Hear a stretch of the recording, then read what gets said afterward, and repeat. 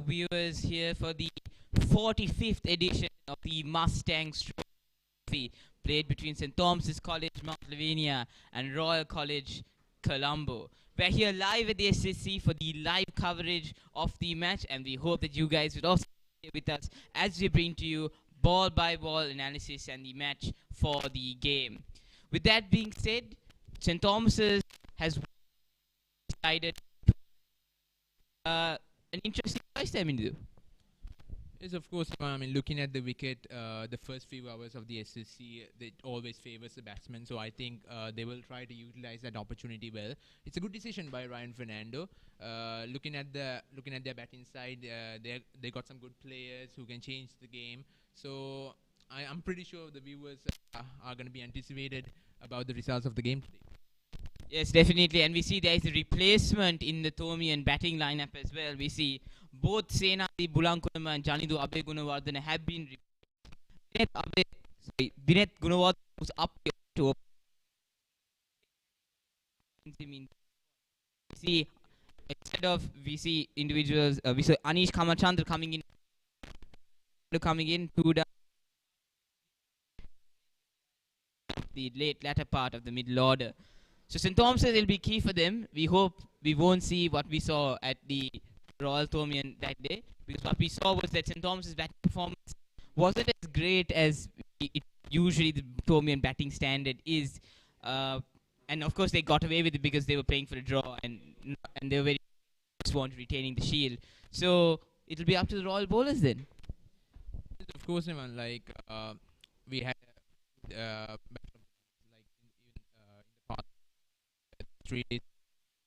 in action, and I'm pretty sure right now the viewers they will be looking forward to seeing a result finally emerging.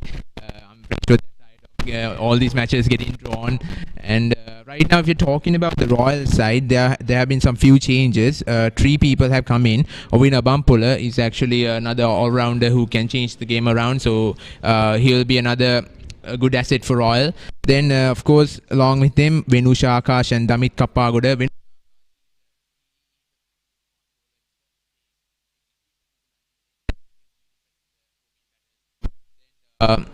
If you look at the team card there, the players are coming up. So shortly we will be this 45th Mustangs Trophy. Talking about the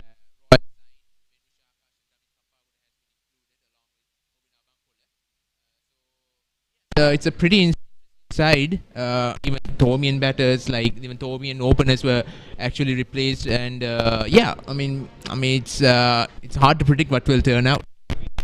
Yes, everyone says it's an unpredictable game. We hope you all with us here today. Live action of the 45th Mustangs.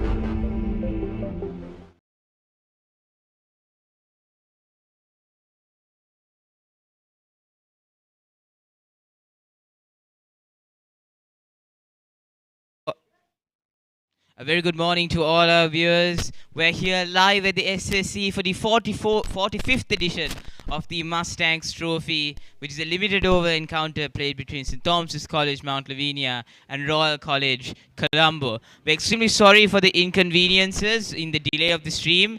We can inform you now the score stands at 1 for no loss at the end of the first over. Bulan Veeratunga opened the bowling for Royal College.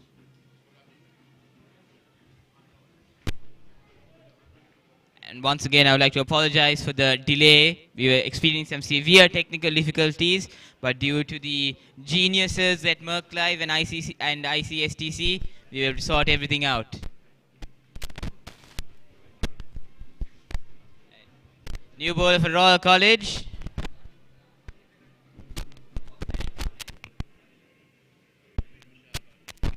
New bowler for Royal College. Charging in from the People's Bank's end is Venusha Akash. Akash did not play the Royal Thomian, but it looks like the Royal Mr. Soisa has decided that he'll go with the one-day specialist. And joining me in the counter box is Asif Amir. So good morning, Nevan, and good morning to all the cricket spectators that we are having here today with the 45th Mustangs Trophy. So as Nevan did mention earlier, there we have with us Thomian and Anish, who are representing St. Thomas's College, and there is Venusha representing Royal College as the bowler. As you mentioned, Nehan, we never saw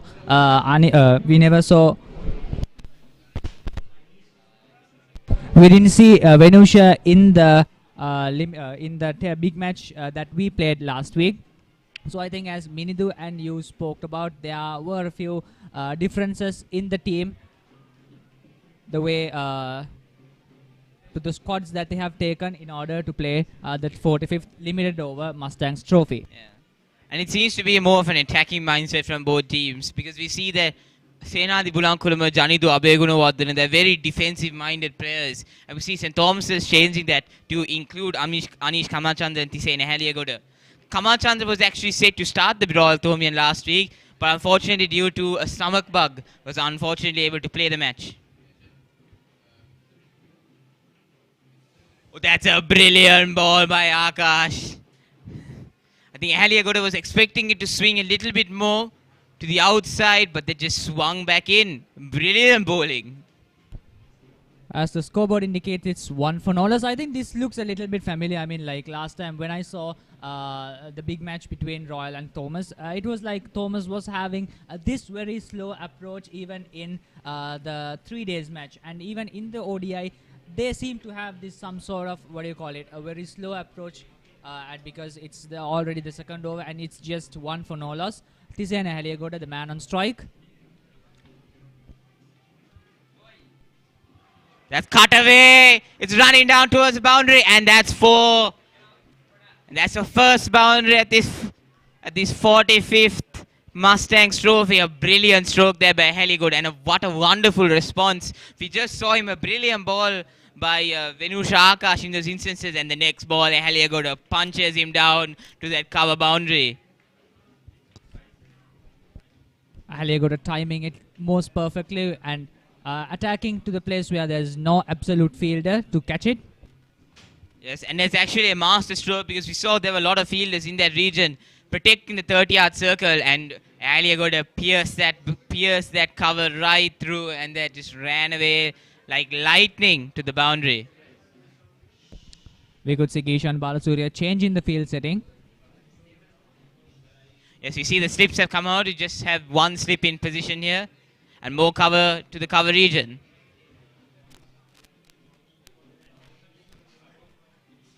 I must say those early on boundaries are very key here to build a batter's confidence, because we know, especially someone who hasn't played the Royal Thomian, you are a bit nervous in those instances. You don't know what a Royal Thomian is like, and now it's very different to what the 3-day game is, because we have crowds today. So that pressure is there, and something like that where you're able to just pierce the 30-yard circle and get that ball to the boundary really improves your confidence. Ooh, that is also very good delivery there by Venusha Akash. Is coming back in. Brilliant bowling there. At the end of the second over, it's 5 for no loss. Also, I think that having a very good partnership at the very beginning of the match is quite vital in order to have.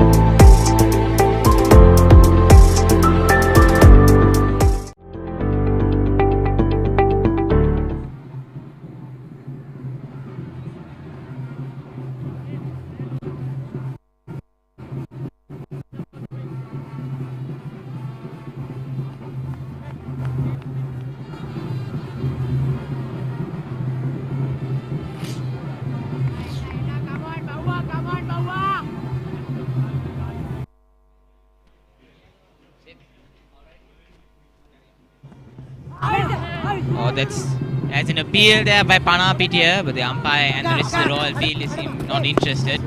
Ooh, That was a close one. that is very good running as well, and a poor throw, I must say, of the man in the 99 jersey. I think it's very special, like, in comparative to what we faced on the last 3 days. There is a very good audience that this time that we are having that actually builds up pressure to the players and also motivates the players in order to do their best. What do you think? Yes, definitely Asif, because we know, as in the last few days, that the big match was, from a person who's gone for like almost all the big matches all his life, it's very depressing to see no crowds, no fanfare, nothing like that available at the Royal Thomian. And on the last day we saw there was some fun between the Royal Prefects and Thomian Prefects, but that was about it. But like today we're seeing some crowds coming in slowly. We don't expect to see a significant amount of crowds right at the moment, but as the day goes on, we expect it to fill up. Oh, brilliant ball there by Veeratunga, trying to get Kamal Chandra fishing outside the off stump. Bulan Veeratunga managing. It's his second over, just giving out 3 runs out of it. Trying to keep the Thomas batting lineup in some sort of a control situation. Yes, I think in these moments in time, they need to make sure that Royal College keeps that line in. And we saw Podivel and Ramanayaka not having a significant influence on the game at the big match. So we hope that Bulan Veeratunga and the rest of the Royal fast bowlers will be able to have some form of impact today. I think it's even significant, like Ryan actually chose to bat first in this SSC ground. I mean, last time it was Ishan who won the toss and he chose to bowl first, and this time Ryan chose to bat first. What do you think about the significance on that? I mean, both. I think they were both good decisions by both captains. We saw last week the outfield was very, very wet. The pitch had a lot of moisture in it. So Balasuriya, as any rational captain, would choose to bowl. And this time around, the pitch initially in the morning when you went there was quite a lot of moisture, but the sun is blazing hot today, and they've dried up the pitch quite fast, and the track is full of grass. So it means a very good batting surface. So it's a traditional and it's not interesting decision at all by both captains. They just thought tactically, they looked at the pitch, they looked at the outfield, thought this is a good pitch to bat, this is a good pitch to bowl, and made that decision. That's fuller length. That's actually a very good ball. I think Kamal Chandra tried to get that away. Another maiden over by Bulan Veeratunga. 7 for no loss.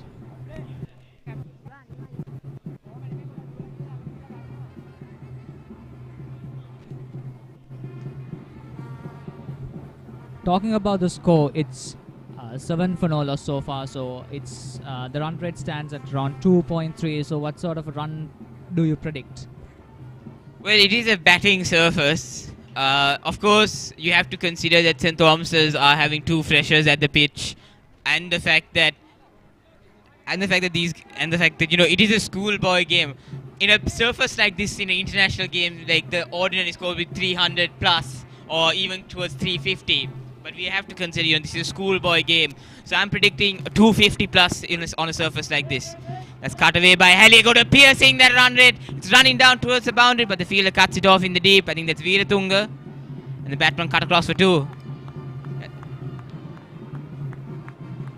But I must say there's very good running because the ball went like lightning towards the boundary, and must say very good outfield running there by Bulan Veeratunga to cut that off, because that was racing fast and wide towards his left, and he did very well there to cut that off.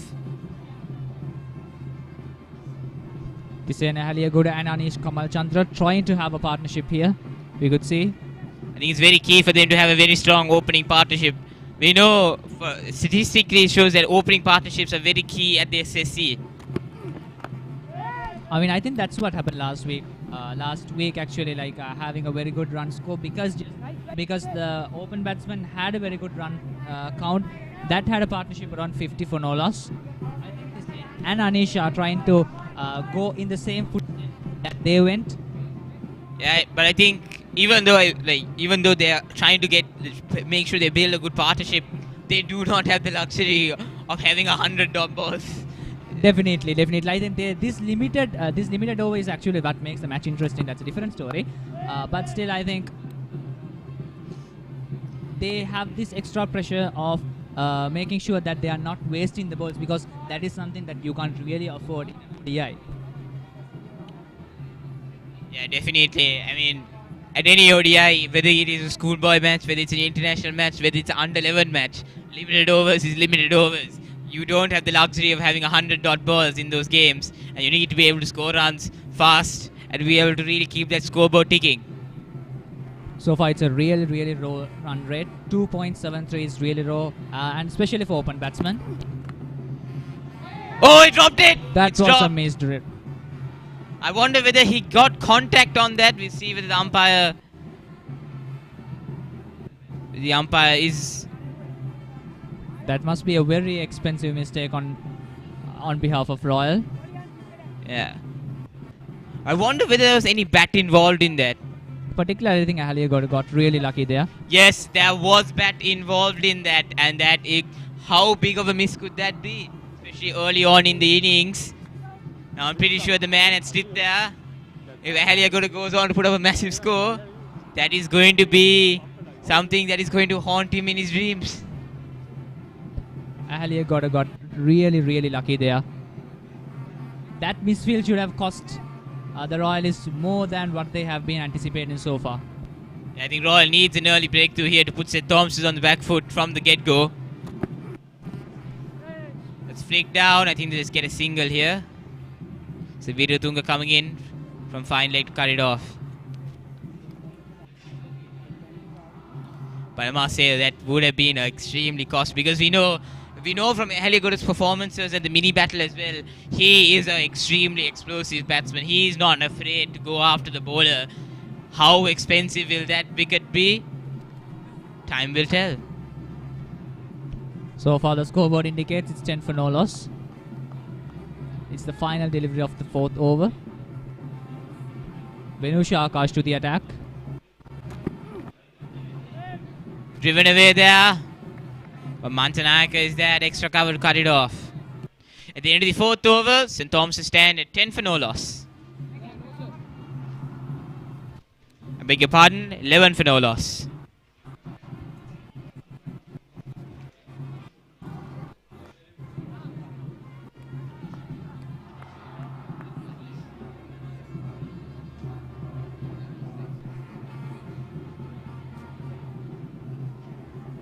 Right. We see the power race in full swing here, this SSC, and I must say though, I have missed it. It's definitely better than what we saw last week, of course.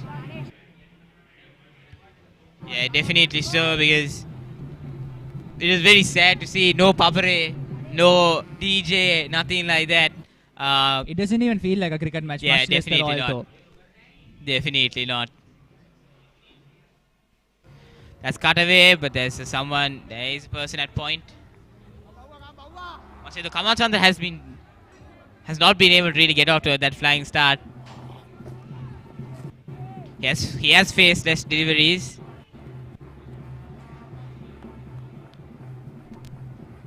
Some sort of words going between the captain and the bowler. Yeah, it looks probably talking strategies.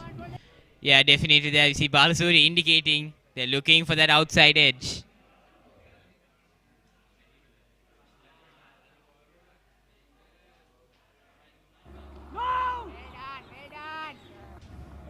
Kamachandra sending Haley back as soon as the ball hit the bat. We see Manchanayaka having laughs in the field. I must say though, I was out there on the third day. Manchanayaka is quite the comedian. Come on, bully! Come on, bully! Come on, Bhawa! Come on, Bhawa!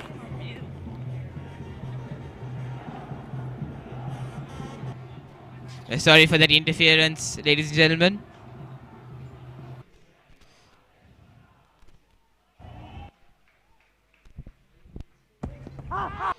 There's a loud appeal! A very high and that's appeal, given! and the finger goes up. That's given!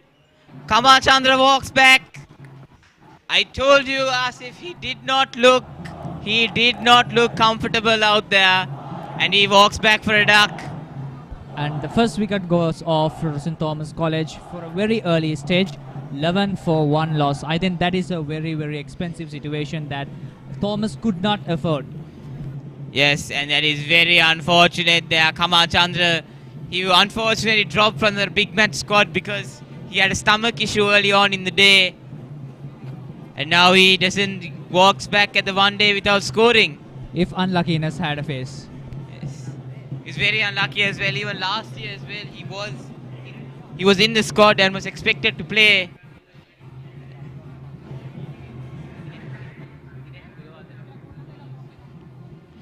It's very, very unfortunate there. And we see both the Royal Prefects and the Thomian Prefects appreciative of Anish. He has been one of those people who has struggled throughout his cricketing career, fighting for his place.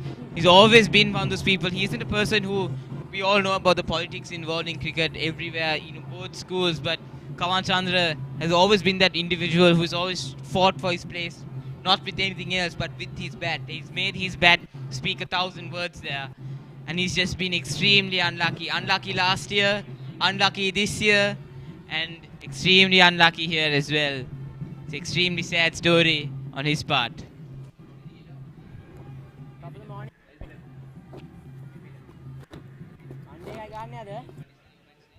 The new man in for St. Thomas's is Dineth Gunawardana. Gunawardana is a decent batter. He did not score a significant amount of runs at the big match. Unfortunately run out by his captain in the first innings. But we know he is capable of playing a very good innings. Ooh, and looks like the Royal tent is already filled up. I think they look very enthusiastic at the very early wicket that Thomas had. Yeah, definitely they are very, very enthusiastic. I mean, the weird thing about Royal is you only need, what, like 25%, and that's what, 2,000 people? It's around 8,500 people there from the whole school, and that's a wide delivery. Very interesting. I must say though, their job is far easier than the Thomian Prefects. In order to match the Royal numbers, they need to get every single student out there, whereas Royal just need to convince 20% of the student population to come, and they've already matched the Thomians. The numbers actually, numbers had the advantage, but still I think but when it comes to cricket fever, does number actually matter? It does not matter at all. It just matters how loud your voice is. Exactly. I mean, comparing with both of us, your voice has a very loud aspect compared to mine. I think when it comes to the commentary box, Thomians are having a very good voice. Thank you very much, sir. Particularly you. Thank you very much, Asif. I hope our viewers agree. I think Dineth Gunawardana here should facing his deliveries. I must say though, if Sky Sports is listening, I am contactable as well.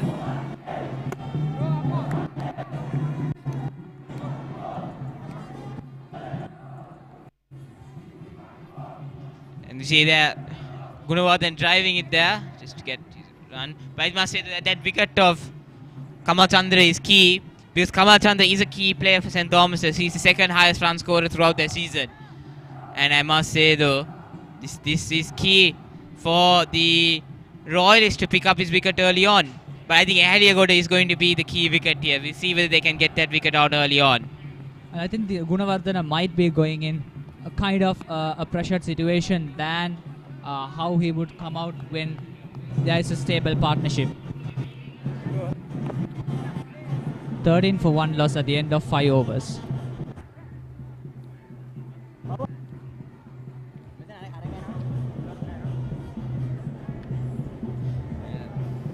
But I must say though, it's all the pressure on St. Thomas's at the moment. That early wicket was absolutely crucial in order to make sure that St. Thomas's are on the back foot.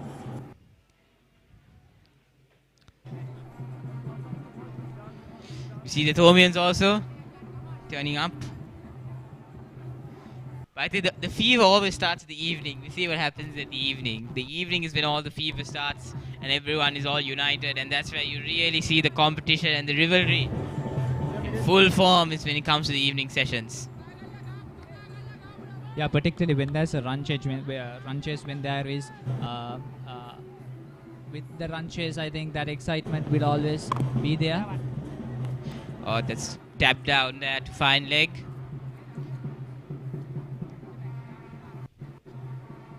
Tisane Ahaliagoda slowly advancing. Yes. Now the key of St. Thomas's, in my knowledge, is to get to around 50 runs without losing any wicket, without losing another wicket rather. So I think it's going to be key for them to make sure that they don't lose any wickets and keep that scoreboard ticking. They do have wickets in hand. It is an early loss of Kamal Chandra, but they'll just really have to make sure that they don't lose any more wickets and to make sure that everything runs smoothly. Sorry about that, ladies and gentlemen. Small technical error on our part. Venu Shaka with an economy of 4. Oh, that's nicked away. So one run there.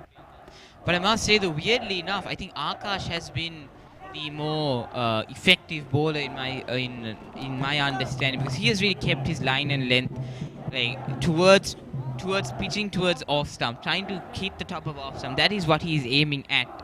And I must say though, he has impressed me significantly, and very surprised he did not play the Royal Thomian. Veeratunga, of course, wasn't as consistent as Venusha Akash, but he was able to get that early wicket. And at this point, Balasuri isn't caring about runs, he's just caring about those wickets.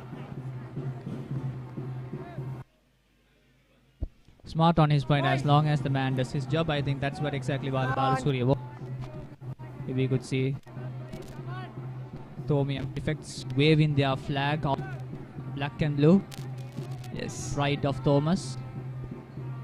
Must say though, weirdly uncoordinated.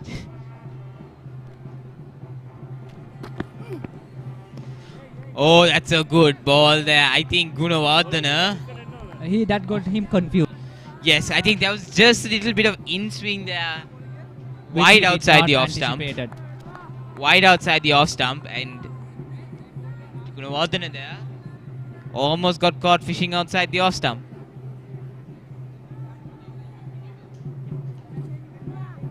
Though I must agree with you, when there is a student control, just easy to gather up a big crowd. Definitely. Gives an extra. That's driven away. Oh, misfield. That's very poor fielding. Very, very poor. And that's 4. And that is 4. It beats the diving Bulan Veeratunga. But that is very poor fielding at the cover region. Which costed 4 more runs.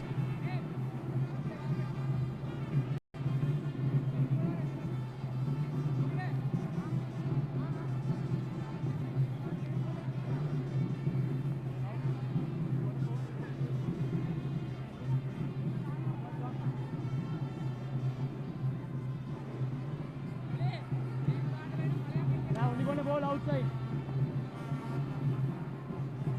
He was played. This is when the last Mustangs trophy was played, and we saw Kalna Pereira being hammered all over the ground. And you saw if he just had a few more runs on the board to defend that, he would have been able to beat Bramstedt. And for Royal,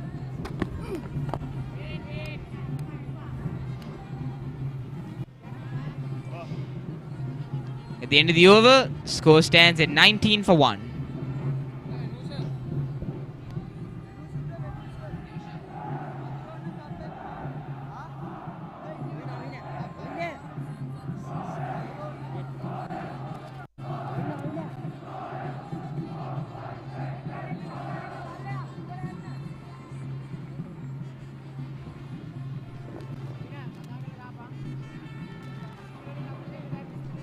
I think so far, in runs.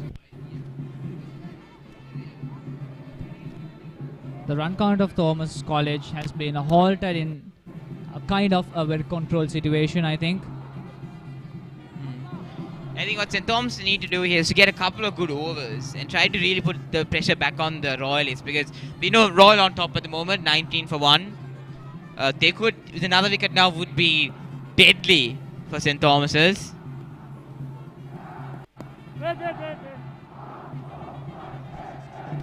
And Royal bowlers exactly doing what they are supposed to do, building up pressure. I think this cricket has this game between the mentality of batsman and bowler. With every dot balls, the batsman getting the pressure, which would affect the way that they would play in the upcoming overs, and the bowlers getting confident, which would break down the wicket. I mean Veeratunga specifically.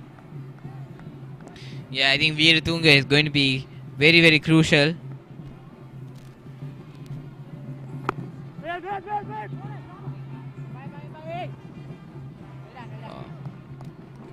Such unnecessary throw there, in my opinion, there by the field at cover point. Because we know Gunawardhan had made his ground already.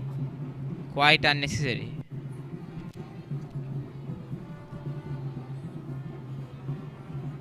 We'll see how Ariagoda will be able to face up against Veeratunga.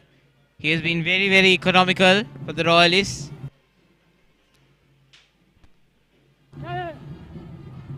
Driven down there. Just a quick single out of it, a good run between the wickets. Yes. I think what St. Thomas's need is to really get these quick singles going, to really keep the scoreboard ticking, to frustrate Royal. I think that's what needs to be done here. And to really adapt that strategy, because we know if you're starting quick singles within the 30-yard circle, that puts a significant amount of pressure on the bowler and really puts pressure on Gishan Balasuri as well to change things up a bit, to make sure he's able to get the best out of his bowlers. I think personally that's the exact theory, exact strategy Thomas used for the big match. Yeah, but I think they were a lot more defensive than they are today, and what they can be today. Because it's a limited overs match, they need to play a lot better.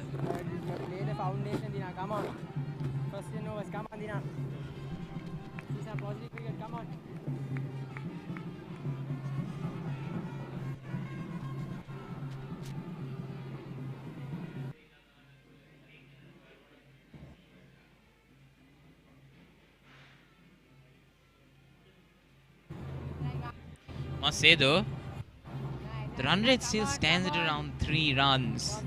Not very good for St. Thomas's. You would, at this point, you would like to get at least 5 runs and over, or 4.5 runs and over.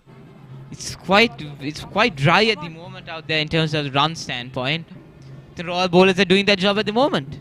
This is an alley got already been marinated 24 deliveries faced, just 10 runs, and Dinath Gunawardhana just 5 balls. I think Dinath Gunawardhana has done a better job comparative to Thyssen. I think that does not look good. Yeah, I think he might have just pulled the muscle down, but he seems to be all right. But I must say the Veeratunga picked that up cleanly. Gunawardhana was in trouble. And at the end of the 7th over, St. Thomas's 20 for 1.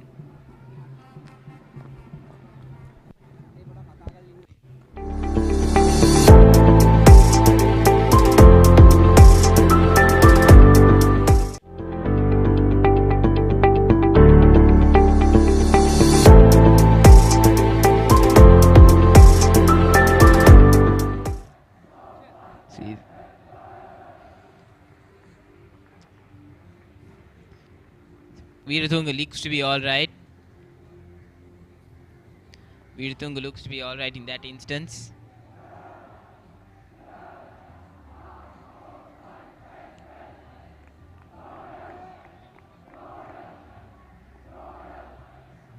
You know, Veeratunga will have to be extremely cautious to make sure he doesn't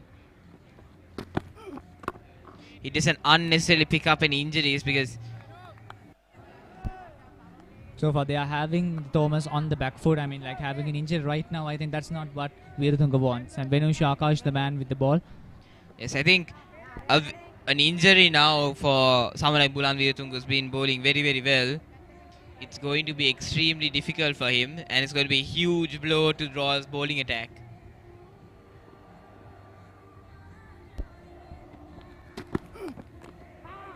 Oh, the nip backer. I think that hit him just on the pads, but it's outside the line. I'm more enthusiastic about the way like the spectators have the impact on this. Look at the way they are cheering. Yeah, the Thomian's really out there. The whole until the very last moment. I mean, no, cricket is a very unpredictable game. It swings way, it looks like it's going one way. That's cut away in the gap, but there is a man at third man to pick it up. Balasuriya strategically placing every fielders, making sure that not to let those boundaries to go. And I must say though, it's very interesting from Balasuriya's standpoint, because he's seen many balls. Thomians it's been the outside edge of the bat. It hasn't necessarily gone to any catching areas. But if I were Balasuriya in this instance, I would bring in a couple of more slips. Make that third man, bring him in, put in more slips, add more pressure on the Thomians. I think that's what Balasuriya is missing in this moment. But considering being a limited over match, I think Balasuriya is doing a spot-on job. Limiting Thomians is a kind of way to make sure that Royalists would win. If this would have been a 3 days match, I think that would have been a very like the strategy that you suggested would be the spot-on one. But this being a limited overs match, I think Balasuriya is doing a good job with the field. You're definitely right there. But we'll see. We'll see whether Balasuriya, whether this is going to pay off or not. Because I think what Royal needs is not to conserve runs. That's over the top there. But just one bounce to the man, a deep extra cover, or deep cover in that instance. I think Ali Guru needs to be a bit more careful. If he did just a bit more uppishly, I feel that man at deep cover would have been in business.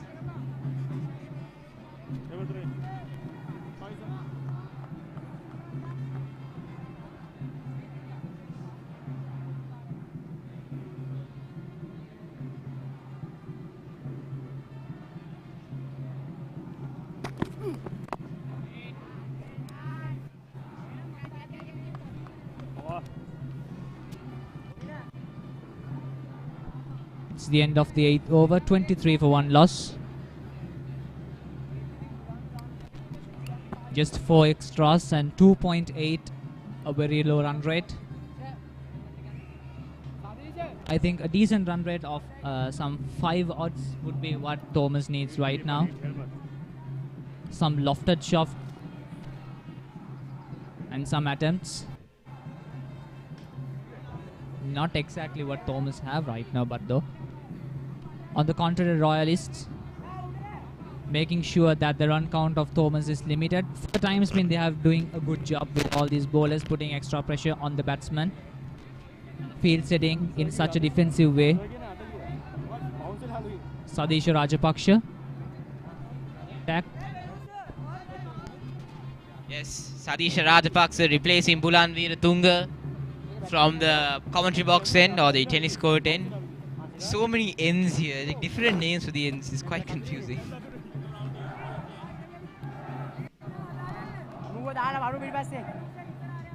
I think it's good captaincy from Sadisha Gishan Balasuriya to make sure he's not overusing his bowlers there. He's used 4 overs from both Venusha, Akash and Bulan Veeratunga, and now he's changing it up a bit. And now he's trying to use Sadisha Rajapaksa, trying to make sure he tries able to get those wickets in, make sure you stem the flow of runs and pick up another wicket.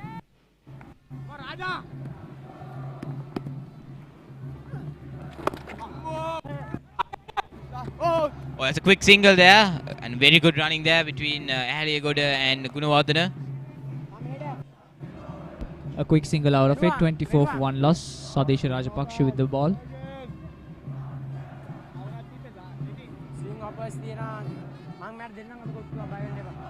The pitch itself being advantageous to the pacers instead of spinners.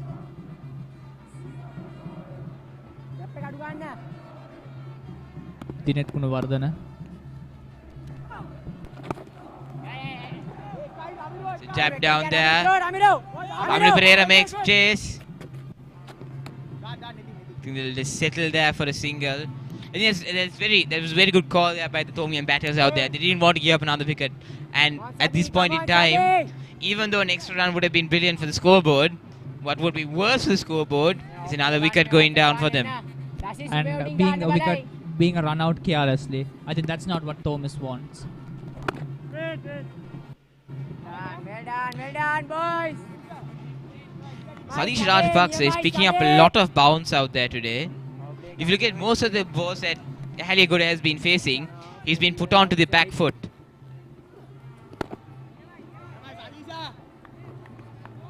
Just that instance, Ahaliagoda got into the pitch of the ball, getting his bat there to connect with ball there to connect with the bat.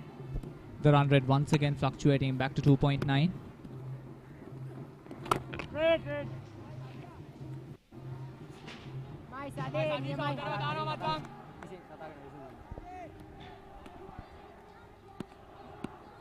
Extra pressure on Thisena Ahaliagoda as he faces Sadisha Rajapaksa. Oh, and this quick call. This is a run-out opportunity. By that instance, I think Ahaliagoda quickly made his ground. Personally, Very good I think running that there. would be an unnecessary throw. Just one run out of it. But I think that attempt is really appreciated. Yeah, I must say though, it's a quick run there. And I must say there's very good running because I felt that Ahaliagoda had made his ground at the time at which Rajapaksa had released the ball from his arm when he was throwing it. I feel that Ahaliagoda had made his ground. Very, very quick running there between the two Thomian batters out there. And very strategic running as well, making sure that they know their attributes quite well and making sure they're able to really keep their scoreboard ticking.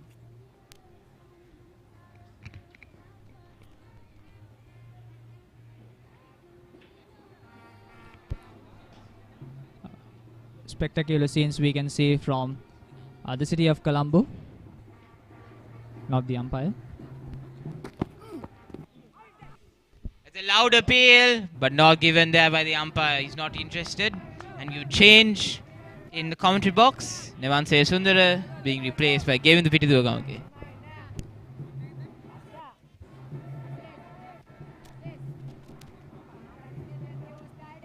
Very good morning to our viewers joining in from all parts of the world.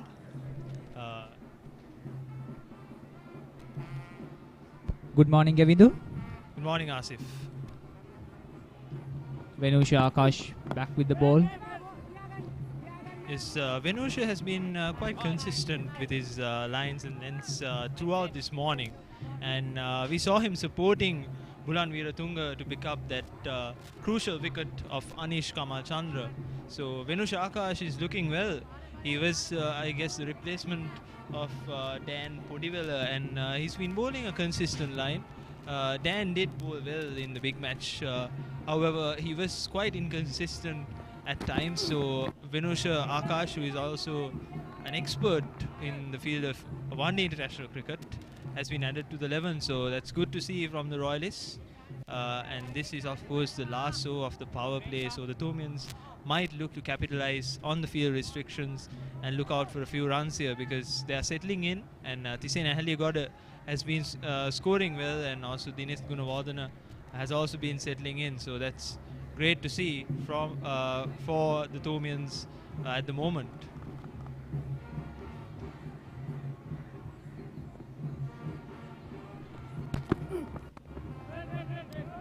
Definitely Venusha Akash looking in a very good form. A misfield again, The but Royalists not have that been, expensive.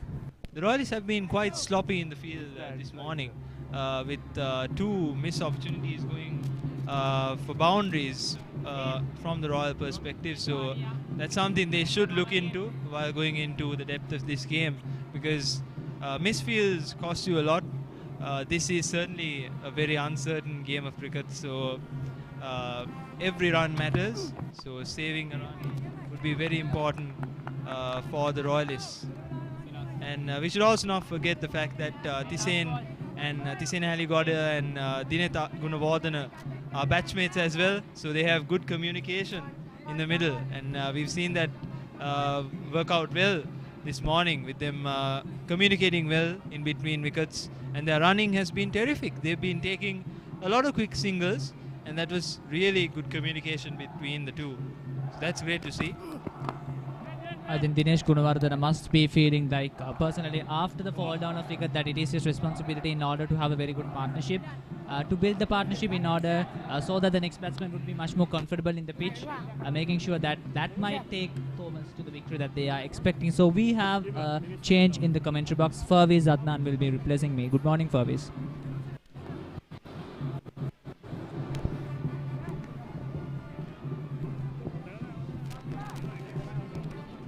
Morning, Furviz.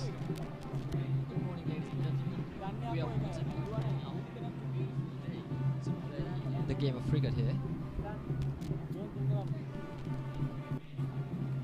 That marks the end of the first power play and the start of the second power play of this game.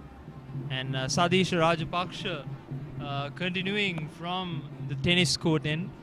And obviously, since there are 2 left-handers in the wicket, Gishan Balasuriya, the Royalist skipper, looking to attack with a slip in place as well. So the first power play wasn't that advantageous for St. Thomas College because they have been in a really low run rate throughout the power play, and I think they didn't quite take the advantage of the power play. Right?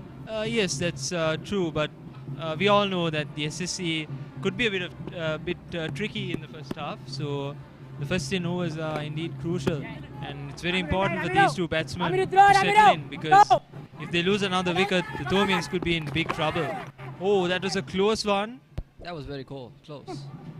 It's going to the third umpire. I thought that was very close because Tisen Haligoda's bat went up in the air. So yeah, Tisen attempted a really good dive, but I guess he got stuck in the midway. Yeah, true. His bat was stuck in the air, so that's a very close call here for the Thomians. We can see him patting his midsection, which clearly indicates that he didn't quite get the dive as he intended to do it. Yes, I very think true. he missed a step. Yeah, that's true. I think the dive didn't come up well for him. As we see the third umpire, it's given out. That's out. That was an unnecessary wicket lost by St. Thomas's College. This is not the greatest chance to lose a wicket, especially by a run out. Yes, and that was an unnecessary wicket for the Thomians. And Thomians are in big trouble indeed. 26 for 2 at the end of 10 overs, 10.2 overs. So Tisen Haligoda, who is looking good, he has to go back to the pavilion, unfortunately, for a run out.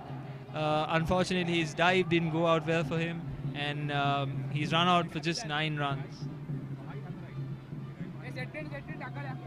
He was just starting to look good. He was on top of the ball, on top of every ball, and just pushing it towards the covers region, and he just started to use his wrist and be innovative with the field, and it was really unfortunate.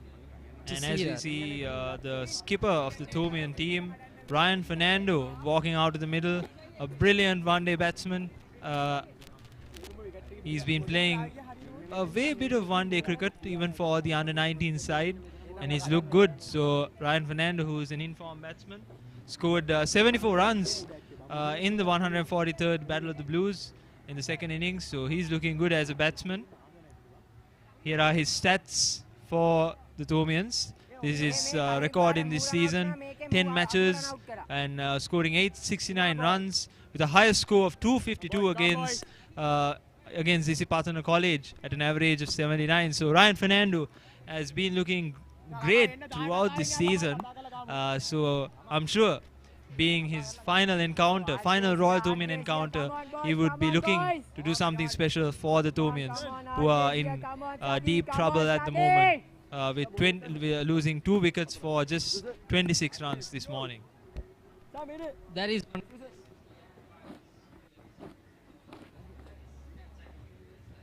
Leg. Yes, indeed, and he's facing another under-19 camper, Sadish Rajpaksha, who has scored 950 runs this season. So he's also a very key aspect of the Royalist side, and his part-time off-spin has always looked great for the Royalists, and I'm certain that they're looking to capitalize with this opportunity here. Here comes Sadisha. very good looking line and length ball by Sadish Rajapaksha, exactly bowling for his captain's plans there, packing the field and Yes. right on the money. He's doing it really good. Come on.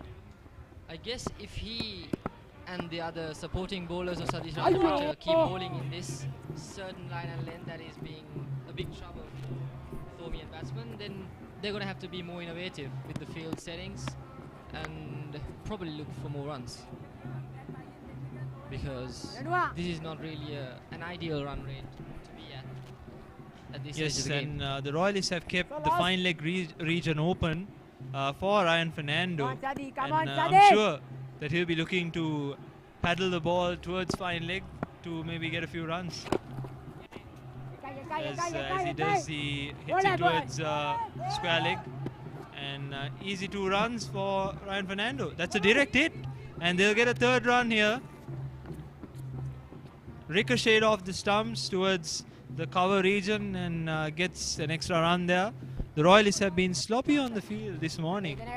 But also that is a really good process of the Thomian batsman as well, to actually notice that mistake done by the Royalist fielder and take the extra run there. You should always look to score runs at this stage of the game, and this run rate should be increased. So I think Dineth is also looking sort of settled now. I guess it's about time he starts to be innovative with his Brits. And Well done. Near my Sadiq. what do you think? Yes, indeed. As a youngster, of course, he'll be looking to score a few runs today, and we of course know that he's been a brilliant batsman in the under-17 side of the Thomians. So Dineth Gunawardena would certainly be looking to repeat what he's done for the under-17 side and maybe go on to make a big score today. I mean, Thomians need something. Thomians need a big boost of runs this morning after losing 2 wickets for just 32 runs. So we hope that the Thomians will come back strong. And Ryan Fernando indeed is looking good at the moment. So we can, of course, look for something from him. As you see, another bowling change. Dasis Manchanayaka coming back in. He's got the better of Ryan Fernando previously in the big match as well. So the Royalists are looking to maybe get Ryan Fernando out early. Got a slip in place. They have a square leg and a fine leg as well, because, beg your pardon, they have a cover and also a mid-off fieldsman in the boundary with a square leg as well. And also, given that they have these well-placed extra covers with the open region of the sweeper covers, which will, I'm guessing, Dasis Manchanayaka will be targeting the slot to make Sadisha drive through that region to the sweeper covers to grab that one. But if you can remember, in both the innings, in the Royal 43rd encounter, he went out in the same way in both innings, like pushing to the extra covers, trying to push it through to the deep extra covers. Yes, Ryan Fernando is of course very vulnerable in that region, scoring towards extra cover. So Dasis Manchanayaka, understanding that fact, has been able to place an extra cover for Ryan Fernando to maybe get a catch or make him hit, maybe loft the ball towards the extra cover fieldsman. So that's a good ploy used by the Royalists against Ryan Fernando.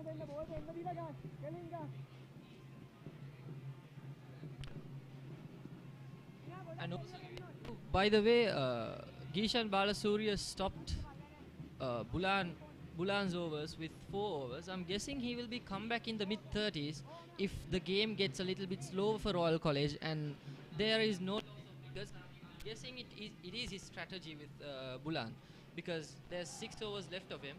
I don't think he'll be using all 6 in the end or end tail ender, and I think probably that's what's going to happen in the mid 30s rather. Yes, Bulan Viratunga is of course a wicket taker. So Gisham Balasuriya will be looking to use him maybe in the middle overs to maybe get a wicket of Ryan Fernando or even Dineth Gunawardene if he settles. So Gisham Balasuriya using a lot of tactical moves here. So that's brilliant as a captain, and he's been having good field placements, but unfortunately, as we saw earlier, the Thomians have been unable to score a lot of runs during the first power play, but they are of course settling down with Dineth Gunawardene scoring 10 runs at the moment.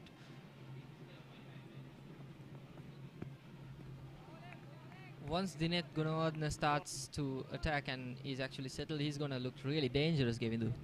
Yes, yes indeed, Dineth Gunawardene, we all know what he's capable of. So if he settles down, I'm sure the Thomians will have the upper hand here with Ryan Fernando also out there in the middle, who can also score a quick fire innings of more than 50, of course, with his average of 79 this season. A couple of words exchanged between Dasis Manjanayaka and the umpire. I'm guessing he stepped into the danger zone there in the last couple of balls. End of 12 overs, 33 for 2.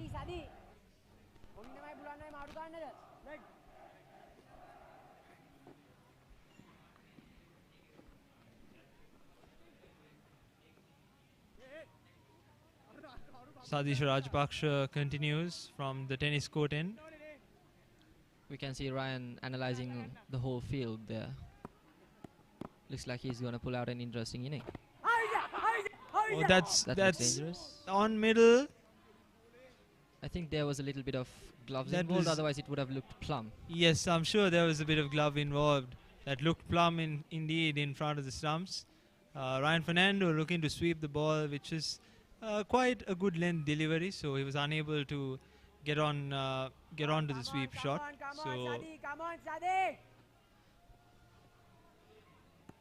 By the way, it looks he's starting to feel the pressure on his shoulders now, isn't it?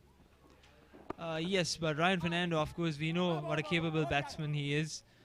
So he's played at the under 19 level as well. Therefore, we can obviously see a bit of good batting from him in this encounter. And he did bat well in the big match and was awarded the the man of the match of the big match, the 143rd encounter. That's a well played shot. Decent piece of fielding at the deep by Venusha. Yes, and getting back for 2. Good running from the Thomians.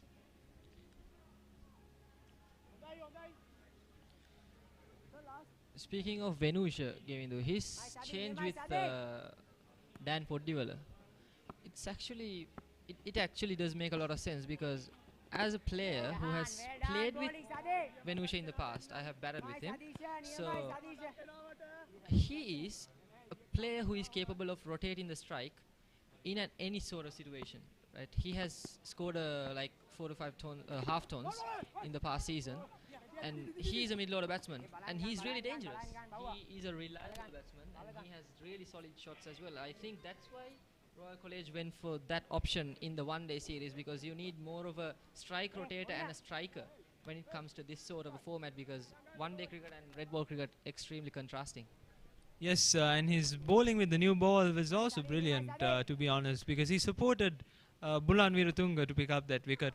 And indeed, if he's also a capable batsman, so that would be brilliant for the Royalists if they can get in a few extra runs from Venusha.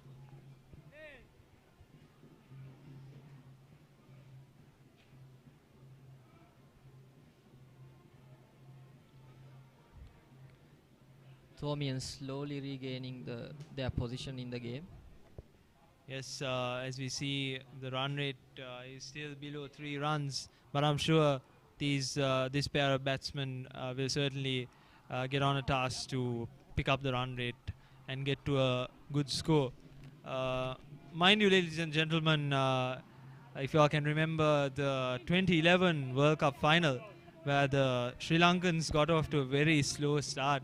I can remember we were just 30 runs after the end of 16 overs, and later Mahela Jayawardene scored a brilliant ton to get the side to a good score of 270. So I'm sure there will be a Thomian batsman who would like to play that innings to get the Thomians to a formidable score here.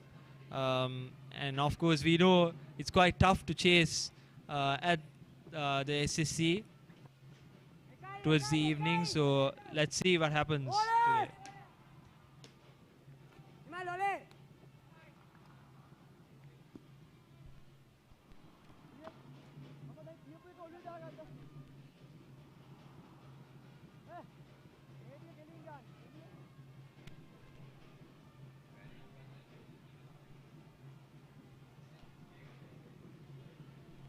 Lasis Manchanayak with the ball in hand.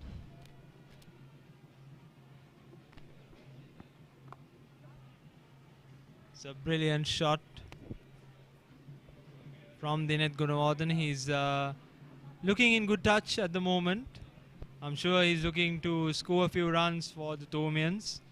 And also, as we hear the papare music from the boys' tent, the boys' tents rather, of Royal College and St. Thomas's College, which students love to come and watch the match today. The Thomians and the Royalists are indeed enjoying this one-day international, as most of them missed the big match this year. So a limited crowd though, just the students above grade 6 from both schools. So a limited crowd, but the Go down to Thomians the leg side for a 1. Also, Govindu, when it comes to this Dinet's developing inning, he has played 20 closely at it. He hasn't been clumsy at the batting crease. You know, he has settled, middling every single ball, and he has looked in control. I think if he is really settled in probably in another 20-30 balls he faces, I think he'll start to attack. He's looking dangerous now. I don't think he was clumsy at all today. He is looking for options to play, but the Royalist borders have been really tight with a good line and length. But once he's settled down, I have this feeling that he might start to get explosive and innovative. Yes, indeed. He's been batting well throughout this morning. Most of his shots were off the middle of the bat, so I'm sure he'll be looking to score a few runs for the Thomians, and we all know what a capable batsman he is, and if he gets in the move, I'm sure he can score more than 50 runs and even go on to get that big score of 3 figures today. I'm sure Dinet Gunawardene would be pleased to see that as a fresher this year. He was actually the replacement for Anish Kamachandra in the big match, and he was sustained for the one-day encounter as well, because his strike rate is quite brilliant in this format. So I'm sure the Thomians would be looking to gain a few runs from him during this encounter. Really good to see a lot of young talent in both of the teams, isn't it, Kevin? Yes, indeed. A lot of youngsters coming in, 7 freshers for the Thomians at the big match. So I'm certain that we might be able to see a lot of good experienced campaigners at the big match next year as well. And even today we saw a few freshers for the Thomians with Tisena Haliagoda opening the batting, and this is his first Royal Thomian encounter as well. And also Dhiran De Silva, the left-arm leg spinner, is also playing his maiden Royal Thomian encounter. I'm sure Dhiran De Silva is up next, and he is a wonderful batsman as well, apart from his left-arm leg spin.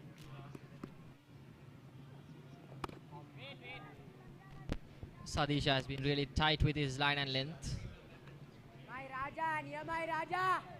making it harder for the batsman to find opportunities to score all through the ground.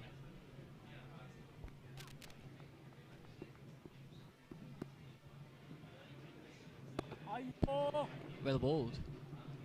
Sadisha very tight with his line and lengths, not allowing Dinet Gunawardena to take the aerial route, and he's being bowling a good line and length, very full and straight, not allowing him to move down the wicket to maybe get a boundary. I'm sure Mahit Pereira also would be looking to score a few runs at this encounter, because he's an attacking batsman for the Thomians, and of course we need someone to come and get a few quick fire runs at the end. And if Mahit Pereira can do so in the coming overs, I'm sure the Thomians can get to a formidable score. Looking at the pitch, I'm sure 250 would be a pass score here. But if the Thomians can reach a score of 270, that would be, I'm sure, a winning total for them. And with their bowling lineup, I'm sure they can defend that score very well. So 270 would be what they're looking for. There should be a score to give a decent challenge for the Royalists batsmen. The reason why was because it was the wicket, and the air was a little bit humid. But as the time goes on after the second innings, once the next half starts, I don't think there will be that much of a swing as there was in the morning, because it's going to be a little bit of drier. Even now, the drift started to decrease, because when Dasis started bowling, there was a really good drift, and now it's starting to decrease a little bit, and that is going to invite the Royalist batsmen to a really good batting condition when they start to bat. So Thomians should take responsibility, the Thomian batsman, to put a decent score on the scoreboard to give a really good challenge back to the Royalists. But you never know how a cricket game ends. Yeah, very true. There was a dew in the outfield earlier this morning, but I'm sure that has disappeared through the first 10 overs, because we are getting a lot of good sunshine this Saturday, and of course the pitch has dried up well, and I'm sure it'll get better for the batsmen towards the end of this encounter. So of course the Royalists have a few brilliant batsmen in their lineup, with Sinet Jayawardene, I can remember scoring a quick fire 30 runs in the big match, and also Sadisha Rajapaksha being the brilliant batsman he is, who has been playing well for the under-19 team as well. So he'll be looking to score a few runs as well. Even Dasis Panchanayaka and also Uvidu, who scored 60 odd and was the best batsman of the big match. So I'm sure the Royal batting side is quite strong, and they're looking to come back and retain the trophy. Mind you, ladies and gentlemen, the Mustangs trophy is still at Reed Avenue, as they won it after a lapse of 5 years in 2019. I can remember very well that encounter. It was a nail-biting finish. The Royalists won by just 1 wicket, where Kalna Pereira was hit for 4 sixes in the last over by, if I'm not mistaken, it was Madhu Shankar, Lahiru Madhu Shankar, who hit those 4 sixes and won the game for the Royalists in 2019. That was one of the most intense matches, I think, that there was in the history of the Mustang Trophy. That really was a nail-biting finish. That is the beauty of cricket. You can never predict what's going to happen in this game until the very last ball is bowled. So we can never say.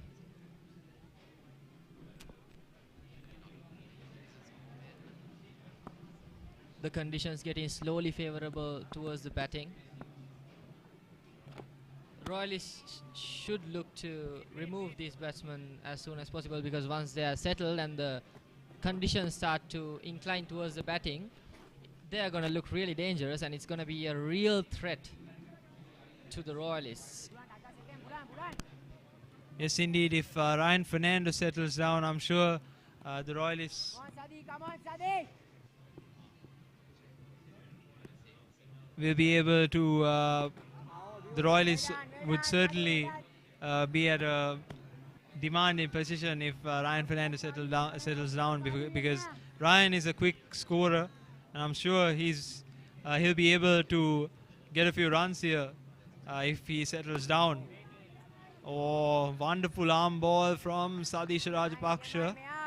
We saw this arm ball employed very well by Prabhaj at goal against Pakistan, where he picked up 5 wickets in the second innings. So this arm ball is something. Oh, in the air taken. Once again, well flighted delivery. Sadisha Rajpaksha gets the better of Dinet Gunawardena, who perishes for just 16 runs. And the Thomians are 3 down. He was trying to work it towards the outside, but he took the top edge. Pardon, the leading edge, and he was worked straight to Sadisha Rajapaksha, and he doesn't make a mistake there. Yes, and the Thomians are 3 down for just 48 runs. That is a massive loss for the Thomians. He was looking just fine. He was starting to get back on track with his batting.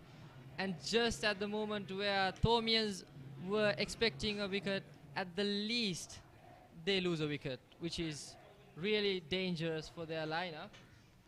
Yes, because I'm sure Muiz Naushan will also be looking to score a few runs today, as he did in the second innings of the big match. And this is a surprise from the Thomian side with Muiz Naushan coming in. I thought Dhiran De Silva would be a better option, or even Sene Shetty Arachi for the Thomians. But Muiz Naushan will also be looking to score a few runs today after getting out pretty cheaply in the 2 innings of the big match. But he did show some promise in the second innings of the big match. So I'm sure he'll be looking to score a few runs today as well. And Ryan Fernando, of course, looking well at the moment. The Thomians, after the completion of 16 overs, 3 down for just 48 runs. So I'm sure they have the upper hand at the moment, the Royalists. So they'll be looking to continue to pick up wickets and maybe get down the Thomians for a cheap score of 200, I'm sure. Yeah, if the game goes forward with this pace, it looks like Thomians are in great danger. And Sadisha was really putting back the pressure on Dinet because he was bowling right at the spot and he was making it really tight for him. So he didn't get a chance to work it through the covers region for the sweeper. So he was looking for a chance to score. So he just took the easy option, trying to work it down to the onside. But Sadisha, right after the arm ball, strategically spun the ball outside. So he didn't see it coming. He completely lost it and he took the leading edge and straight to Sadish Rajapaksa. That is really good bowling from him. Yes, and that was well flighted above his eye line. So Dinet Gunawardena was not expecting a ball of that nature right after the arm ball. So he fell cheaply, I'm sure, and the young lad would not be feeling well at the moment because he was looking good in the middle, and I'm sure he could have scored a few more runs if he stayed there for a bit more. But things don't go your way all the time, so I'm sure he'll learn a good lesson here for the big match, and I'm sure he'll score a brilliant century, of course, if possible, at the next big match encounter. So we'll see how Dinet Gunawardena takes this innings as an example to come back with great intent next year.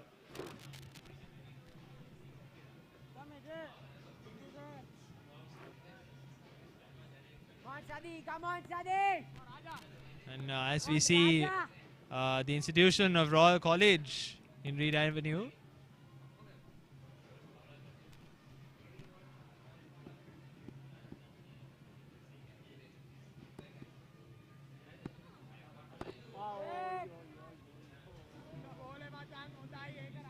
Muiz Naushan out there in the middle.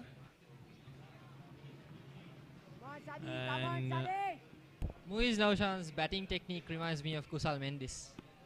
yes, outside the off stump, and he's been batting well, of course. Even Kusal Mendis has been doing well in the recent times. I'm sure Muiz Naushan will look to come back like his counterpart, Kusal Mendis.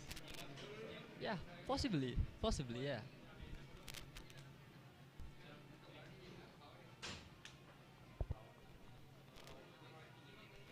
It would be really nice to see a comeback from Muiz and Ryan at this stage, because that would be really unpredictable at this stage with this enormous amount of pressure put on to the batsman of Thomas College.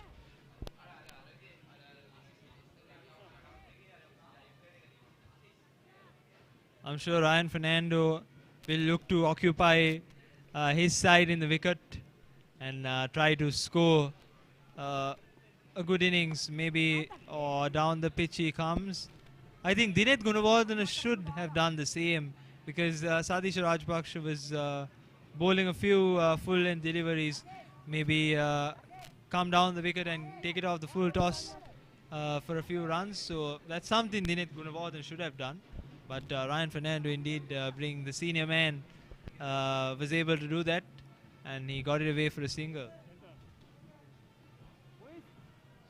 Dinesh being the youngster, he didn't use his feet that much when it comes to his innings today.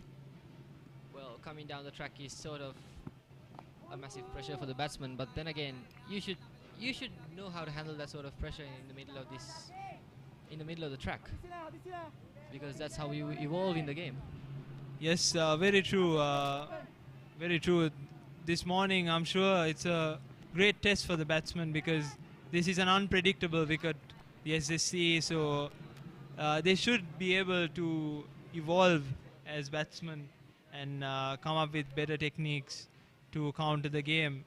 So as we see St. Thomas's College, Mount Lavinia, great scenes of the library block at St. Thomas's College.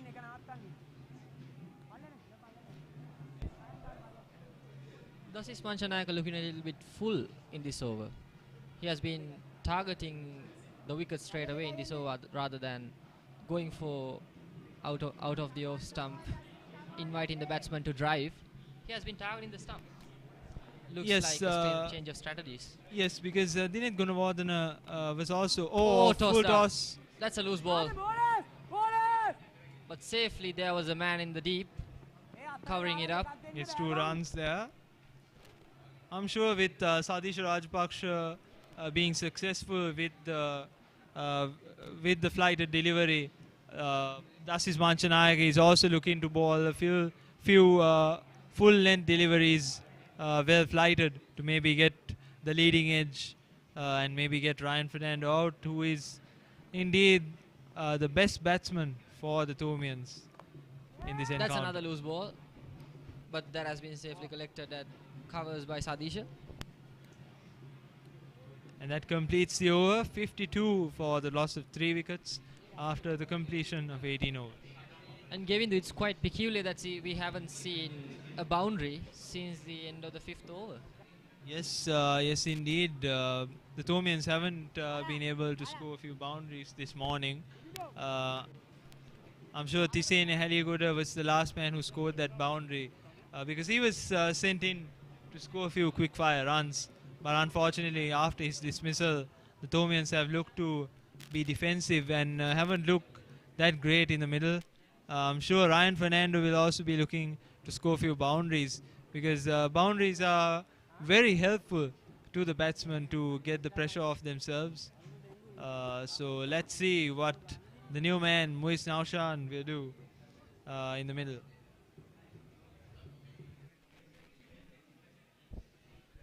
For the entire 18 overs, we just saw 2 boundaries. Yes, I'm sure as we see another bowling change from the other end, the captain, Gisham Balasurya, has introduced himself from the tennis court end. He'll be looking to employ the rough outside the leg stump of the right hander, so he'll be looking to use that to his advantage with two right-handers in the middle. I'm sure Kishan Balasuriya should look to get Ramiro Pereira from the other end, because the leg spinner has been bowling well in the big match as well. Yeah, the youngster Ramiro. He has been doing his job really well at the big match as well. He has a, even though he's like not a really well made bowler, he's really athletic in the field as well. I think he can make a really good change. And Gishan Balasuriya, you can see 3 matches, 24 overs bowled, 8 wickets, which is really This good. is his one-day record, one-day international record with 8 wickets to his name. And as we see a full-length delivery, I'm sure Gishan Balasuriya would look to pick up the prize scalp of Ryan Fernando, or even Muiz Naushan, with Muiz Naushan being dismissed in both innings by Gishan Balasuriya in the 143rd Battle of the Blues. So he'll be looking to get the better of Muiz Naushan this time as well. That's why he's come back into the attack.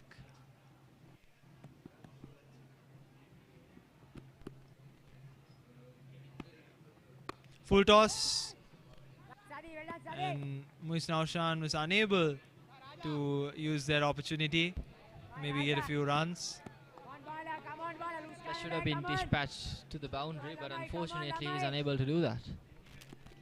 Yes, something we should remember is the fact that there weren't any sixes hit in the big match as well. So I'm sure either a Thomian or a Royalist should actually try to hit at least a 6 in this encounter, because we haven't seen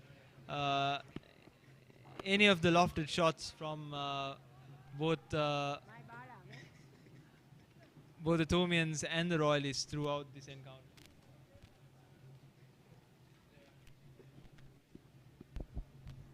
Yeah, I'm guessing. I have this feeling that Canniston might be the one to do that for St. Thomas College, because he has the ability to put the balls outside the boundary in any venue you give him.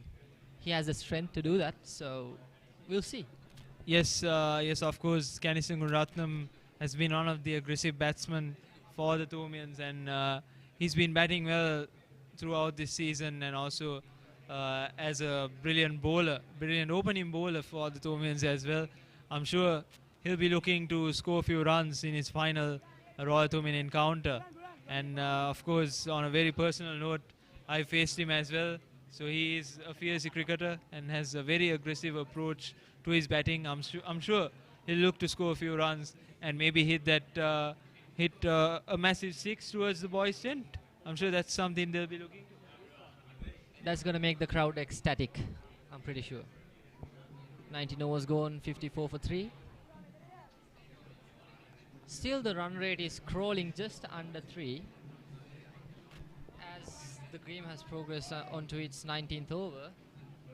It would be really good to see the batsman starting to rather rotate the strike and get it a little on control of St. Thomas College. Yes, yes indeed. The run rate has been below 3. With Ryan Fernando and Dinesh Gunawardene in the middle, they were able to maintain a run rate above 3. However, after the dismissal of Dinesh Gunawardene, the Thomians have been in the back foot, and they had to actually come back with Muiz Naushan trying to settle down in the middle. So the run rate has, of course, deteriorated during the past few overs, and I'm sure if Muiz Naushan gets a good look at the wicket, he will be able to score a quick few runs for the Thomians. Work towards sweeper covers for a single.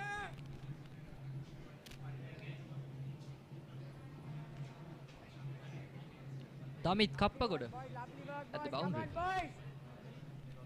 who is a really consistent off spinner and a really fierce batsman when it comes to his batting. He comes at the tail end and he can go out of the boundary at ease if he has been awarded with a loose ball, or he can pick up good balls as well.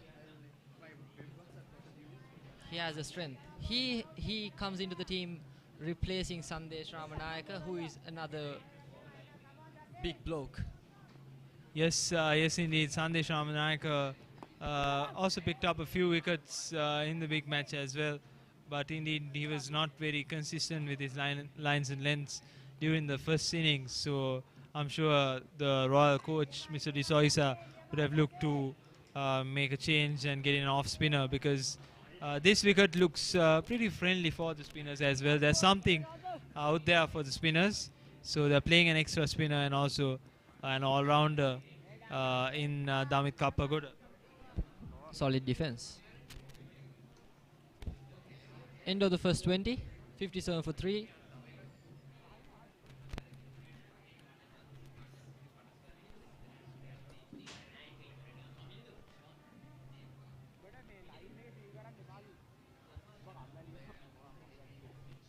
And we have a change in commentary. Gevidu Pititu Kamage goes out for Sandeep Peter.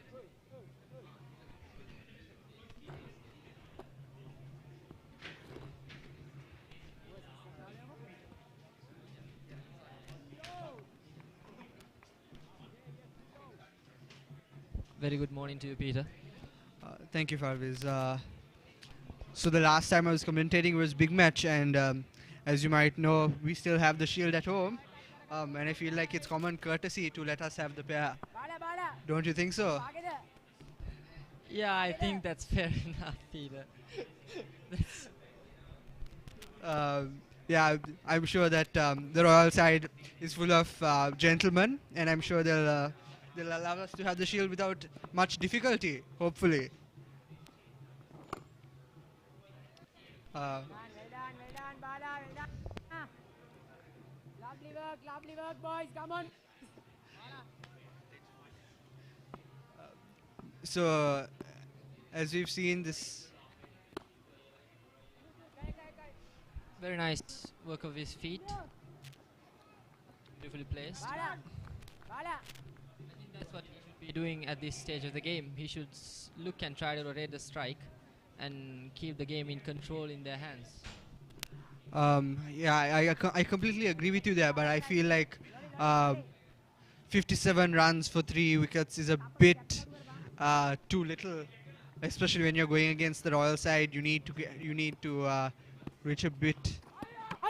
And is it out? I think he was back in time. I think he was back in time. It looked really close. It seems like it's. But it looked really, really close. Yes, He the has Royal referred side it was to the definitely TV very umpire. excited. The wicketkeeper looked really interested, didn't he? Yes, that was a good play. Oh, it seems third umpire. So it's all up to the third umpire right now, whether they give Royal that 4th wicket or they let the Thomian batsman continue. And if I'm not mistaken, that was Ryan Fernando, right? Sorry, that was Muiz, and he only has 3 runs to his name as of now. So if he were to go out now, it would be quite a shame. And also it's going to be a massive loss to Ryan Fernando as well, as he's looking for a batsman from the other end for him to score a considerable inning. Oh, that's safe. He's safe. He's safe. Yes, and as you said, Ryan Fernando is probably a bit glad now that he can hopefully establish a solid partnership, like a trustworthy partnership between the two. They have been playing it quite safe, but hopefully that's all part of their strategy at this moment. If Muiz goes out and another batsman comes in, then Ryan has to go through the trouble again of settling the batsman on the other end once again.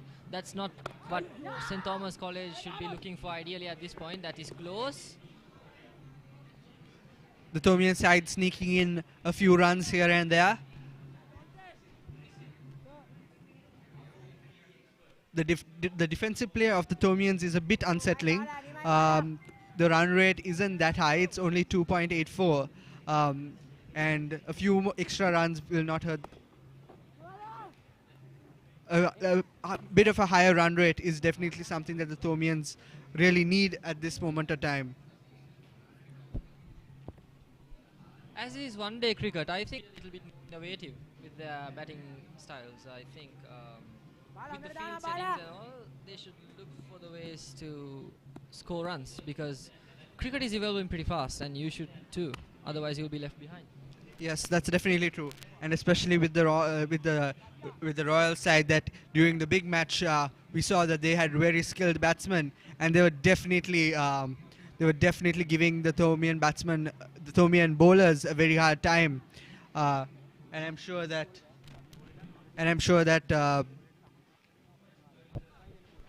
Commentary box. If Amir coming to.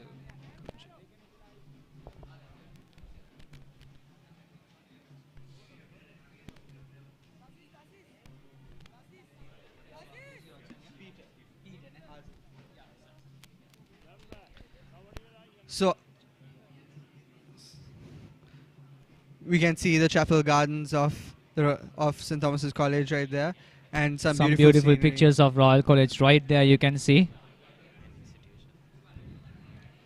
A very spectacular view, a very good architecture, very beautiful to watch.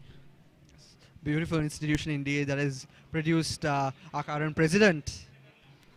Including the president and many more great personalities in the field of cricket, in the field of politics, and in the world. So Asif, what's your take on the match so far?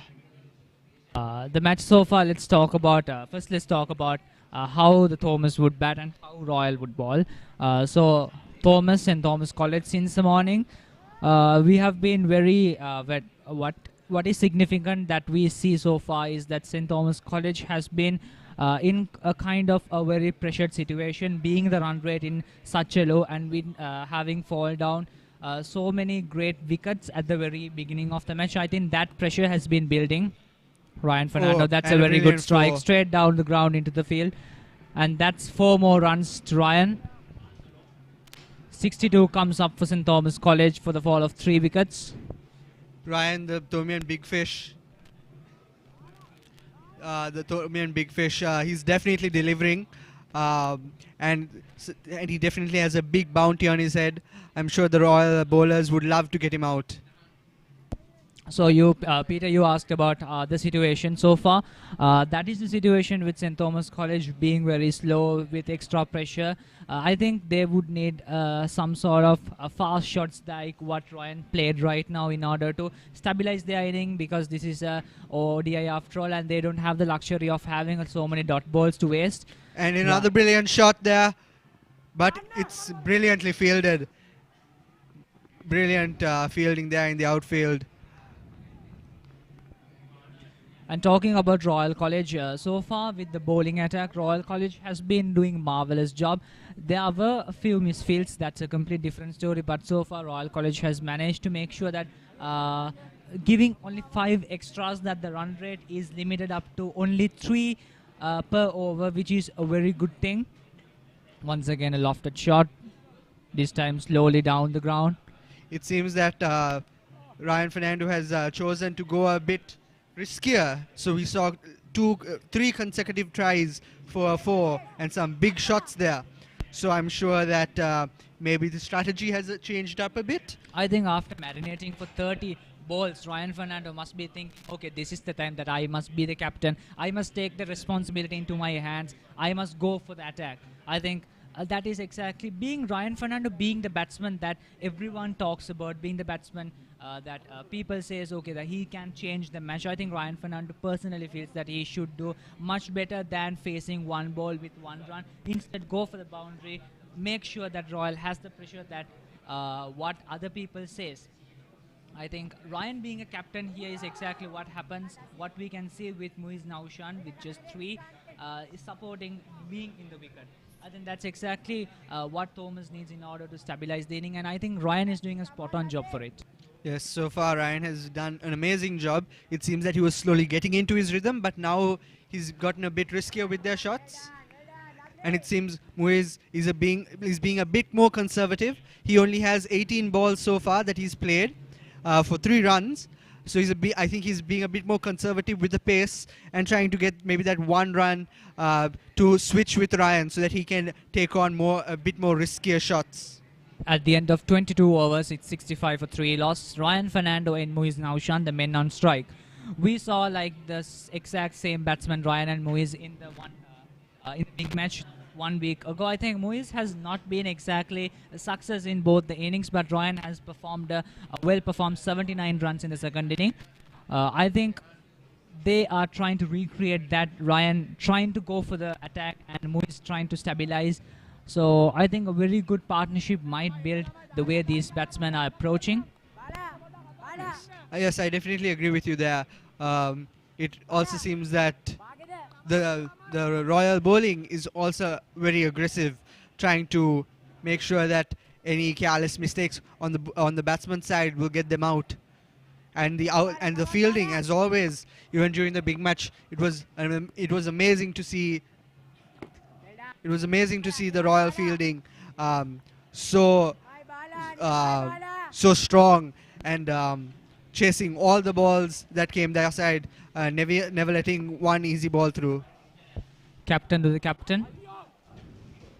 That was a bit of a careless, bit of a good ball there bowled, but it seems that he managed to hit it with the side of the bat.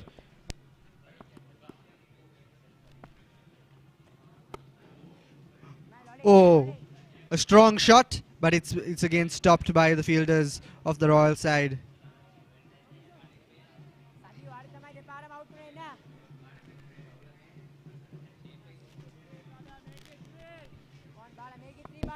Once again, the run rate fluctuating up to a 2.9. Oh, that's a wide delivery.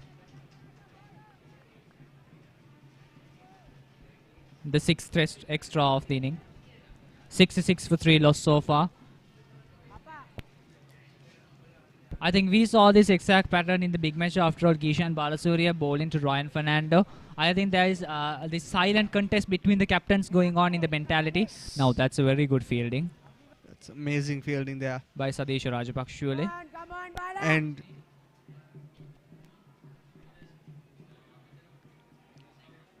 And last time Ryan Fernando was batting, it was Gishan that got him out. So I'm sure the pressure is there building on Ryan Fernando. It's more like a competition going between Ryan and Gishan. I think you would two agree captains. with me.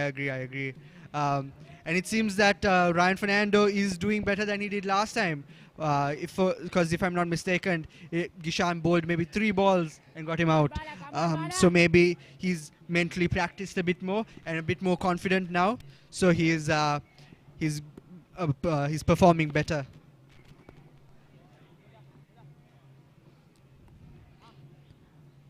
That marks the end of another over. It's 66 for 3 loss. The run rate is slowly declining, and after that brief explosive, a bit of explosive batting there by Ryan Fernando, it seems that we didn't get to witness that again for that over. But hopefully Ryan Fernando will continue that in the next coming over. The batsmen there talking strategy, talking about how they can hopefully give the Thomian side a big lead.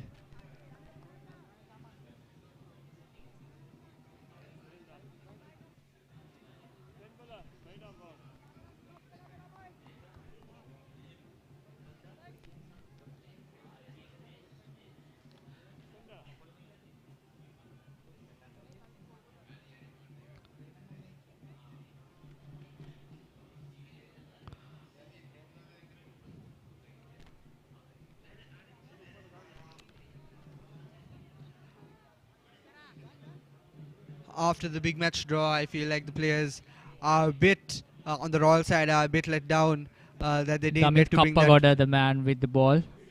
3 matches so far, 17 overs. A best bowling figure of 40, 2 wickets out for 40, an average of 25.3.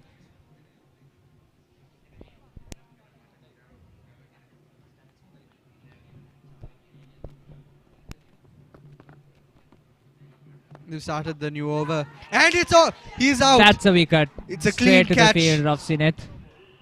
First ball wicket for him, and I think that's Ryan actually that got out.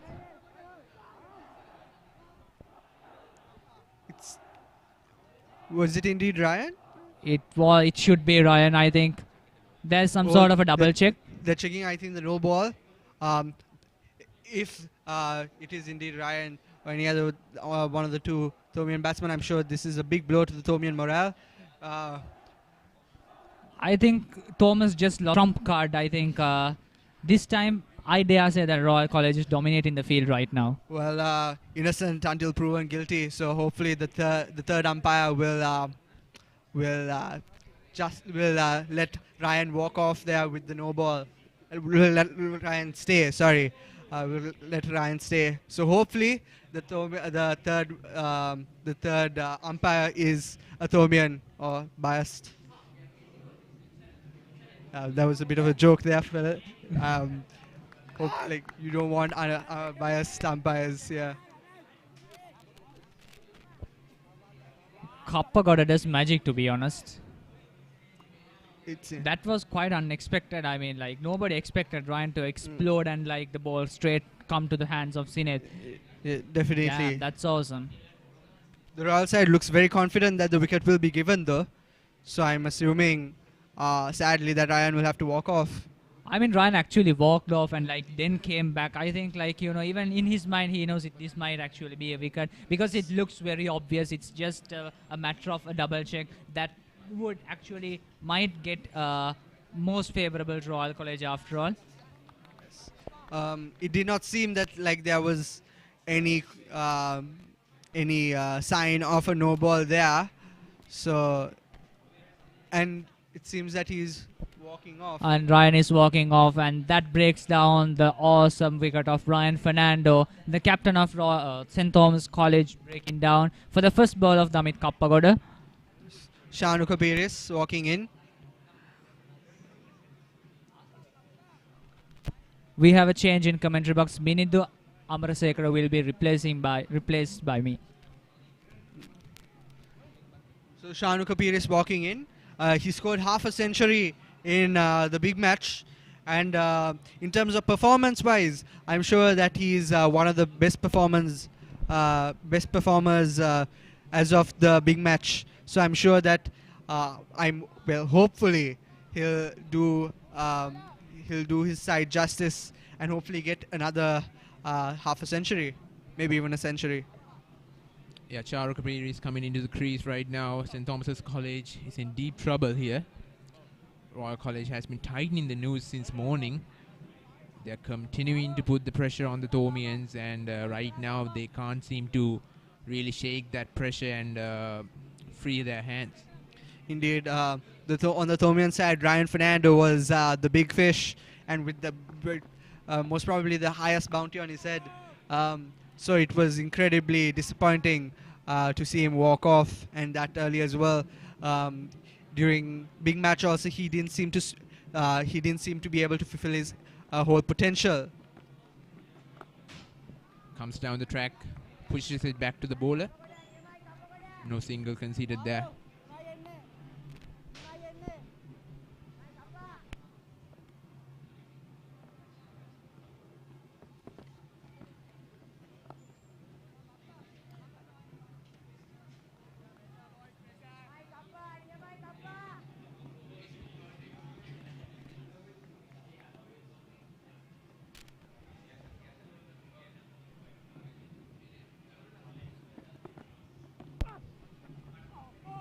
Oh. So now we see Muiz and Charuka on the field, but it's a bit disappointing because they only have 3 runs between the two, and that's only on Muiz. Charuka has only had 2 balls for him to face down. So it seems like the run rate that the Thomians have, the 2.85 run rate, will probably decrease a bit more as the Thomian batsmen try to get used to the Royal pace. Yes, so far 24 overs has been completed, and St. Thomas's College, looking at the run rate, they actually need to step on the accelerator and get more runs on their scoreboard. Because if they keep going like this, they will. I'm pretty sure they won't be able to put up a competitive total on the board. I definitely agree with you there. Now it's about some not even 30 overs left. So it's definitely disappointing to see. 26 overs, if I'm not mistaken. If we were to go by these statistics and just double their score right now, it'll roughly be about 130, 135 runs, and that is definitely not enough. So the Thomians definitely have to pull something out of their hat. Maybe a new strategy, maybe be a bit careless. Oh, and it makes it way past one fielder, giving the Thomians a chance to collect maybe 1 or 2 runs.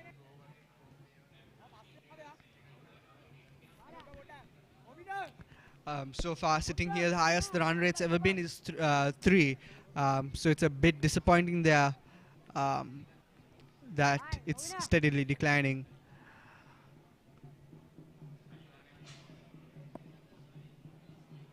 Charu Kapir is now batting. It's his 6th ball with 0 runs. Well played there. A good delivery by Kishan Balasuriya. Coming into the attack once again. So far has been very economical. Leading from the front, the bowling attack of Royal College. Yeah, Kishan Balasuriya has definitely had some very good bowling.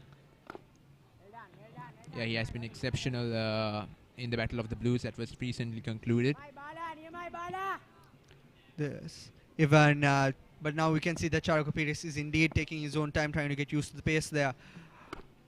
And the Royal side is definitely okay with that. They want them to, the Royal side definitely wants the Thomian side to waste as many balls as they can. So the Royal side must be ecstatic right now, knowing that the Thomian side is playing defensive cricket. It's been 3 times that I saw Charu Kapir is coming down the track to Kishan Balasuriya. I think that will be the approach he will continue when he's facing Kishan Balasuriya. So far the fielding has been on spot for Royal College. They've been able to back their bowlers, put the pressure on the Thomian batters as well. So that's why that is one of the reasons why the pressure has been mounting up on the Thomian batters. Yes, and now it seems like from 69 to 70 runs, slowly they're building up. Charu Kapir did score half a century, so he is 71 runs. He is definitely a force to be reckoned with. So hopefully the Thomian side will be able to slowly increase their runs as Charu Kapir slowly warms up to the Royal balls. Some beautiful scenery of St. Thomas's College.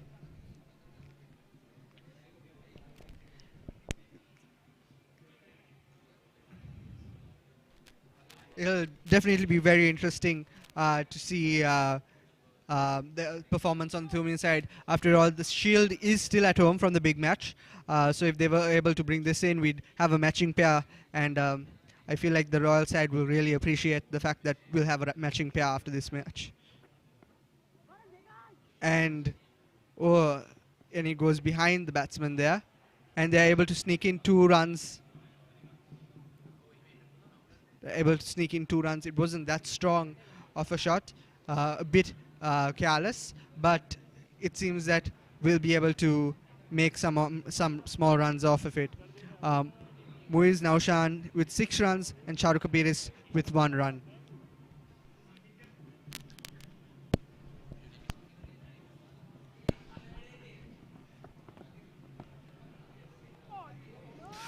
Ooh, that's a brilliant delivery there once again. That extra bounce. I'm not sure whether there was an edge at that moment, but for a few minutes all the fielders and the keeper were excited.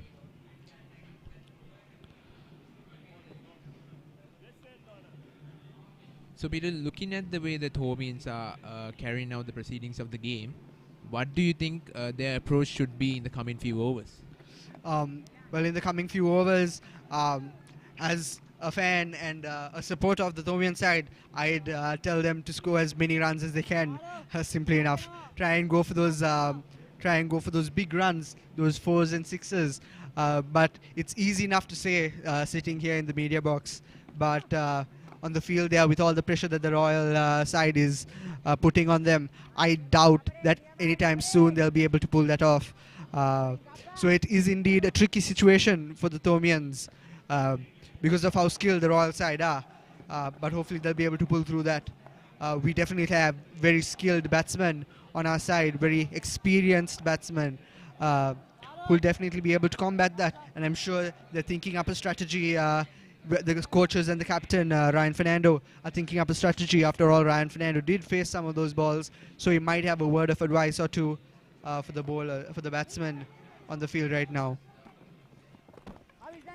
And it seems no. Batsman was safe. But it does seem that the Thomian side are taking more risk. It seems that they are aware of how dire their situation is. So I'm glad to see that. Well, that's what they have to do right now. They can't be more conservative. They have to play some risk-taking shots and get those runs they badly need. So far, Royal College, they've been brilliant with the ball, putting pressure up, and they've been continuing to block all those singles, twos, boundaries. So far, we haven't seen a maximum yet. I'm not sure whether we'll get to see one in the death overs.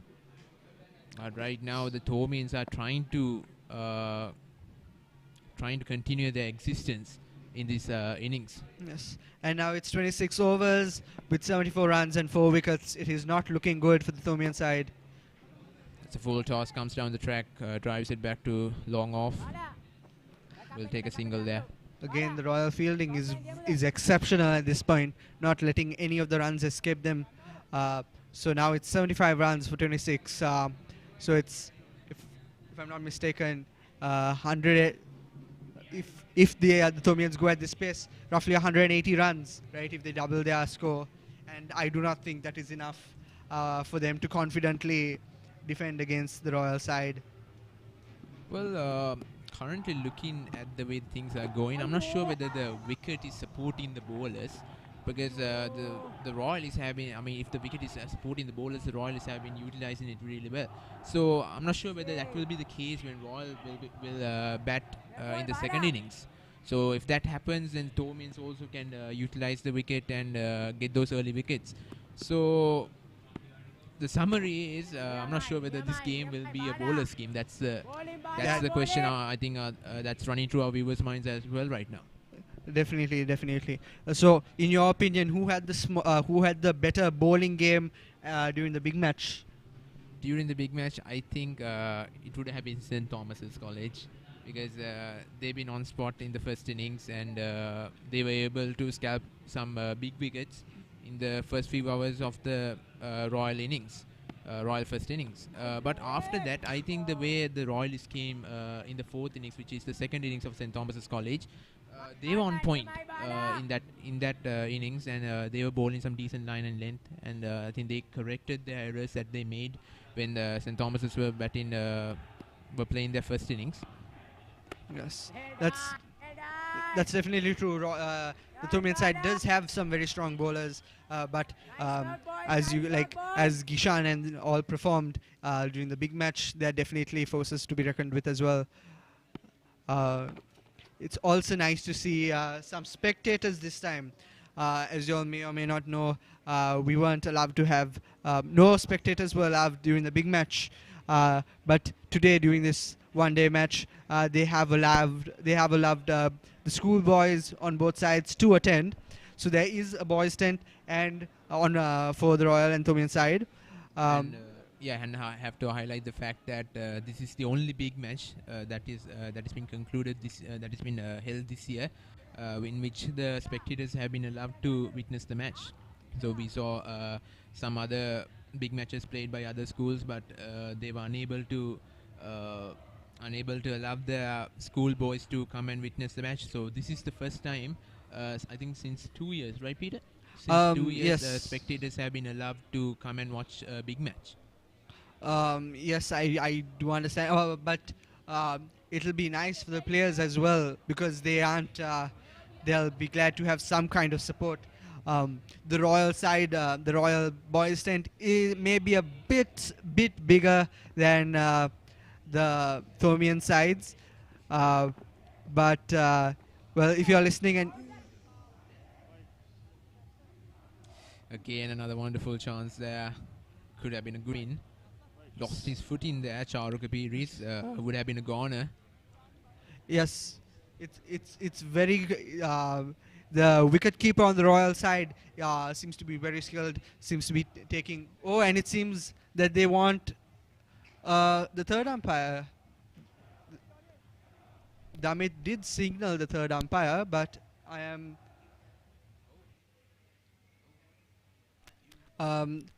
He did signal to the third umpire. Yes, indeed, it is going to the third umpire. The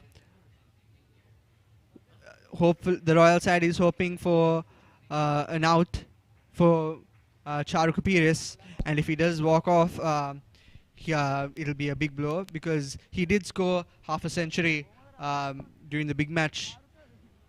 Well, Damit went straight to the third umpire there, so they might want to look into that stumping. If they were, and especially if the Royal side was that confident that they had gotten the out, I feel like it might be indeed an out. Yeah, anything could happen right now. I mean, we saw the run out of this in Heligoda. Once it happened, we thought that he would be safe. Oh, that is out. That is indeed out. That is another wicket for Royal College. Charu Kapiris goes and Nitin Panapitiya once again really handy behind the stumps. Yes. And what a brilliant stumping that is, Peter. I mean, yes, that is definitely. unbelievable. As I commented earlier, the wicket keeper was very skilled on the Royal side. But as a Thomian supporter and a Thomian schoolboy, I'm sad to see him walk off, especially with only 5 runs to his name. He did score a half century, so last time. So I had big hopes for him. I'm sure the Thomian side did have big hopes for him. But as I was saying, if you are a schoolboy from the Thomian side and you're grade 6 and above, you are more than welcome to come and cheer on our side. Come and cheer on our side. The Thomians could use some of your spirit right now and some of your cheering. Yeah, only a few more hours left in today's game. This will not continue for another 2 days, of course. Yes. Well, if it were to continue, then based on our previous performance, we would have also won that. But so this one-day match, Royal might have the edge. But again, the Thomians are going for the matching pair. Right now, Peter, it looks like it's going to be a Royal win. And Mahith Pereira walking on. He is an exceptional sportsman, doing more than 3 sports, if I'm not mistaken, representing school in all of them. And he's very skilled. So I'm sure that he'll be able to pull something off. And now if you look to the screen, you'll be able to see the school that has the... Oh, and right off the bat, it seems that was a brilliant delivery by Gaeth. Mahith Pereira still getting a bit used to the pace.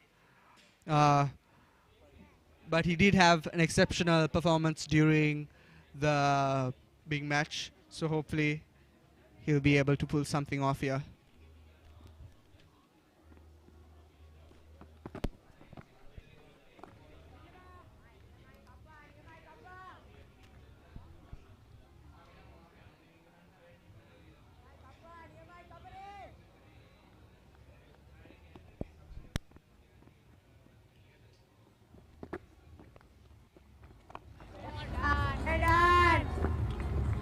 Mahith Pereira already taking a bit of risky shots.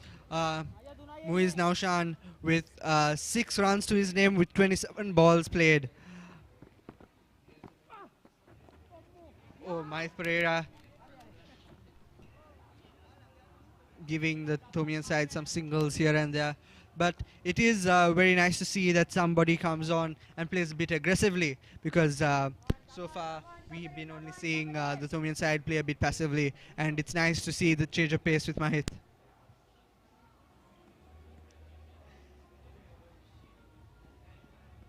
I would also love to see... Oh, and a misfield there. Allowing for one more run there. But Muiz Naushan, he has played 27 balls so far with only 6 runs. A bit disappointing, if I were to say. But I'm sure now that he's a bit warmed up, he can be a bit more confident with those balls.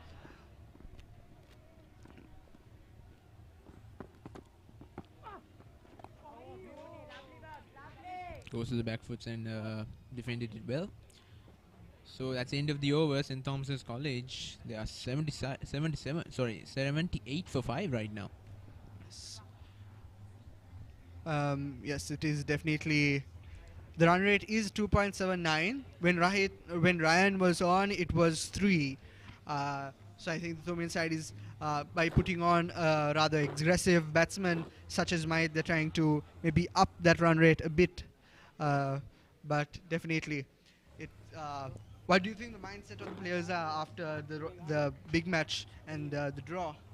Well, I think I'm pretty sure both sides are keen on getting a victory here, because since the big match it was a draw, 3 days was not enough to get us a winner. So in limited overs cricket, I mean, the most probable result is of a winner emerging. So right now I think both sides are keen on getting that victory, and they are going to fight it out for sure.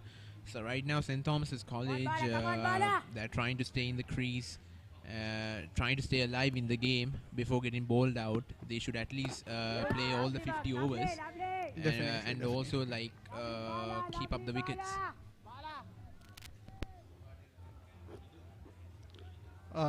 Yes, I definitely agree there. And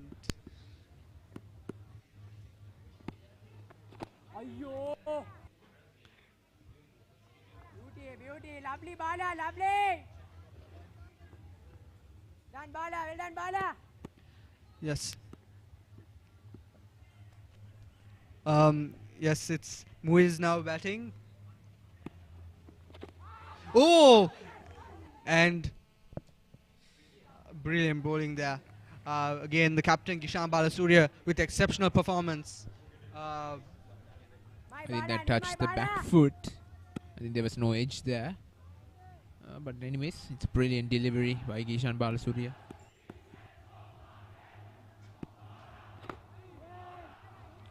Muiz Naushan playing a bit too defensively for my test. Hopefully someone will remind him that it's one-day cricket and not the big match. Maybe they're still in that mindset. But Lovely Bala, lovely. Lovely work boys, lovely work boys. Muiz Naushan is 33 deliveries and so far has got 7 runs. definitely. Oh, a brilliant shot there, strong shot. Something that we don't see Muiz normally playing. Maybe this is a sign that the Thomian side will get a bit more aggressive now with their batting. But it's definitely nice to see. Now that the big match shield is home with Thomians, with the School by the Sea, maybe this shield will also join it sometime soon. Well, looking at the score right now, I highly doubt that. Oh, you never know. You never know. We have roughly another 20 more overs, and who knows? Maybe another 20 overs. Maybe all the balls will be consecutive sixes. Who knows? You never know. So, if the Thomian side indeed manages to pull something off, and we do know that the Thomian side has brilliant bowlers, so it might not be that far off. The Thomian and the pressure. And the Royal side have good batters. Yes, that is definitely true. It all comes down to who's better after all.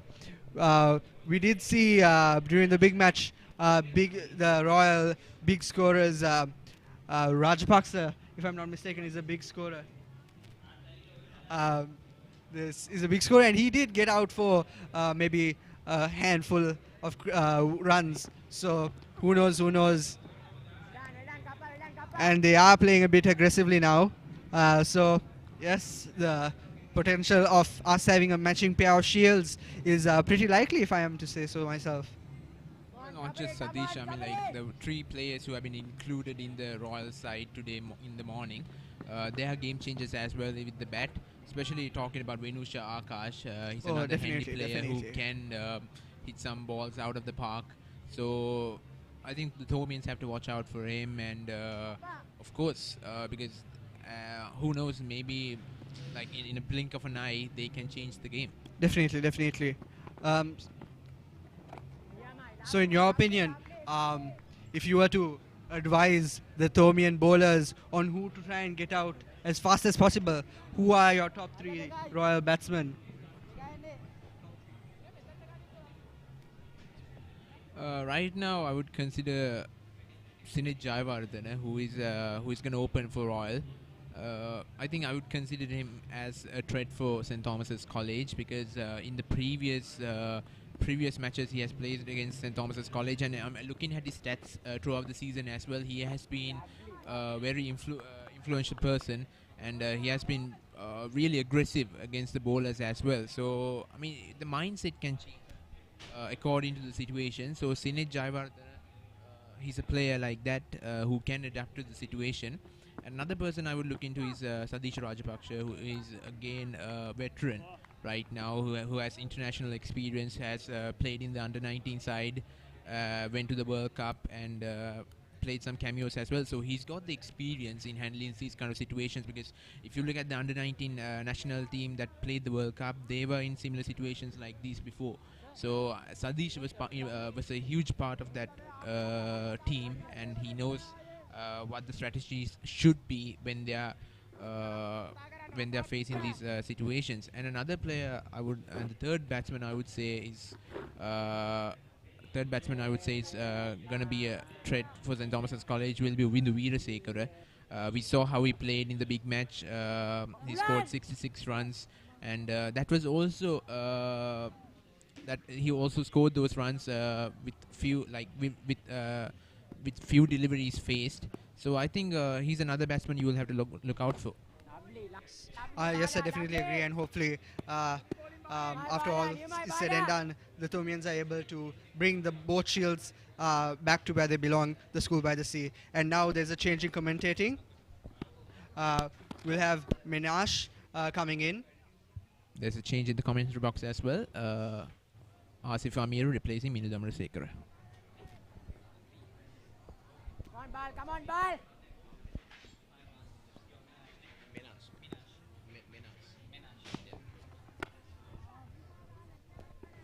My ball, near my ball.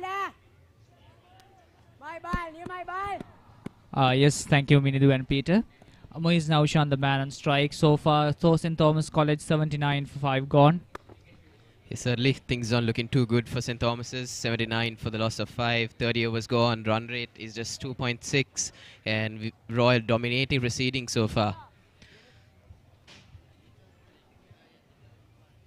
Almost 30 overs gone, 20 overs left by for St Thomas College to bat. It's just 79 for 5, which means that for run rate of 2.6, it's really a poor performance with the bat. I think the spell with the bat is not as much as that what they expected to perform.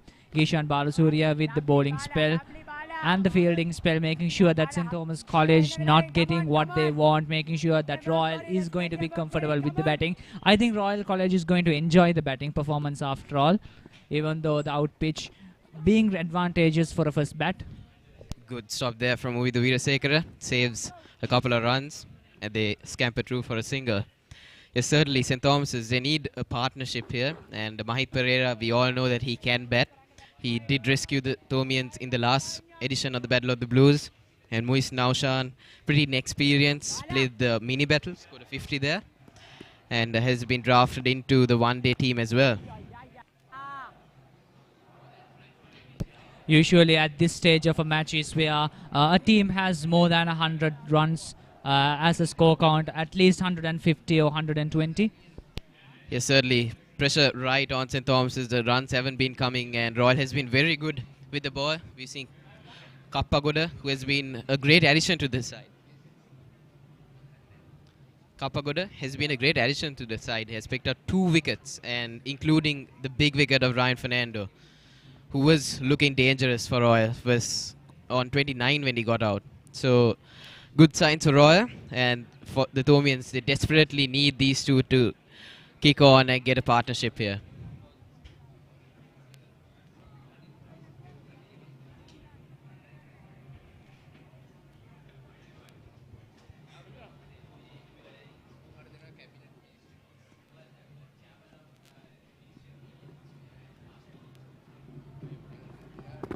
Kappagoda once again. Yeah, Moise has been very defensive so far. We haven't seen him looking to go for any big shots. He's faced 39 deliveries and so far he's only scored 10 runs. He's been very defensive. Damit Kappagoda with the spell. So far he has performed awesome. 2 wickets broken down for just 8 runs given. And it's his 5th over going on. Yeah, Kappagoda didn't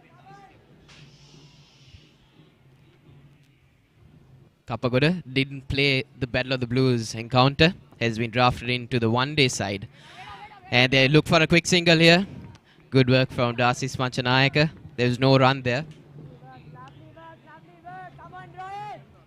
And what are your thoughts on Naushan? He's been there for 40 deliveries. He is the settled batsman. What do you think he should be looking to do right now? Moise Naushan, we have seen the way how he played in the big match. Not that much of a good performance by the bat, but still he did very good with his fielding, of course. But I think Moise Naushan right now it is time that he has to try some variations in his batting, going for the attack, at least one ball per over, because we could see like his striking rate has been really low, just 11 out of 41, and run rate of Royal College is already at 2.7. I think it is no use like if you just have the wicket, even though if you don't have runs. Moise Naushan, being a man of capability, I think he should go for the attack instead of staying. Meanwhile, Mahit Pereira with the support, I think would be able to perform a much better score, I think, if Moise Naushan had his support. Ceylon spray.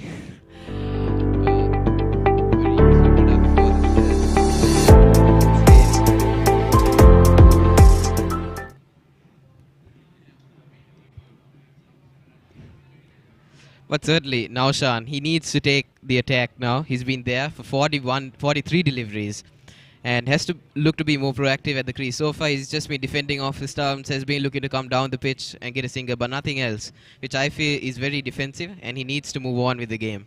I think being defensive is one point where at like it's already half of the match is gone. It is time to offense. If you don't offense now, I don't think like when could you offense. Naushan being defensive is one way that Thomas might lose this match after all, because it's already Thomas is on a very low run count. It's 86 at the overs of 32. Usually a team would have been having double runs of this. So I think Naushan should definitely go with the offense with Pereira. Yeah, and certainly what they say is attack is the best form of defense. And hopefully Naushan integrates that into his batting.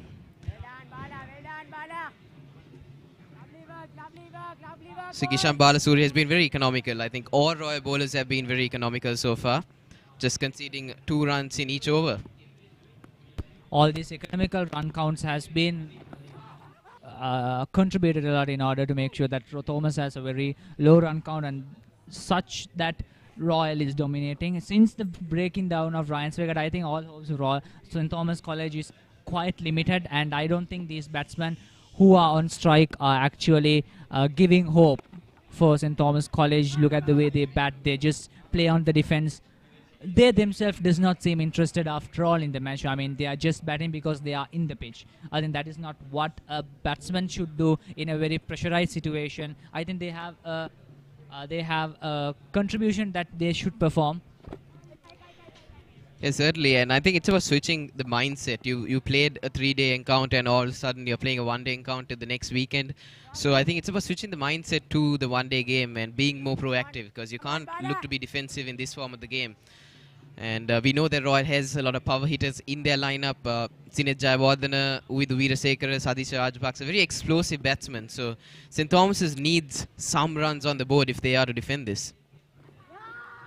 A quick single here. And they make it. Poor throw from Uwidu Weerasekara, a bit too high for the keeper to collect. And they get a single in the end. No harm done. And by the way, look at the way how how desperate St. Thomas College batsmen right now is like, for every run count they have to run really fast. I mean, this is not exactly the cricket what St. Thomas College has displayed in the past few years. And also we could have observed in the one-day in the 3 days encounter that St. Thomas College had a solid inning of 250 260, and the second inning, Ryan Fernando batting a solid 79 runs. I mean, that is the batsmanship that we have seen in St. Thomas College, and right now what they are doing is really what the situation has given them to do, just existing in the pitch. I mean, that is not what a batsman should do at the Yeah, and what has been very interesting is that Royal hasn't been able to extract a lot of spin out of the pitch. It has just been accurate lines and lengths, which has put the pressure on the Thomians. The pitch hasn't been too bad. There hasn't been any balls misbehaving too much. So it's just been accuracy from the Royalists, which has put the pressure. At the end of 33 overs, it's 88 for 5 loss. Moiz Naushan and Mahit Pereira, the men on strike. Moiz Naushan, 12 runs from 44 balls. Not exactly an economical performance by the perspective of batsman, has wasted way too much ball, which is something that at the situation that St. Thomas College is, that St. Thomas College can't afford to waste any more deliveries. And these batsmen playing on the defense is really offensive. It's not exactly what St. Thomas College needs right now. I think St. Thomas College is exactly playing the script what Royal College has given them. I mean, just existing in the pitch. Yeah, and what is once again stressing on the point that aggressive shot, but good work from the mid-wicket fielder to cut that off. Muis, I think he can hear us now. He's looking to be a bit more aggressive, trying to take the bowlers on, but once again not successful. And obviously his confidence wouldn't be too high. Didn't play a very good innings in the Battle of the Blues encounter as well. So must be under a lot of pressure coming into the side for the very first time. Batting at the bigger stage, you got fans cheering in as well. So all that plays on your mind, and that could be a reason why Muis isn't playing his natural game. Comes down the ground once again, but gets a single. See, what has been very good from the Royalists once again, there haven't been any loose deliveries for the Thomians to capitalize on. There haven't been big full tosses for them to necessarily hit, and which has limited the Thomian option. So what the Thomians need to do is they need to be proactive, try and probably get a few sweep shots in, come down the pitch, try and attack the bowlers, because one boundary can play on the bowler's mind. That was a misfield, but slowed down the ball. They get only a single there. And what I think the Thomians really need to do is come down the pitch, try and get at least 1 or 2 boundaries, which would transfer the pressure back on to Royal. Because then the bowlers will think, okay, I'm straying in my line and length here, and would try to change things up and could result in more loose deliveries. So that's what a boundary or 2 can do. But at the moment, and once again, Naushan goes for a sweep, gets a bit of a top edge, and they will get 2 runs. It's a pretty risky stroke there, but exactly what is needed. They need to be proactive. They need to try and take a couple of risks. No point just keeping your wickets and scoring 130 runs at the end of 20 overs, at the end of 50 overs.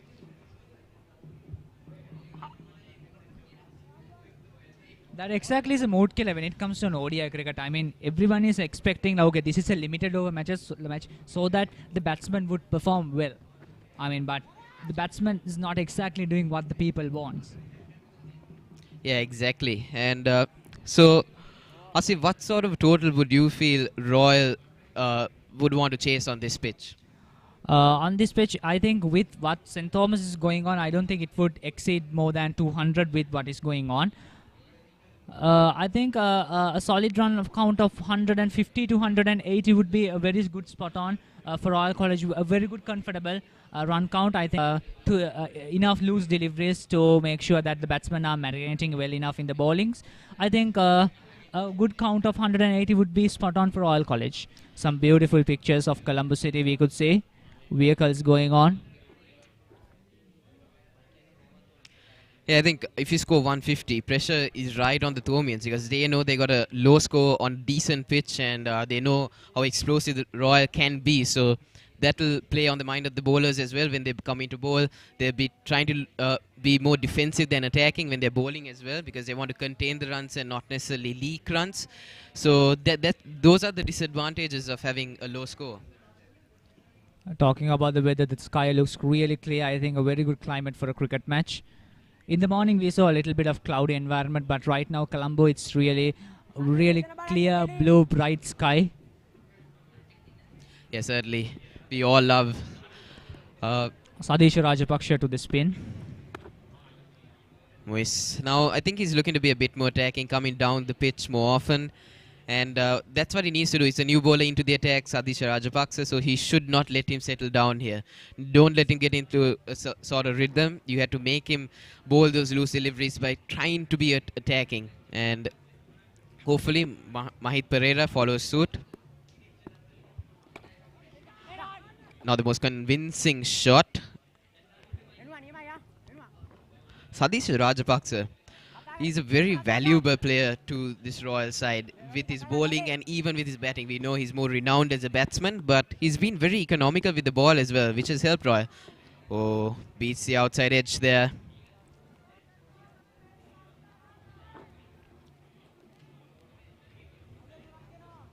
Nothing much happening with the game at the moment. St. Thomas is obviously looking to be defensive. We see Muis Naushan trying to play a couple of shots, but hasn't been very effective so far. You see, we as fans would like to see a couple of boundaries. From a Thomian perspective, would like to see a couple of boundaries, make them push that score towards that 150 run mark, at least by now. Once again beaten. Mahit Pereira completely confused at the bowling spell that Sadisha Rajpaksha is delivering him. And once again, what you see is there is not much turn on the pitch. It has just been accuracy from Sadisha. I think the bowlers themselves are quite comfortable in the pitch after all. Like, you know, at the beginning of 34th over, they have been doing a job so far good. I think they have enough balls, even if they have a loose delivery, even if that went for a boundary, if they had a 6. I don't think that the bowlers have to worry after all because they already have dominated the pitch. No, I think they're having a drinks break at the moment. A couple of refreshments for the players have been there for 35 overs now. And the Royal players would like a good drink. And from a Thomian perspective, they'll be hoping to refresh their mindset here, looking to be more proactive after this.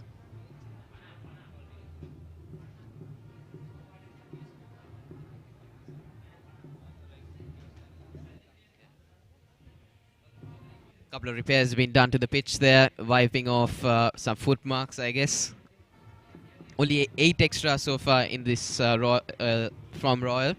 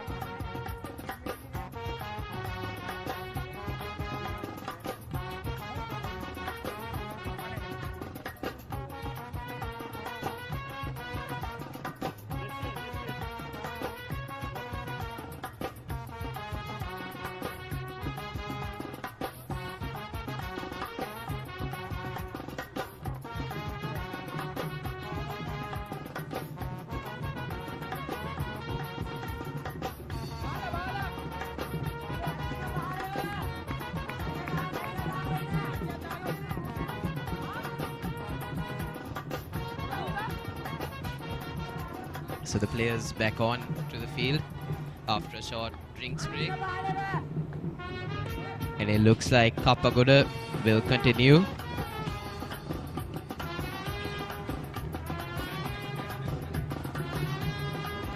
Seems like Kappagoda will continue from People's Bank end.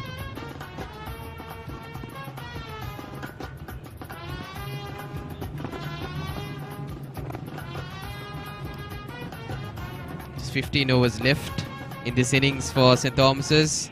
They've been looking to push on and at least get to their 150 run mark, which is somewhat of a total. You need some sort of a total to defend. You can't have 100 runs on the board.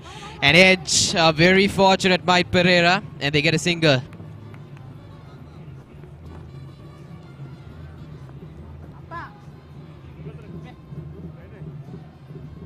Ishan Balasurya will be pretty pleased with how his bowlers have performed today.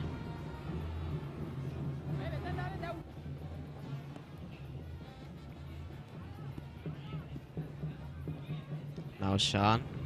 Okay. Comes down the track, aggressive shot, but only the single once again.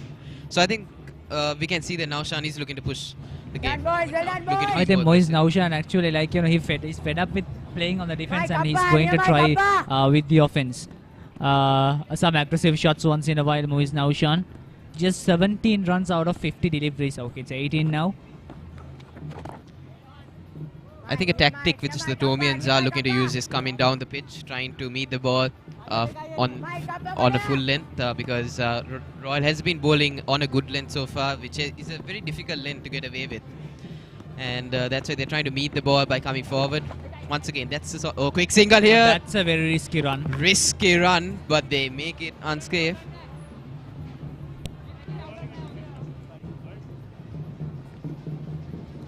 See, nice to have the Papare back at the SSC for the cricket encounter.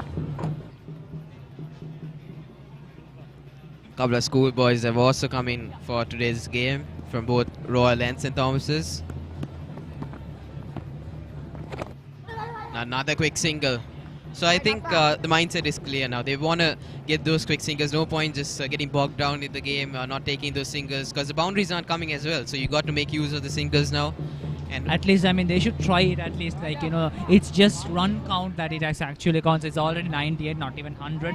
2 more runs in order to have a complete 100 for St. Thomas College, and it's already the 36th over.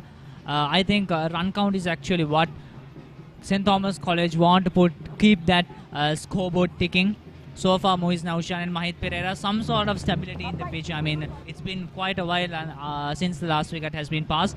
So sort of a stability in the pitch. So this is the chance for them to make sure that they understand each other, to make sure that they are comfortable to play with each other, have a good coordination as batsmen, and to have a very good run count. It's 99 so far. Let's see how these two players have the challenge on.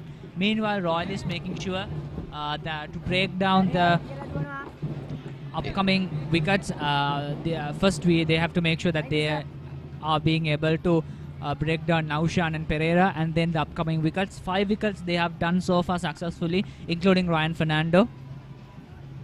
Yes, certainly these two are building a partnership here slowly, and they have 84 deliveries left in this innings. So if you can get singles of each delivery, edged and just through the diving point fielder, and they get a single. And they get back for 2, in fact. Good running. Well, that was close.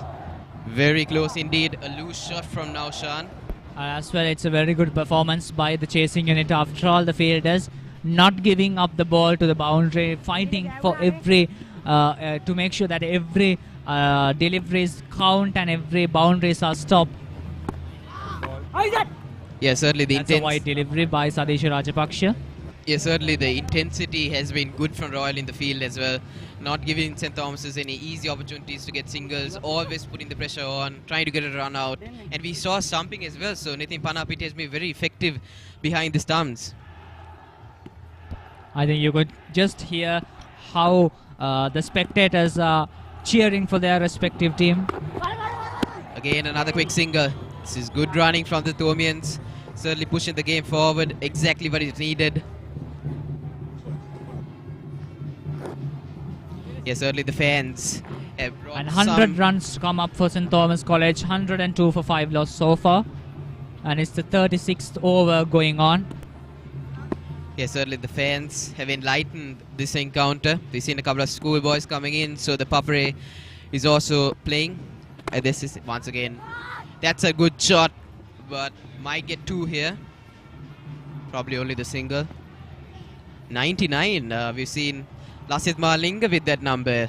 It should be Ovina Abampola down in the deep. Who is now Shan, I think, looking more settled at the moment. 22 runs, so slowly building on something. Brings out the sweep. Mahit Pereira getting comfortable with ball delivery after delivery. And again, really good running from the Thomians. They get 2 there. This is exactly what is needed. Most probably, I think Thomians are trying for a comeback after all their poor performance. So far with the bat, I think they are trying, okay, this is the chance that we got. We have to prove it. I think that is the mindset that Thomians are having right now. And that is exactly why Naushan and Pereira are playing in a very different tactical way. Once again, that's the one that goes on with the arm from Sadish Rajapaksa.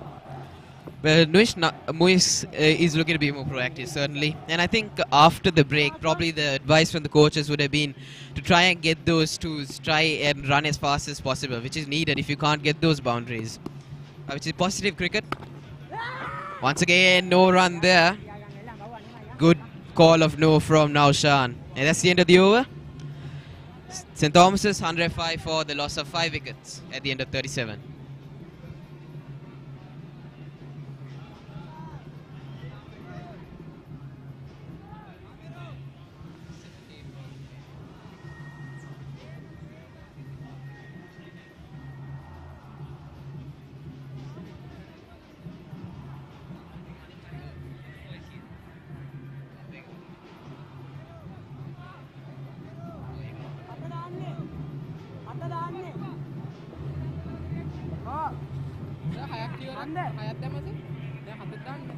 We could quite see that the scoreboard is not as accurate as it used to be. It's like fluctuating the total runs, 97, 95s, but it's 105 for 5 loss so far.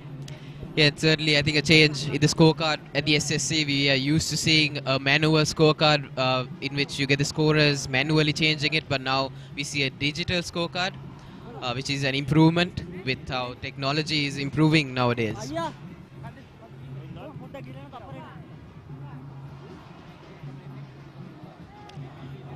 So, Asif, what sort of total would you feel St. Thomas's would want right now? They're 105 for the loss of 5, 78 deliveries left in the match. What sort of total would you feel they want? So it's actually 13 overs remaining so far. That would be 13 into 6 number of balls. So assuming that the way how this run rate is going on, St. Thomas College might as well have passed the run count of 150. But with the changing run rate, I highly doubt that they might not be able to score 200 run count, but they might actually go for a maximum of 180 or less. Yes, certainly 200 does seem a bit out of reach at the moment, but we never know. A couple of big hits from one of these batsmen, a couple of sixes can certainly change the game. But I think they'll be looking to get about 180 on this pitch, considering the run rate at the moment and how things are going. And they also got Senet Hettiarachi to follow, who did score 50 in the Battle of the Blues encounter and also scored 28 in the second innings. So he certainly can bat, and he was very aggressive in the first innings. So they got batting to come, and even Kanistan Gunratnam can strike the ball pretty well. So they'll be hoping that they can get a couple of big hits from them, and that these two continue for a while longer, get the runs to at least 135. Now Shan plays his favourite shot once again, just dabbing it and gets a single. So far Naushan and Pereira, partnership for more than 30 runs from some 66 balls, I guess. As you see the drone capturing some images, and the schoolboys from Royal College enjoying their time at the boys' tent. I think this is one sort of a motivation that this player is having the boys tent open. I mean, for the big match we saw that it was quite depressing without the boys. There is no spectators Once except again, for the another prefect. quick single. Yeah, certainly what makes the big match more interesting is the crowd, and the way they cheer for the respective teams certainly enlightens the match. And we see Thora Paras, Roy Paras from both sides. We see it's sort of rivalry on the field as well, which we want. Want to see that sort of intensity on the ground. Otherwise, it's very dull without any fans.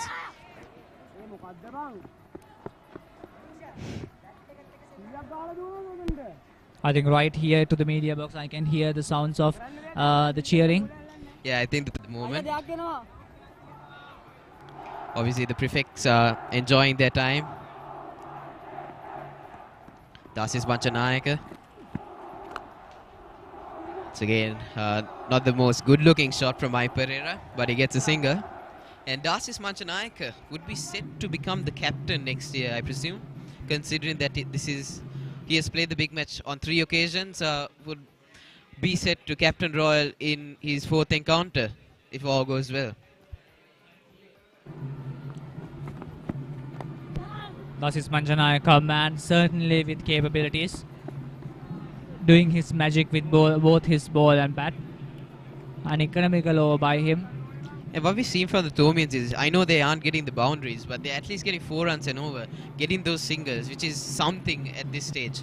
You don't want to give 2 runs and over at this stage of the game. Just 12 overs left, you want to push. And in international cricket, what we see is they go for the big hits, right? They're at least 230 by this stage, looking to push for 300. But at the moment, Thomians are just 111. Nelson for 5.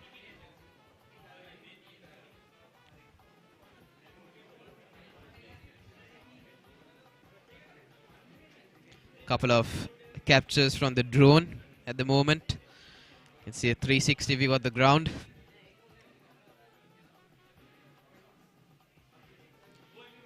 And yes, Adisha Rajapaksa to continue. I think Royal has been using their spinners way more than their fast bowlers so far.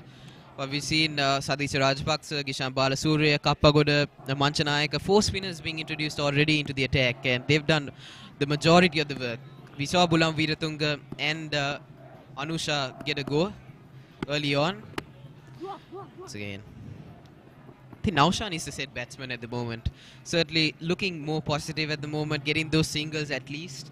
And I think he's going to be key for St. Thomas's going into the next 12 overs. So far, Naushan advancing 28 from 28, hopefully for his half century, probably 22 more runs needed for that. I think with being able to have a stable inning, Naushan might be able to make sure that Thomas might having a stable run count after all. But by doing so, he's actually doing it very slowly. Something that you can't afford in an ODI is that you can't play slow after all. For up to a certain extent, yes, but not as much, not as slow as how these batsmen play. But still, it is safe better than sorry. Good stop by Sadisha Rajapaksa there, saving a couple of runs. And currently at the moment, a score less than 200 is looked at as a very low score in ODI cricket especially. Another attempt for a quick single. No run there. Good call by Mahit Pereira. You don't want to run out at this stage, considering that Royal has been very good. They've been on the money. Sadisha Rajapaksa picked up 2 wickets as well. And a run out will just be chaos for the Thomian innings at this stage. Once again, down the ground. I think we can notice a pattern with Naushan. He likes to come down the pitch, tries to go down the ground, and he also likes to sort of dab towards the offside to get a couple of singles. I mean, you can certainly analyze the way Muiz Naushan actually plays. I mean, there is no lofted shots, there is no risky shots. All the shots are measured, making sure, okay, this is the shot that I can play. I mean, that's sort of a mind game he's playing from his head. That is exactly what... Goes for the big hit. Oh, just past the fielder there. Very close opportunity. Hands on heads at the moment, but that was a good effort from the fielder, trying to somehow get some hand on that. At the end of 39 overs, is 115 for 5. At what point do you think Royal would bring back their fast bowlers? Because now 39 overs, I think they got Bulan Veeratunga and Anusha left in the dugout. So at what sort of at what point would they bring them on? Guessing on so far, like, they might actually have this pinball attack for a few more overs, and at the end of 43 to 45th over, they might bring again the fast ball attack. That entirely depends on what sort of a plan that Gishan Balasuri is having in his head. So far, his plans has gone spot on to Royal College, making sure that Thomas does not have the run count. Let's see what the captain would do after all. But I know Royal is dominating proceedings at the moment, obviously. They picked up 5 wickets, the runs are less. But we can see the Thomians are building a sort of partnership at the moment. It has been quite some time since the last wicket fell. And these two are slowly now getting a couple of singles. I know the boundaries are coming, but it is something for them to build on now, going into the last 11 overs. But considering the situation right now, it's already about 11 more overs in order to finish the match. I don't think Thomas has that luxury of having enough balls. Even if they build a partnership, there would be no less than 6 to 7 overs to make sure that they are using the partnership after all, because they have already wasted the best part of the matches. It's the final 10 overs after this over is done. And certainly that's what wickets can do. Considering that you're 5 down, you don't want to take a risk at this stage. You don't want to lose a wicket. And what that does is it slows down your run rate, and you can't go for the big shots because you're scared the wicket goes, the bowlers will come in next, so then you'll get all out. So that sort of plays on your mind, and that is why I think the Thomians are looking to get singles at the moment and not go for the big hits. But Mahit Pereira has been supporting Naushan pretty well so far, has been getting the odd single here and there, has been rotating the strike. But obviously, we as Thomians would like to see a couple of boundaries, make them push for at least a 180 run mark, which also does seem quite far at the moment, considering the way they're going. And once again, Naushan with a little depth to the offside, gets a single. It's been pretty depressing to see the run rate at just 2.98 in a one-day encounter. We all hope that this will be a very exciting match where we see a lot of boundaries, and that's why I think the fans are also excited to come for this match. And when the run rate is at 3, it kind of is sad.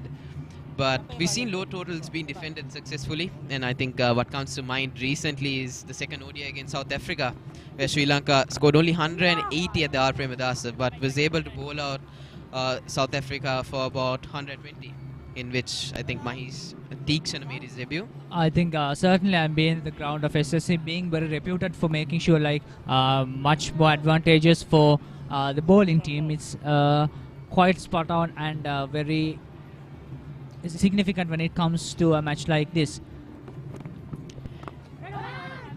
And what happens is, obviously, once you play one innings, the pitch tends to wear down a bit, which could assist the bowlers even more in the second innings, which could have been a reason as to why the Thomians opted to bat first on this pitch after winning the toss.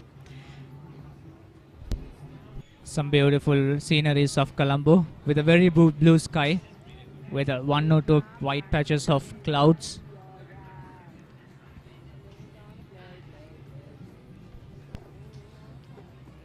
Certainly wonderful pictures from Colombo. 109.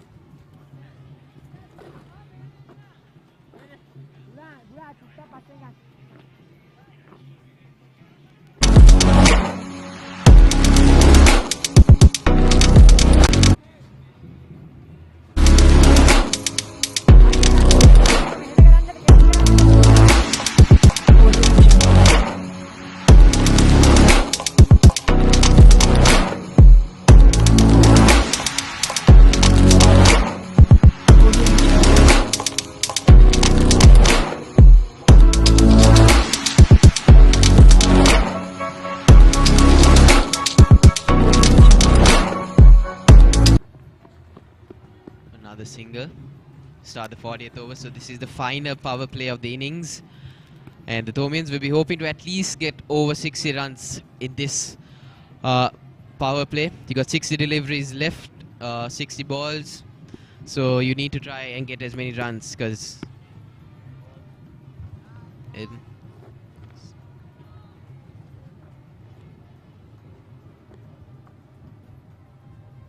Naushan, he slowly made his way to 30 now. He was on 18 or 50 deliveries, I presume. And brings out the sweep this time. But there's protection in the deep.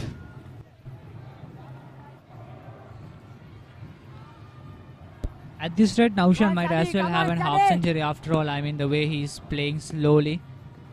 Yeah, I think very Naushan, securely. look, his run rate at about 50 deliveries was 36, but now I think it's getting close to the 50 sort of strike rate, which is an improvement of some sort.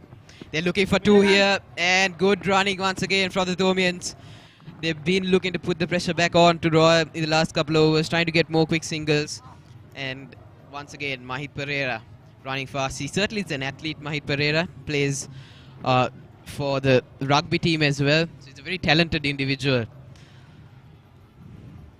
We should also mention that Naushan, all these 31 runs are from running between the wickets. There is 0 boundaries that Moise Naushan even attempted. I think there are 2 or 3 boundaries for the whole St. Thomas team. Most of them Ryan Fernando's attempts. Moise Naushan and Mahit Pereira, talking about Moise Naushan specifically, he has been running all these 31 runs. Okay, once again, another quick single. Could be trouble if it was a direct hit. And they're trying for an Not for the second. Good decision there. Sadish Rajapaksa isn't happy there. He wanted a direct hit. Once again, a risky single. And that's what pressure can do. You don't have a lot of runs on the board. You want to get as many singles as you can, which could lead to a run out. But Naushan was very lucky to survive there. There have been a couple of run-out opportunities for Royal in the last couple of overs. We've seen a couple of quick singles being taken.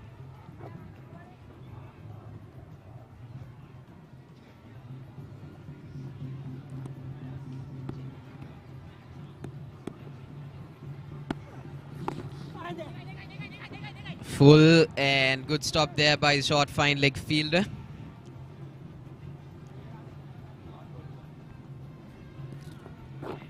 I think 180 is certainly on at the moment for St. Thomas. And they've obviously won 200, but it seems a bit unrealistic at the moment unless we see some power hitting from the lower order.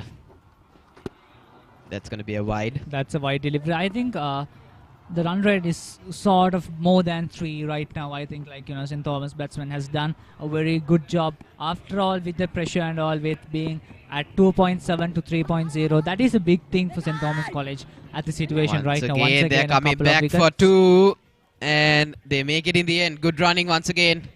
This has been brilliant from the Thomians in the last couple of overs. They've been looking to get a lot of doubles, which is good. And we got to change the com box now. Shawan Vijay Singh makes way. Good morning, Asif. Good morning, Siobhan. It's been a long time since last time we commented together, and that was 1 week ago, I think. So what do you think about the situation right now? What do you see in the screen? Well, I'm glad to see St. Thomas is trying to attack a little bit more in probably the latter part of the innings, but I guess it's a bit too late. They were very defensive at the start of the innings, and that was the problem right at the big match as well. From a Royal side, I guess the Royals were able to put a lot of pressure on the batsmen and restrict them from taking quick singles. Because if you look at the way the Thomians were able to get their runs, they've been getting majority of their runs through quick singles. We've not seen many boundaries or sixes, probably because the Thomians have been content with a very defensive approach, and that's what they've been practicing right throughout the season. Interesting, Sadish Rajapaksa, the young off-spinner, has bowled 9 overs, and we see the left-arm orthodox bowler, Dasis Manchanayaka, bowling from the tennis court ends. Mahit Pereira plays that straight to point. Very unusual of Mahit Pereira. He's taken 43 balls to score 23 runs. And usually Mahit Pereira is a batsman who has a strike rate of around 40 or 50. Almost all the... Oh, now that's a very good strike. I think a boundary after all, after a long, long time by Mahit Pereira. 4 more runs comes up to the scoreboard. As if that's what St. Thomas's really needs at this point of time. We need to see the batsmen coming out and taking risks at this point of time. They have 5 wickets at hand and just less than 10 overs. I don't think wicket is exactly what St. Thomas should protect right now. I mean, it's almost the match has less than 10 overs to end. It's the latter part of the match, latter part of the batting innings. So I think St. Thomas College is intelligent trying all these risky shots. Well, Asif, if you look at Gishan Balasuriya's field setting, he has quite a few deep fielders, and that would perhaps pressurize the Thomian batsmen and restrict them from taking the aerial route. Because as of now, I feel the Thomians have not been playing very positive cricket. And probably that's one reason as to why they have been defensive right throughout the innings, and that has been the downfall. I mean, considering being defensive, the boundaries that we have seen is after 20 overs. I mean, this is the 4th boundary of the whole inning. I mean, can you believe it? Once again down the ground, but straight to the hands of the fielder. Ramiru is there.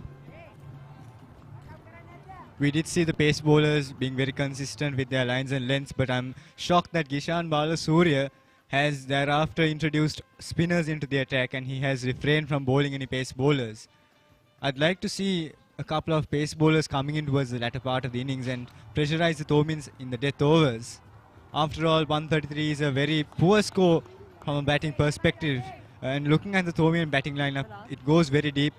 We have Dhiran De Silva, Senesh Hettiarachchi to come into bat, and they are batsmen who could perform very well with the bat as well. Yet their approach is questionable. Will they want to attack the Royal bowling? Royal bowling which comprises of mainly spin bowlers. And we know that the Thomians are very good at playing spin, or at least have a good reputation for playing against spin bowlers. But last time we saw in the big match, it was the spin bowlers that actually had fallen down the first 5 wickets of St. Thomas College. I think on the big match, St. Thomas College has shown some sort of a contrary compared to what they have playing in the season. I mean, so success, but in the big match it's always in the downfall. But St. Thomas College was able to maintain a very good score in the big match. After all, the only luxury that they don't have here is the availability of enough balls to waste. They have already wasted a lot of delivers. It's the 42nd over going on so far. Still the run count is at 135 for 5, which means the run rate is 3.2, something that St. Thomas College not need right now.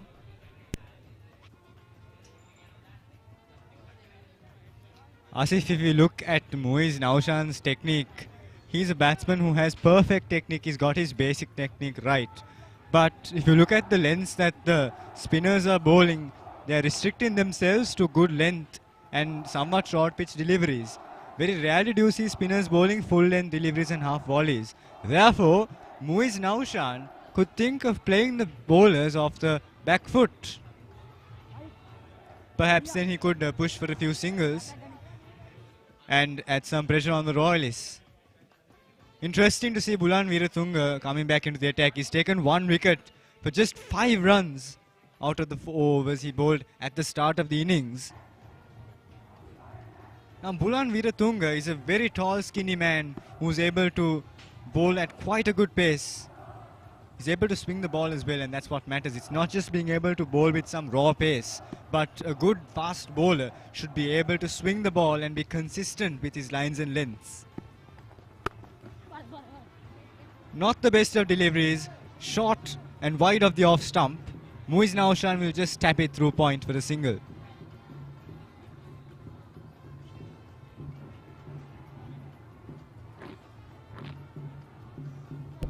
Gishan Balasuriya changing to a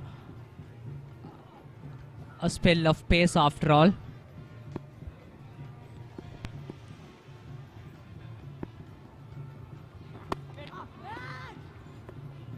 Slightly outside the leg stump, the umpire would not signal that a wide.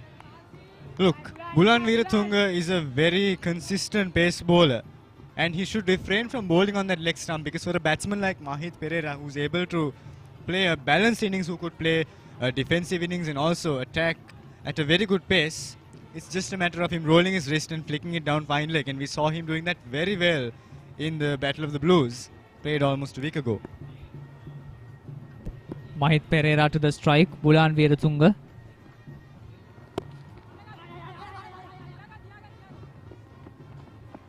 Just a single out of it, 136 for 5 as the scoreboard indicates. Asif, the Thomian batsmen, have been looking at playing through point and covers. They've been trying to score their runs through the offside. And the Royalists have been very good to counter-attack and bowl on the off-stump line. Gishan Balasuri has brought in the short fielders on the offside, restricting those singles. A cheeky single there. Good running between the wickets. The Royalists have been quite sloppy in the field. We saw a few dropped catches, a few misfields. And at this level, we would expect Bulan Veeratunga being able to stop that.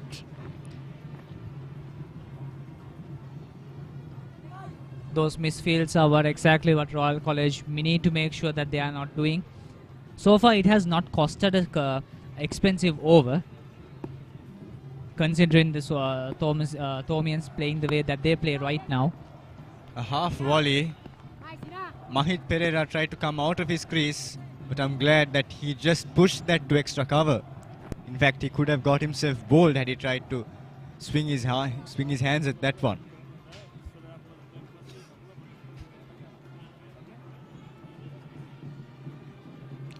Looks like the umpire is requesting Mahit Pereira not to run on the pitch. We did see Dasis Manchanayaka previously being warned to keep away from the danger zone on the pitch after his follow-through. A slowish delivery helped down to third man.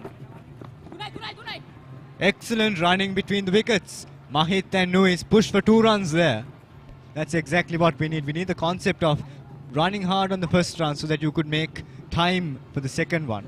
I think so far Mahit and Moise facing about 70 balls together with their partnership being around 40 runs. I think those two players have been really comfortable with each other, having a connection, having a coordination, talking to each other, batting so far. I think building up the partnership that St. Thomas wants right now. The only con that St. Thomas has is that they don't have enough number of deliveries in order to make sure that they can use this partnership. So far, the run count indicates it's 140. So, Shivon, what do you think the predicted run that St. Thomas College would put up at the end of 50 overs? Well, St. Thomas's has a lot of skilled batsmen. In fact, our lower order batsmen themselves could perform very well with the bat. There's no doubt about the batsmen having the necessary skills and talents to play this format of the game, rather white ball cricket. But the question is, do they have the experience and could they apply themselves at this point of time? We have 7 overs left. And like I mentioned before, it's all about taking risks at this point of time. Mahit Pereira is a batsman who could do that. Muiz Naushan comes out of his crease. It's pretty obvious that Muiz Naushan would like to up the rate. But we have to understand that Muiz Naushan has settled into a very defensive innings and he has to come out of that shell. But this point of time is not right for that. A swing and a miss. Muiz Naushan is a very technical batsman. He should be able to take his back foot to the pitch of the ball and have the correct head position to get beneath that. I would like to see the Thomians try to get some big runs there. Played straight over the bowler's head, and that's a much needed boundary by Muiz Naushan. Came out of his crease, a half volley, and he lofts it straight over the bowler's head. That's what St. Thomas's needs. I'm sure the Thomian camp would like to see more of those boundaries coming out. And I think Muiz Naushan personally now has already scored 44 runs, and it's his first boundary so far. Would you believe it? It's the first boundary of Muiz Naushan and the 5th boundary of St. Thomas College. I think Muiz is targeting his half century right now. After that, I think he might have as well target for a much more better run rate. Not the best of strokes from Muiz Naushan. Once again, his back foot was not going to the pitch of the ball. In fact, his head position was not all that great, Asif. Seems like Muiz Naushan is a bit tired at this moment. Yet we have 7 overs to go. A cheeky shot. Down to third man.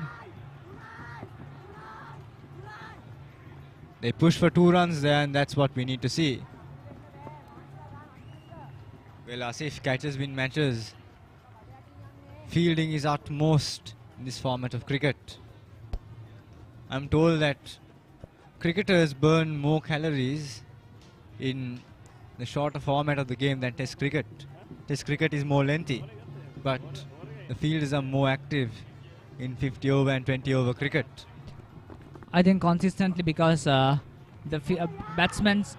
Oh, now that's a very good hammer shot. through the An amazing covers, shot. and that will bring up Muiz Naushan's century. Half century, you mean. Muiz Naushan, 50 runs. Comes to Muiz Naushan. A very good piece of cricket on the very last part of his half century. 2 boundaries in this over. Muiz Naushan. And 150 run count comes for St. Thomas College. 151 for 5 lost. We have a change in commentary. Furviz Adnan will be coming to you now.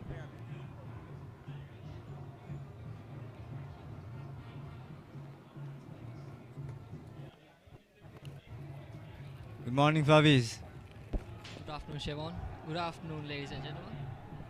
Faviz, I'm sure you're glad that the Royal spinners in particular were able to restrict the Thomians to just a mere 147 in 44 overs.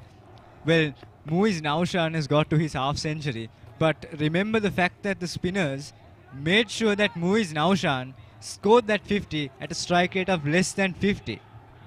Yes, they have been really consistent with their lines and lengths, and their field positioning has been pinpoint throughout the inning. Indeed, Faviz. If you look at the Thomian batting lineup, all the batsmen tried to score through point and covers, but Gishan Balasuri was smart enough to play a short mid-off, a short mid-on, a point and a cover. Yeah, they have been inviting the players to play through those gaps, but since they have been really disciplined with their line and lengths, the batsmen were unable to play it through those gaps, so they kept hitting it and pushing it rather onto the on-field fielders inside the circle. It's because they couldn't place it. The ball was really good, but they could have used their feet instead. Today, throughout the inning, I think Ryan was the player who used his feet really well, and especially with this sort of a bowling attack, it's really important to innovate, isn't it, Siobhan? Indeed, Faviz. Ryan Fernando was able to play at a decent pace, and what we've learned throughout the past week and a half of the Royal Thomian cricket encounters, we've noticed that the style of batting is very important. You need to have a very balanced approach and balanced style of batting out there. You can't be too defensive and you can't be aggressive. That's something that Ryan Fernando was able to do right, both in the Battle of the Blues and this Mustangs trophy. He was able to start his innings off at a quite decent pace and then speed up and surprise the bowlers. We saw Sinet and Uwindu doing that very well in the Royal first innings at the Battle of the Blues last week. And perhaps Mahit Pereira, who is very much capable of scoring at a higher rate, we'd like to see Mahit Pereira try some of the baseball approach to cricket. Yeah, looks like they have started to rather be explosive a little bit, but they should at least try to push this score to a past 200, at least past 200 to give a decent fight against the Royals. But of course they are going to have the game in their hand if they can pull off a bowling attack just like Royal College did, very disciplined and pinpoint with field settings. Well, if you would like to see the Thomians getting past 200, that means they would need to get 50 runs in 5 overs at a rate of 5 runs an over. Well, that is possible. After all, we have aggressive batsmen like Mahit Pereira and Kanistan Gunaratnam. But right now, I feel the mentality is not right. The Thomians need to be able to attack, take risks. That's what 50 over cricket and 20 over cricket is all about. Faviz, I'm told that you played cricket in your younger days. And as a former Royal cricketer, what do you think Royal College should do in terms of bowling? And what should they do to improve their fielding? I'll answer that question shortly, Sean. But Muiz Naushan has reached his 50. It is going to be a remarkable and a memorable 50 for him, because when his team was almost at ruins, he rose up. Even though it was at a slower rate, he actually managed to pull off a 50 at this stage of the game, which was really crucial. It has to be really appreciated. Indeed. After all, Muiz Naushan came into bat when his team was in a spot of bother.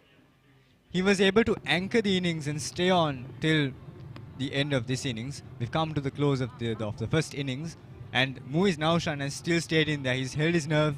He hasn't gone after the bowling. Well, at this point of time, I would like to see him score a little bit faster, because that's exactly what St. Thomas's needs. And I feel that is the thing that needs to be corrected. That aspect needs to be corrected at this moment. Coming back to the question you asked me, Shivan, I think Royal College's bowling strategies have been really good today, because particular to the batsmen, they have switched up their plans, especially when it comes to Ryan. The approach to him was exactly what they did in the last 2 innings that Ryan played against Royal College, which was the last week. So I think, according to the batsmen, they have switched up their strategies, which in return gave them this reward of 156 for 5 in 45 overs.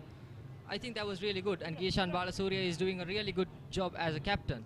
So, and also we have to mention Bulan Veeratunga bowling 6 overs for 12 runs with 1 wicket, which is really impressive in this sort of a batting condition. The main key factor behind his really good economic bowling is his consistency. Right? Royalists are known for their consistent bowling, even though it was not really visible at the last battle of the Blues, but they have done it very well at this white ball cricket encounter. Indeed, Bulan Veeratunga has been very consistent with his lines and lengths, and that's something that a pace bowler would look at doing correctly. In fact, Kishan Balasuriya hasn't bowled any loose deliveries. We saw the Royal spinners bowling a few half volleys and full tosses, enabling the Thomian batsmen to easily sweep them to the deep square leg boundary, or even come out of their crease and loft them. Yet I feel the Thomian batsmen have not capitalized on these loose deliveries.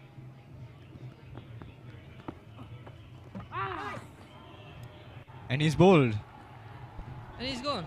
Cleaned him up. A soft dismissal for the Royalists.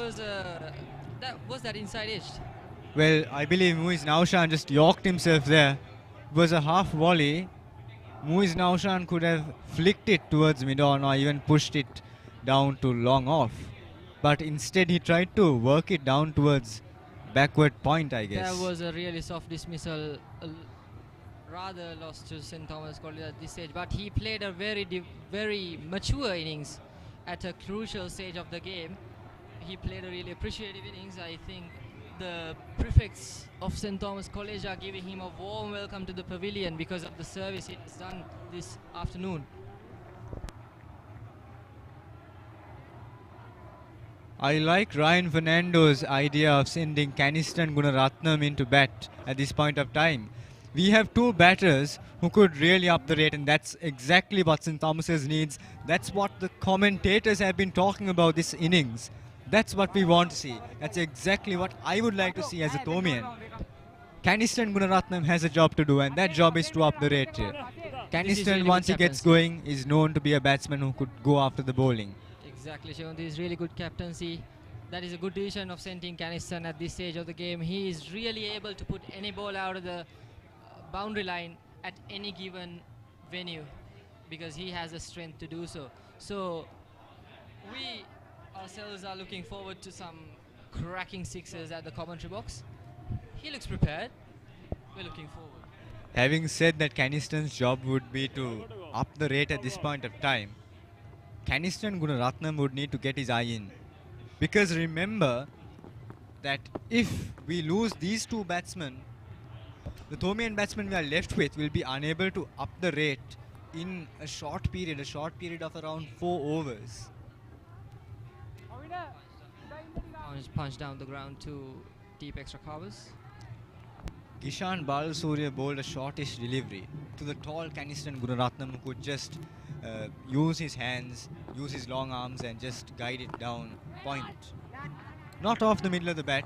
Mahit Pereira is trying to look a little bit aggressive today, but that attempt has not been successful. Look, Kishan Balasuriya should vary his lengths. He's been bowling the good lengths and the full length deliveries. But perhaps if he bowls on that leg stump, a good length delivery on the leg stump, and spins it away from the off stump, he could flirt with the outside edge and perhaps force Mahit Pereira to defend or even drive it through long off That was a and really get good piece the of outside fielding edge. by Venusha Akash at deep extra covers. As you mentioned, Royalists are rather going for a defensive field now as the batsmen are trying to attack them. That's white ball. Not the best of deliveries. I would like to see Kishan Balasuriya experimenting and coming around the wicket, pitching the ball on the leg stump and spinning it away from Mahit Pereira. Mahit Pereira is very good at driving and pulling the ball. But if Kishan Balasuriya pitches it outside leg stump and turns it away from him, there's a chance of getting that outside edge. That's close. Oh, that's a Poor miss. fielding. Poor fielding. That was a ball poor should have throw. been returned back to the bowler's end and not to the wicket keeper. Remember, Kanistan Gunaratnam was well short of his crease. Royal College could have gotten him out and ended up the batting lineup of St. Thomas College, but they missed a chance, and now that could be an expensive mistake done by Royal College. Caniston is at the non-striker's end. At this point of time, every run counts, every wicket indeed counts, and each overthrow hurts. Exactly, Shevon. Well said. Giving the strike back to... Oh, that's over.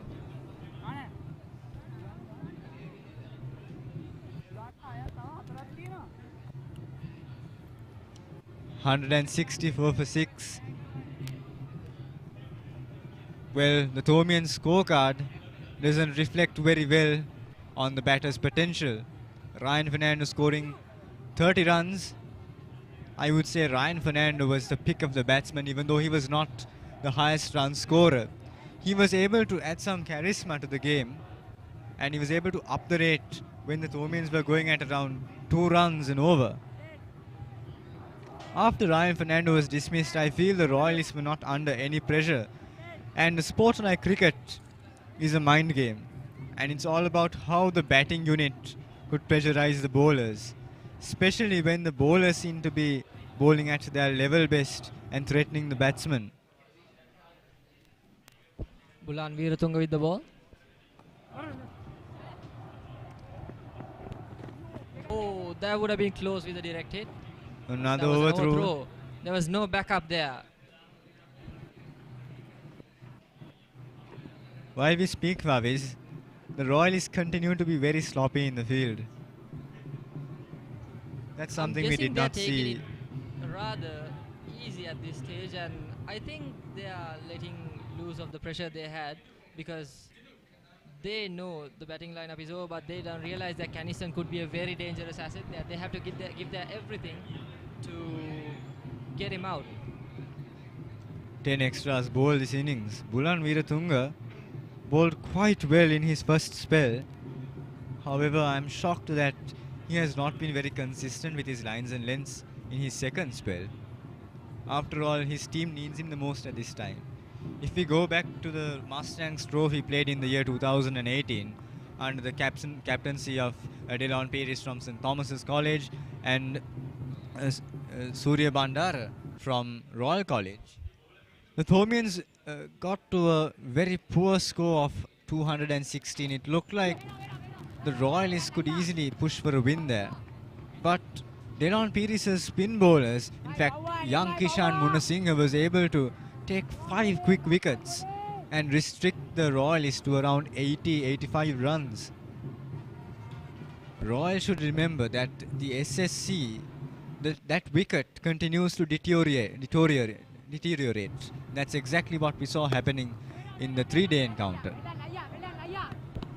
I don't think those just short deliveries are the ideal deliveries both to Caniston Shevon, because if he swings his arm and connects the ball to his bat, the ball is out of the park. I think he should go for rather wide Yorkers like Lasith Malinga Masters. Perhaps. Like Mitchell Starc. But remember, St. Thomas's has lost 6 wickets. They have 4 wickets in hand. If Royal manages to dismiss one of these batsmen, that opens our tail-enders. Once we come to the tail end of our batting line-up rather, it would be much easier for the Royal bowlers to restrict the number of runs we get thereon. A leg cutter. That's really beautiful fielding by Bulan Viratunga. There's a chance and it's taken. Sheer miscommunication between Kanistan Gunaratnam and Mahit Pereira. That's not what St. Thomas's needs at this point of time. Well, after all, the Royal fields have made up for all those misfields. Bulan Viratunga is brilliant there. He's been electric on the field today. He was electric for sure. He's always an athletic fielder out there, and he has proven himself once again. That is beautiful cricket. Well, Mahit Pereira and Kanistan Gunaratnam could have pushed for a quick single there. But what disheartens me is the fact that there was miscommunication between two batsmen who bat alongside each other quite often throughout the cricket season. Sene Shetty Arachi, the young wicket-keeper batsman, comes into bat. He scored a 50 in the 3-day encounter, and much is expected of this man. The probabilities of St. Thomas College getting past the 200 mark is rather depreciating at this point, with their most explosive batsman walking back to the pavilion after a soft dismissal. This is getting more interesting. Well, Royal College has got what they want, but the Thomians right now would continue to look at taking a few risks. Well, Mahit Pereira should not be the batsman taking those risks, because after all, he's been the man out here for the longest period of time. Sene Shettyarachi is new to the crease. He would like to get his eye in, but remember, we have less than 4 overs left, and Sene Shettyarachi would need to up the rate. He's making his intent clear. He's lofted that straight over extra cover. He didn't get that off the middle of the bat. Luckily, it fell short of the fielder, Kishan Balasurya. Senesh Hettiarachi would need to have a good follow-through on his strokes. That's something I did not see him doing well in the Battle of the Blues. It's very important that you have a good follow-through and you let your arms swing through your action, because then only will you be able to get maximum power into your shots. A full toss. Surprisingly, the aggressive Mahit Pereira taps it away. Surprisingly, Mahit just tapped that delivery down to point. And if that was a direct hit, it would have been quite interesting, because Senesh Hettiarachi was well short of his crease. On another note, Faviz, it's great to see the Thomians and Royalists in their numbers today. That's something we missed at the 3-day encounter. And after all, the boys' tents make a big difference. And that's what makes this encounter unique. It's not about the quality cricket you see out there in the middle, but about the cheering and those friendships that are made in this encounter. Well said, Sean.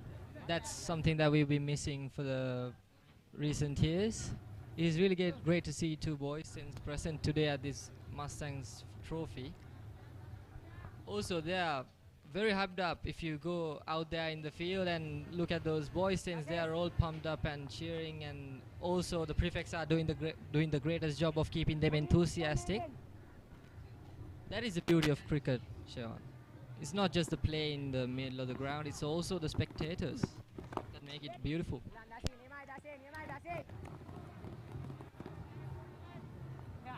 Back to the cricket out there on the middle.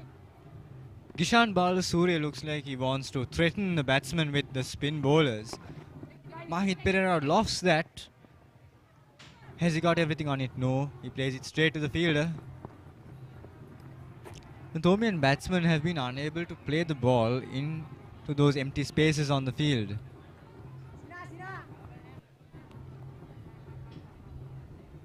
on a happier note, the Thomians have been very quick between the wickets. They've taken 2 runs there.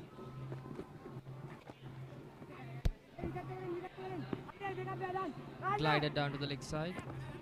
I believe he wanted to paddle Oh, sweep that is good one. running. That is very good running in between the wickets. Really impressive to see. Even though they didn't quite take the half chances and rather risky plays in the death overs, it's really good to see them taking the risky runs in between the wickets. Indeed, Faviz. That's what we need. We need to get to at least 190 in these last 3 overs. Even if the Thomians cannot push for boundaries and sixes like Lahiru Madhushankar did in the last Mustangs trophy we saw before COVID tampered with the cricket season. That's not the best of deliveries. Wide of the off stump. Mahit Pereira does well to leave that. At this point of time, we wouldn't want to see him swinging his bat at those wide deliveries and losing his wicket. Oh, that was not off the middle of the bat, but it luckily glides through. A thick for the inside wicket. edge. Oh, that's a poor throw. A poor throw from the fielder. Had he thrown it straight onto the stumps, and if it was a direct hit in particular, Mahit Pereira would have been a goner. I really love how Mahit and Senesh are taking those risky runs, taking the risk of losing their wicket to take their team closer to that 200 runs milestone.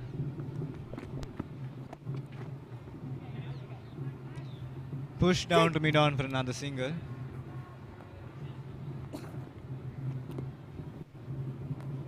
Oh, he's tired. A grin of relief from Mahit Pereira.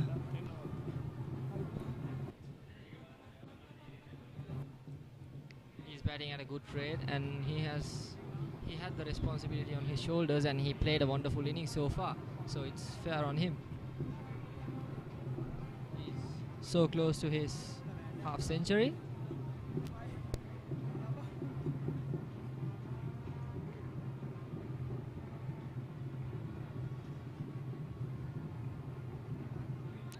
Let's hope Mahit Pereira is not having any cramps at this point of time. After all, Mahit Pereira is one of the fittest cricketers we have. He's a triple colorsman. He plays rugby, cricket and football.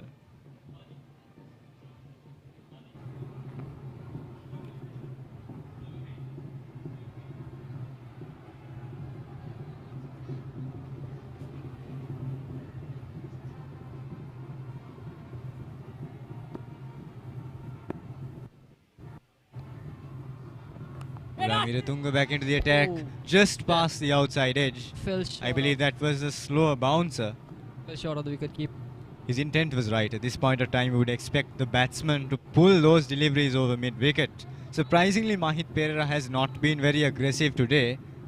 And in fact, he just misses the outside edge. Had Mahit Pereira tried to pull that over mid-wicket, there would have been a chance of him just skying the ball and being out-caught.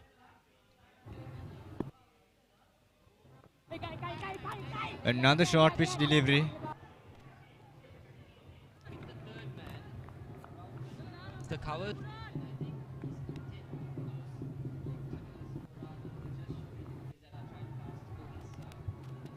I think he's trying to be towards the third man region, which is quite close towards the wicket keeper, so that he can get 3 runs comfortably through the region.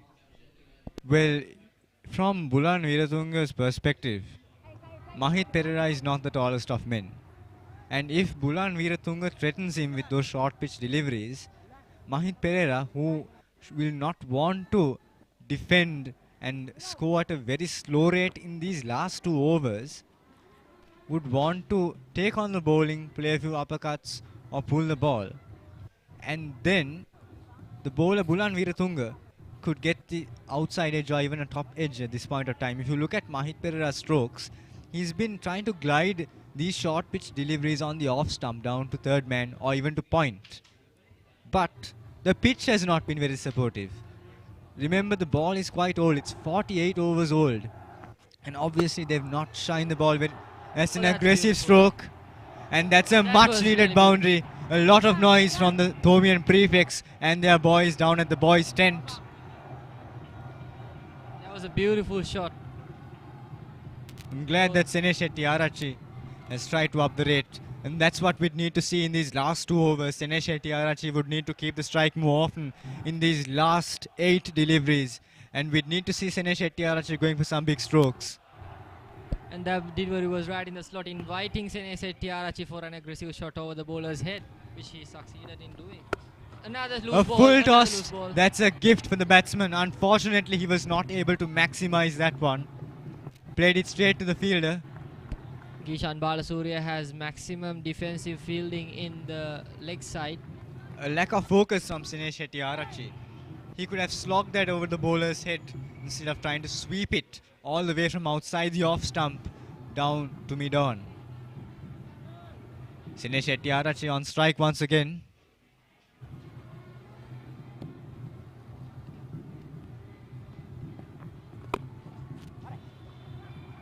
A thick inside edge Didn't quite that will connect go with the down bat. to long on.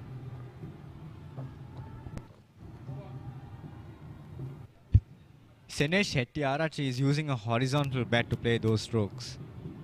In fact, Dinesh Hettiarachchi should consider playing with a vertical, a straight bat and lofting it over long off and long off and I beg your pardon, mid off. The way that Dinesh Hettiarachchi is approaching those balls is actually reminding me of the way Thisara Pereira plays his balls off the offside. He never lofts it through the offside region. He always tries to loft it through the leg side. He's a big man and he has a massive swing of his bat. So what Dinesh Hettiarachchi is actually making sense. Interesting, a spinner into the attack for the last over. Well, that makes sense. Sadisha Rajapaksha, the off spinner, could bowl to Mahit Pereira. Try to pitch it on off stump, turn it away to the leg stump and try to get the outside edge. Dinesh Hettiarachchi, a left-handed batsman. Sadisha Rajapaksha could perhaps spin that ball away from him and look for the outside edge. After all, Dinesh Hettiarachchi is trying to sweep the ball and pull it, which means Sadisha Rajapaksha could get that ball to spin away from the off stump and ensure that he mishits it. A thick inside edge down to fine leg. Not the best of strokes from Dinesh Hettiarachchi. Also, Sadisha has this surprisingly effective arm ball, which he uses against the right-hander now. He's full of mysteries. Given that it's his last over, I would like to see Sadisha bowling his stock delivery and giving a little bit of loop to deceive the batsman. Because Dinesh Hettiarachchi and Mahit Pereira are looking to come out of their crease. They could look at getting that stumping. A poor delivery and poor fielding.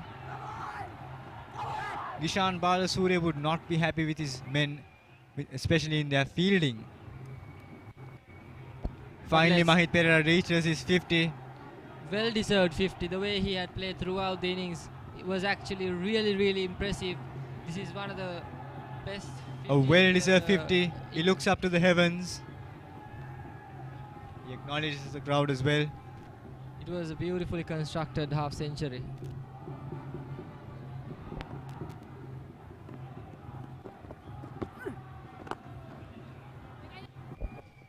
Looks like he's put his dancing shoes on. He shuffled all the way outside the off stump, opening his stumps, opening his leg and middle stump. But he manages to hammer it down to long off. Dinesh Hettiarachchi, the big man on strike.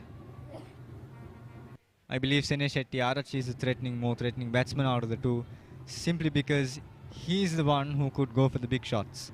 Mahit Pereira has been very good in anchoring the innings here. Oh, that is very well bowled. Very well bowled by Sadisha Rajapaksha. Straight towards the stumps, crashing into it. Once again, his bat came in all the way outside his body, not a straight bat. His foot did not move to the pitch of the delivery. And the ball goes straight through the gate between the bat and pad. Disappointing. Much was expected of Dinesh Hettiarachchi, but he's dismissed cheaply for 9 runs. Kavindu Dias comes ahead of Dhiran De Silva. Interesting indeed. After all, Kavindu Dias could bat. But the question is, could Kavindu Dias score a few boundaries and maybe a 6 at this point of time? Sadisha was really confident enough to actually crash that ball towards the slot at this stage of the game. Which bowler would do that with that much of confidence? That is really sharp risk taken, but he succeeds. Kavindu Dias was very careful when he came out to bat in the Battle of the Blues, but we need to see him pushing for a few singles. They need to take a single there. Good running between the wickets. Good running indeed.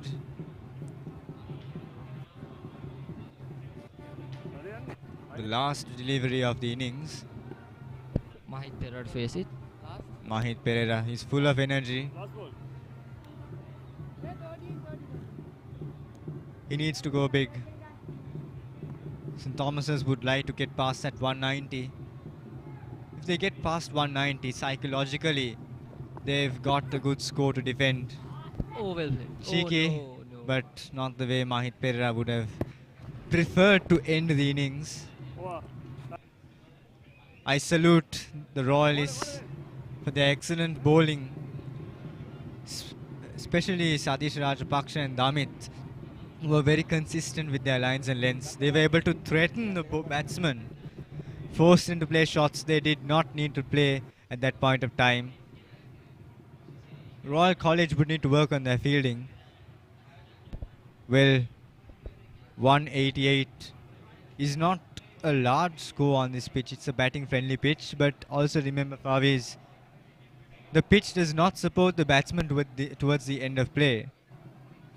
But 188 adds a lot of pressure on the Thomian bowlers. Look, Kavindu Dias and Kainistan Gunaratnam are very good at getting the ball to swing. But at this point of time, they need to add a lot of pressure, take some early wickets, and attack the bowlers in terms of, attack the batsmen in terms of fielding. Stop them from taking quick wickets, from taking quick singles. Shivan, the way the Thomian inning wrapped up puts quite a lot of pressure on the bowling department, but we'll see how the bowling department of this college does. Well, cricket is known for its uncertainty.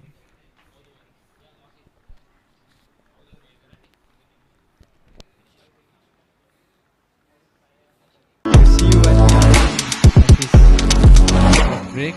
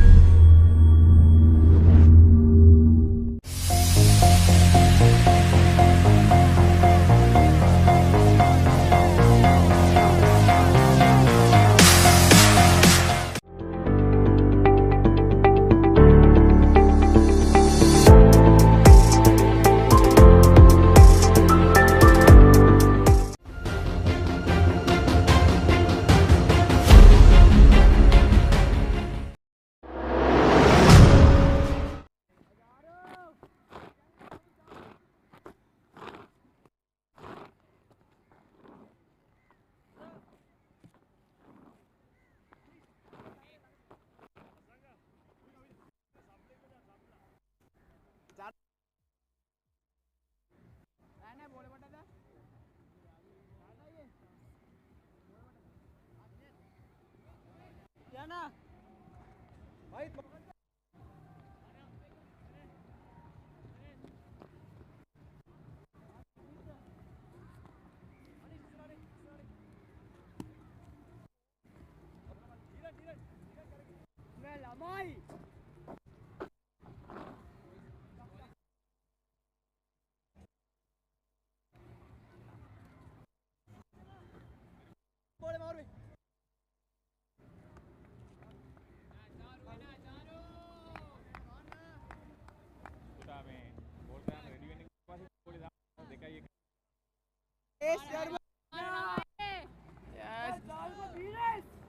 Come on, boys. Good afternoon, boys. Come on, come on.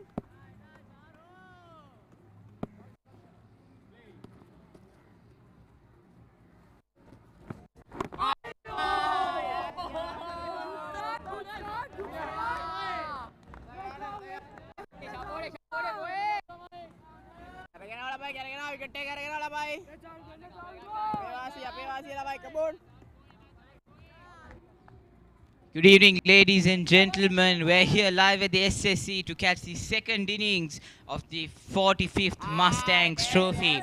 St. Thomas's in their 50 overs were only able to put up 190 runs.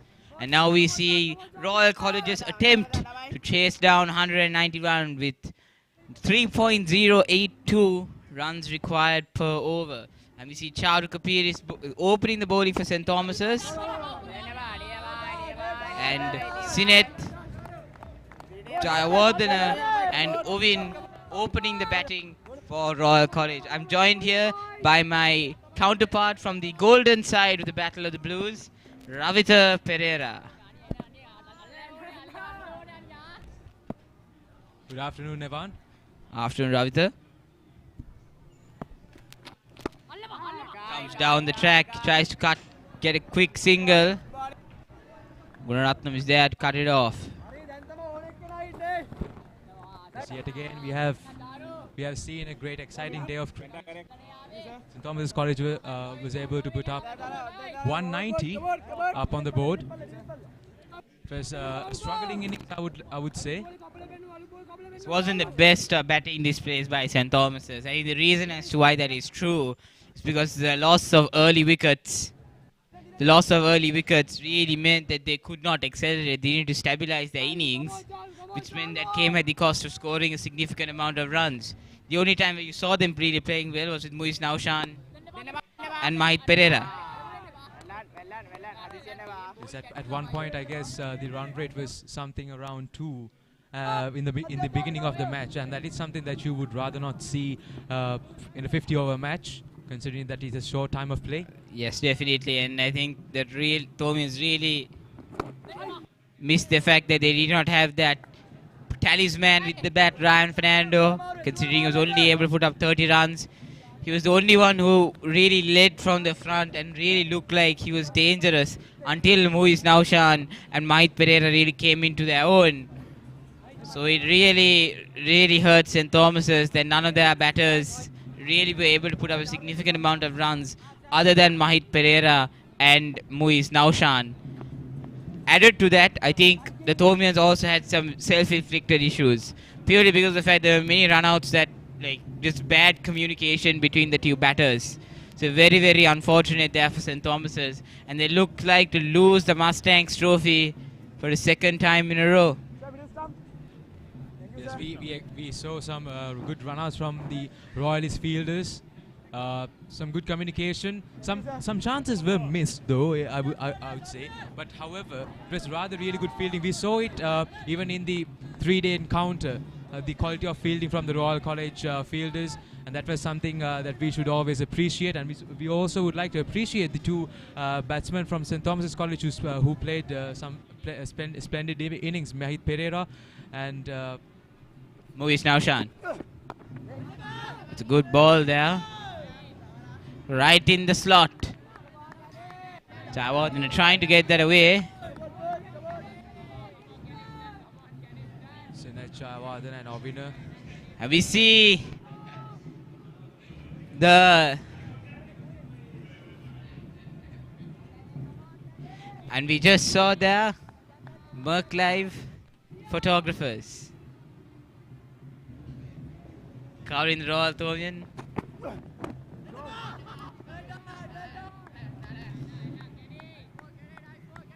Waiting for the perfect moment to capture all the excitement.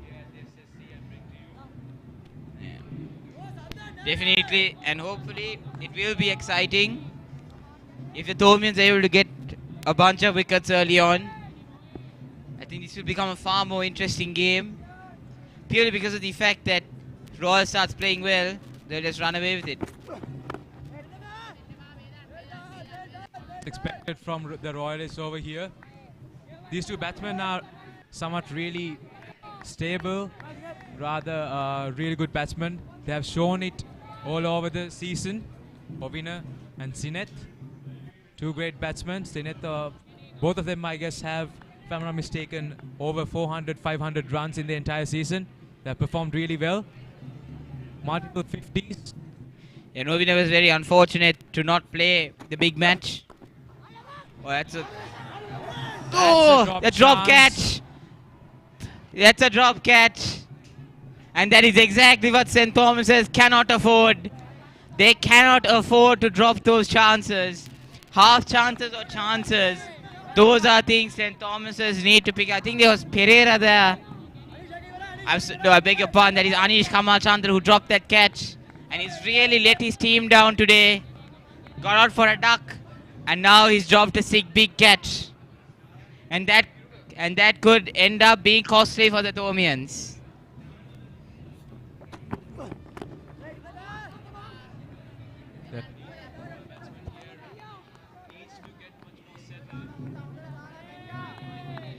I think that's also Jayawardene should have maybe been a bit more calmer when executing that shot, because if there was someone who could really, if that was an inch closer to Kamal Chandra, I feel that we'll be talking about the first Royal wicket being taken by the Thomians. So I had to agree there. Caniston. It's a good line and length there by Gunaratnam, trying to hit the top of off stump. We have seen some good bowling from Gunaratnam even in the three-day encounter. He did some really good damage to the Royal innings. Gunaratnam really bowled well during the Royal Thomian, but unfortunately wasn't able to pick up a significant amount of wickets.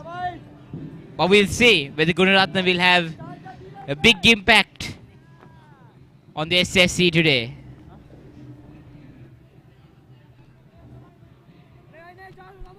Royal College has a really capable batting order here. They should... the expectations from them, from the Royalist side, is rather really high. It's 2 runs in the first 2 overs. Let's see how this goes. We have 48 overs left.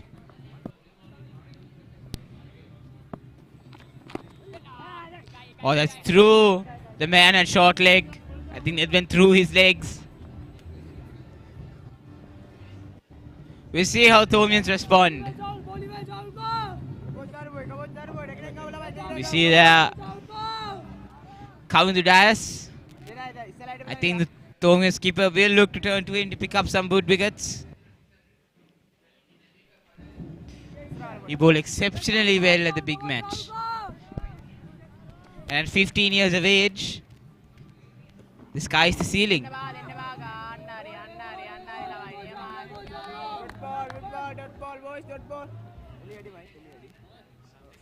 Riding up Nevan. The boys' dance that we have over here at the SSC. We didn't see that in the 3 days of the 3-day encounter. Yeah, definitely. For someone who's come for the Royal Thomian ever since I was 5 or 6 years old, it's very sad to see the big match not having anything, or no tents, no fanfare, nothing like that. It's really depressing to see something like that, because you know what it's all about and you know what it can be, what it should be and what it resembles. And it was just really depressing, but it's changed today. That's a attempted slog sweep. Did not necessarily get the timing for that. And Gunaratnam is that long on. They will get a couple, but however they should try, settle themselves down, then afterwards go for the big runs. Royal College batsmen, they are highly experienced. Come on. We thank everyone who came today actually. Yeah, Give us definitely. I must thank both the Royal College supporters as well as the Thomian supporters who've made the trip here today. Given the current situation in the country, political uncertainty, there is absolutely no fuel at all in the country. And yet, they've managed to come here, and I must say hats off to all those people. But I must say more than that, hats off to their parents who stood in the line for fuel. Ooh, that's a wide ball signaled by the umpire, and that is exactly what St. Thomas's cannot afford.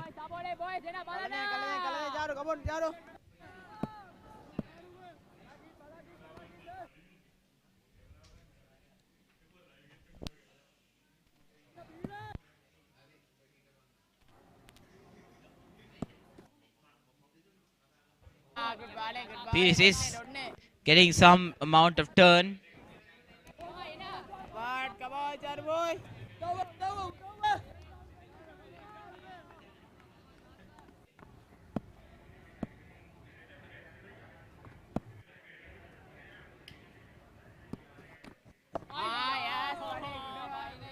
It's very good bowling there by Pires. The end of the over. Score stands at 4 for no loss.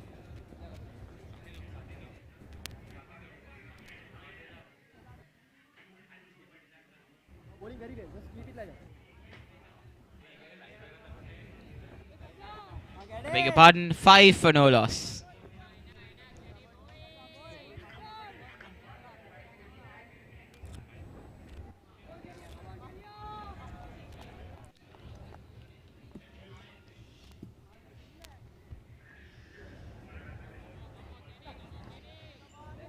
Kanishan Gururathan to continue from the People's Bank end.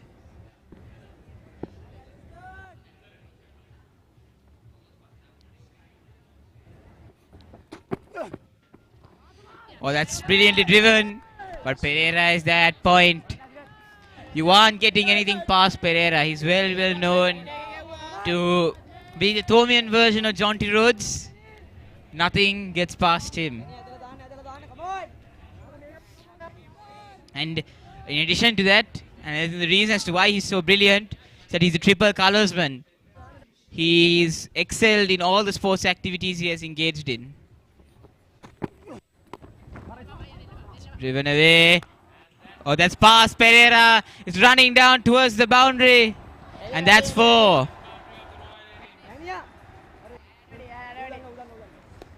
Players from all over the SSC. And I must say there, it's a commentator's curse. I was just talking about how brilliant a fielder Pereira is. And he let that one through.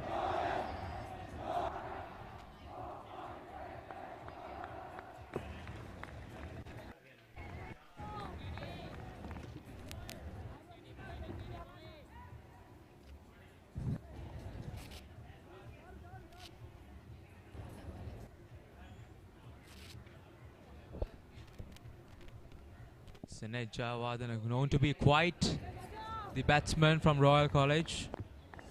Javadan will give us almost watching a T20 at the big match 1 week ago. There's along with Uvindu, the one of the best batsmen of the Battle of the Blues.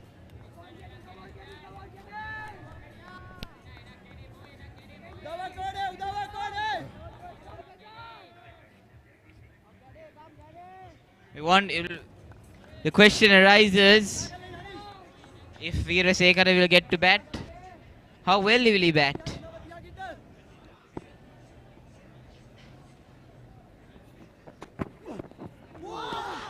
Oh, that is a brilliant ball by Gunaratnam. That was one of those balls, it missed bat, pad and the stumps. That was a brilliant ball.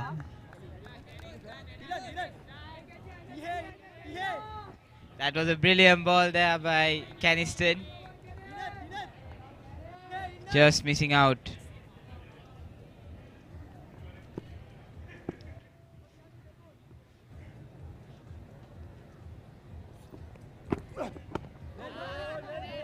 Jawad just showing a little bit of intent by coming down the track a bit.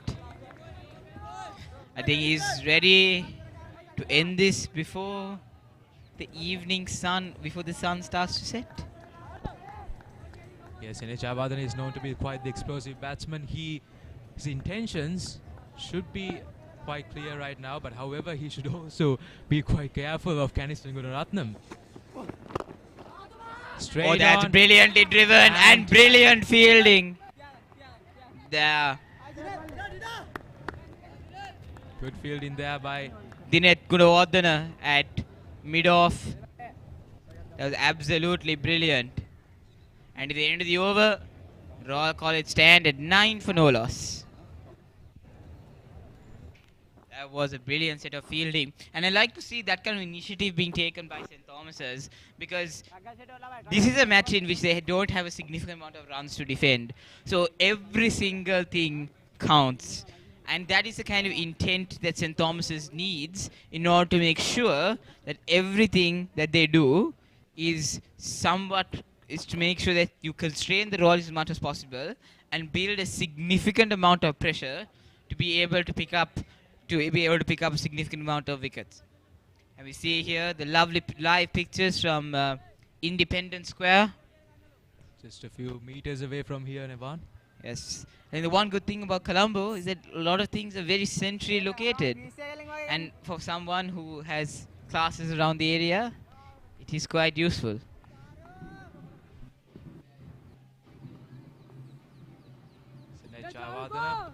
Charuka Pires. That's a full toss there by Charuka Pires.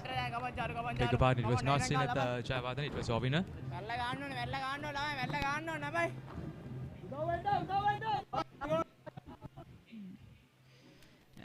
It's interesting to see Ryan Fernando going with Charuka Pires in this instance instead of using Kavidu Dias. Maybe he's saving him. That's gone past the fielder, but there will be a field in the deep. I think there's Dias there running in from long on, but the fielder should have done better there.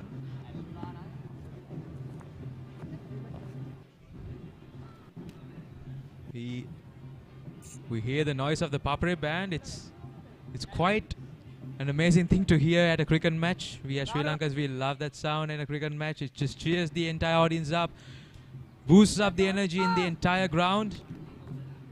Such amazing sights here at SSC. That's straight. That's straight to the fielder, but it's misfield. I think it was Dhiran De Silva.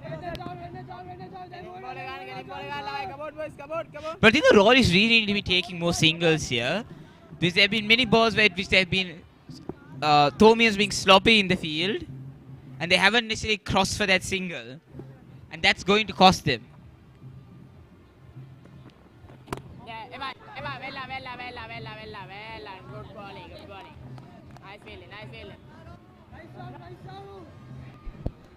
The Royalists are trying. The Royalists seem to be a little bit facing a little bit hard as well from the Thomas bowlers, because they haven't been actually able to score that many runs here as well. Ooh, there is a good ball by Charuka Pires, and it just took the outer part of the bat.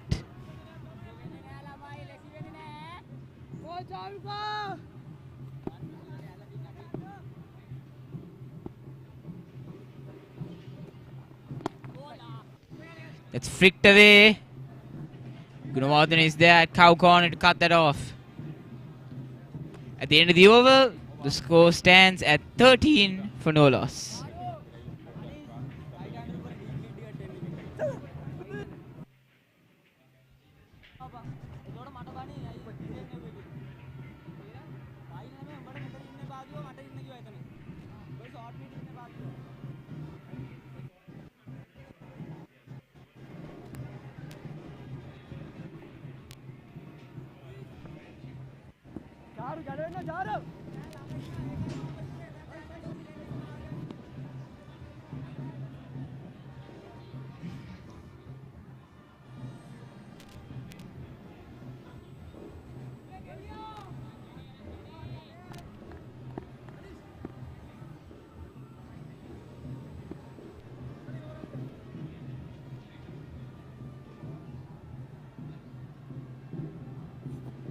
Nothing to continue.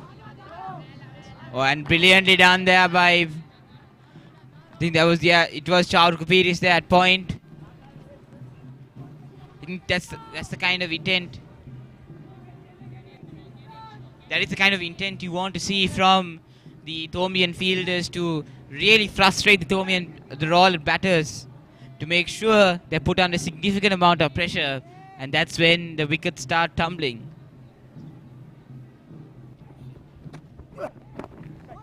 Won the pads there, it's flicked away.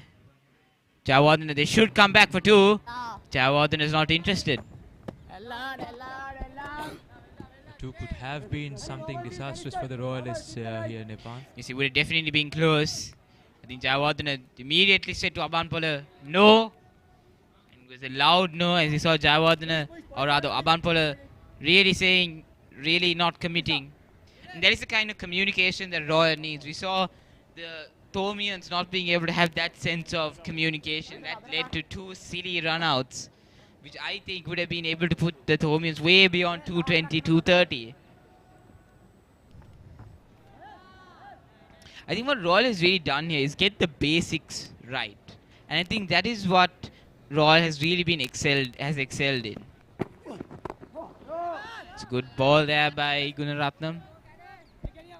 Is that another reason that, Nevan, that Royalist batsmen should actually not be rather, intending to go towards the unnecessary runs, I would say, is because they have comparatively a rather easy target to go for, because it's 190. It's something to battle for, but however, the run rate can be much rather lower, and they can still achieve it. So they should go for the big runs. They should go for boundaries. However, just like before, unnecessary runs would cost them wickets, and an unfortunate batting downfall in the batting order is not what they need right now. Definitely, Ravita. I mean, the Royalist bowlers have really given a gift to the Royal batters to really allow them to really bat with ease without any pressure whatsoever. So in that way, Royal College batters have been very, very lucky, and to make sure they're given that ease to play instead of having a significant amount of runs to chase down. That's brilliant commitment there by Muiz Naushan. Half-centurion of the previous innings. Yes. Took responsibility to his hands, and that was something that we should always appreciate. Definitely, Ravita. The one criticism I have of Muiz Naushan was his strike rate wasn't the best. He took a significant amount of dot balls to really get going. But I must say, the Mahit Pereira was, I would say, the much far better batter out there in the previous innings. That's driven by Jayawardene. Guruvardhan is there mid-off. But I must say, Pereira really forced Naushan to increase his strike rate by constantly getting those singles.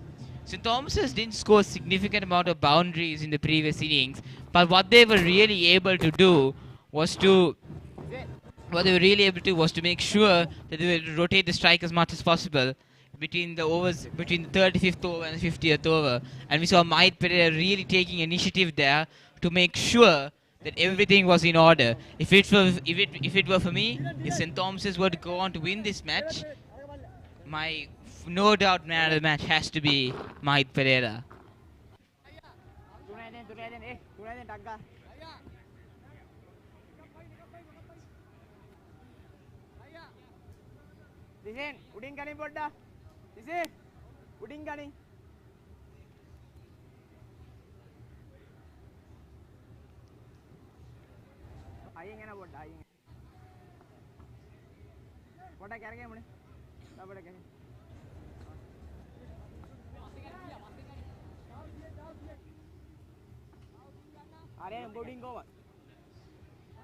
Dineth Gunawardene being introduced into the attack.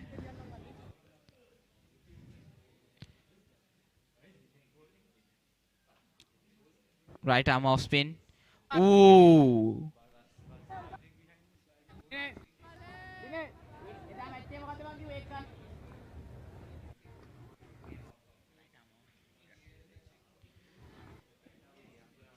Dineth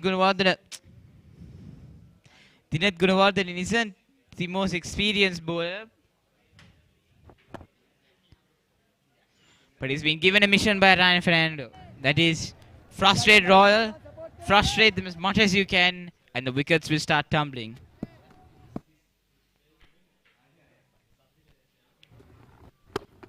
That's short and wide.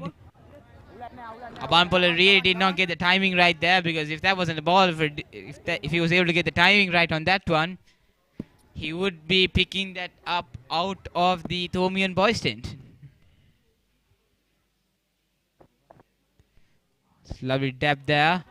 It's good fielding there by Muiz Naushan. Point. Abanpola isn't really getting the timing right in these instances. He's been trying to play some shots and really show his class. But unfortunately, he just isn't getting the timing right in these moments. Oh, that is another good ball there by Gaunawardena, almost getting the outside edge of Abanpola. And I think that's why Ryan Fernandez brought him on here. As you can see, Abanpola is getting frustrated. He is showing signs of frustration.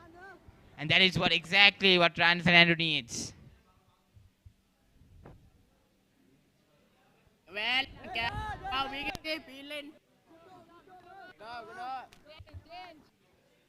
At the end of the over, it's a maiden over. St. Thomas's, or rather Royal College, 15 for no loss. At this point in time, Royal really don't need to be concerned anything around the run rate. They're still below the run rate, the required run rate of 3.008 per over. But Royal really don't need to care about that too much, purely because of the fact that, look, they have 43 overs left, and they have to get something they need to get 176 runs. So they really are in cruise control here. They really just have to wait for their ball. It's like a test match for them.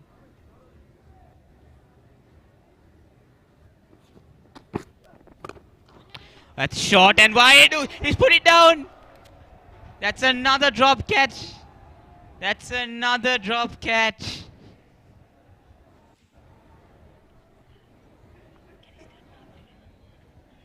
This is the second chance given by Kanistan Gunaratnam for the Thomian fielders. Dropped it once again. Sinesh Jayawardena should be rather careful with his shots. He should go big, but he should be careful. Definitely there. And I think that was Anish Kamal Chandra again. That's two opportunities he's put down. And that is very, very unfortunate for Kanistan.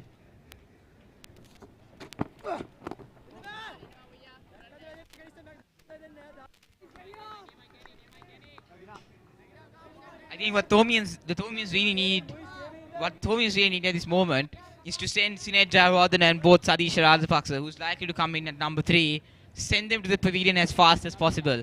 That has to be the key for the Thomians if they are to stand a chance at winning the Royal Thomian. Or rather the Mustangs trophy. Yes. Yet again, good bowling. Sadish Rajapaksa unfortunately could not perform in the Battle of the Blues 3-day encounter. There was only one chance. He did get a couple of wickets for Royal and was able to take marvelous catches. Exactly, and he was awarded the best field of the match. That is one run out and an excellent catch. It's wide outside the off stump. Gunaratnam is bowling all over the place at the moment. He isn't getting that line and length correct, even though he has been able to create chances for the Thomians. He is not being able to really get that line and length right to make sure that they're able to send Jayawardena back to the dugout. Oh, that's a pulled away. That's a brilliant shot by Sinesh Jayawardena. That was a powerful shot, and yet again the second boundary for the Royal College. I mean, that ball was really there to be hit. It was shot right near his waist area. Any batter with any form of experience would be putting that to the boundary. So really, Gunaratnam there really got his length wrong, and Jayawardena did the rest. And this is exactly what the Thomians did not need, is to give them juicy balls that they could and put them right to the fence. And that's flicked away. Third man is in place.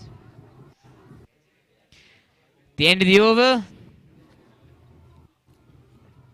At the end of the over, Royal College stand at 19 for no loss.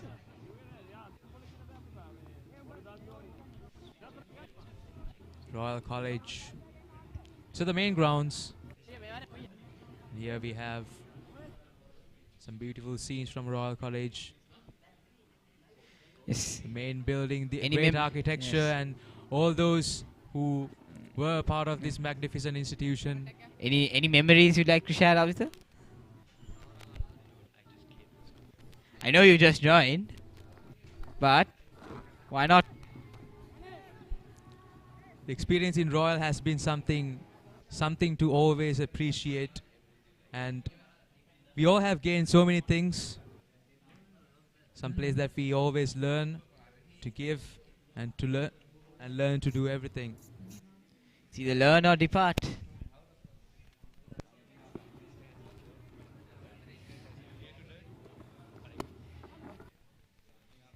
Oh, that's Pierce, the 30-yard circle is running down. Charuka Piris gives chase. That is brilliant fielding by Charuka Piris. That is a brilliant piece of fielding by Charuka Piris. The umpires will have to check whether that did reach the boundary, and that is exactly what they're doing at the moment. But that was a brilliant piece of fielding by Charuka Piris.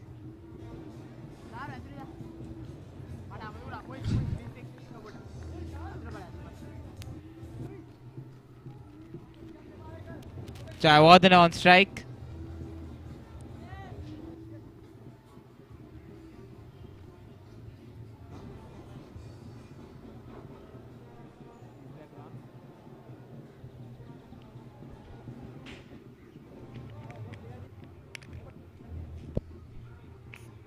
I think it was stopped by Charuka Piris before it reached the boundary. Umpire did not signal. Pitched up by Gunawardena.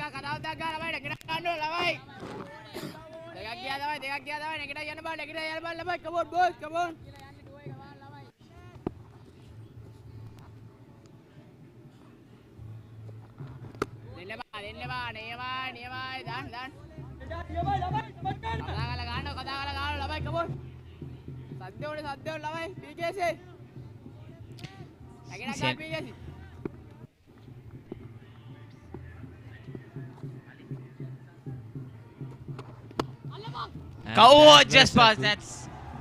That's just past Gunawardena, and that's another boundary. Jayawardena looks like he wants to end this as fast as possible. Told you that Jayawardena could be an explosive batsman, and he had actually shown it in the three-day encounter along with Uvindu Veerasekara. That partnership really built up these Royal innings as boundaries raining all over the place here at the SSC. Even though it was a test match, some really good batting performance over there. Definitely. And Jayawardena really seems that he's really putting Royal in charge here. And that's another opportunity missed out by the Thomians. 3 opportunities all put down. I would say that one was a bit of a difficult one for Gunawardena. So that was more of a half chance rather than a full chance. But there are 3 opportunities there the Thomians could have utilized, but were unable to really use to their betterment.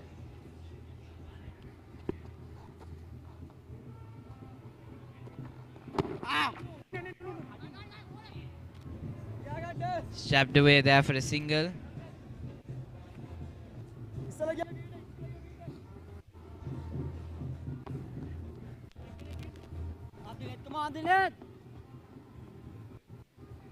Abampolo on strike.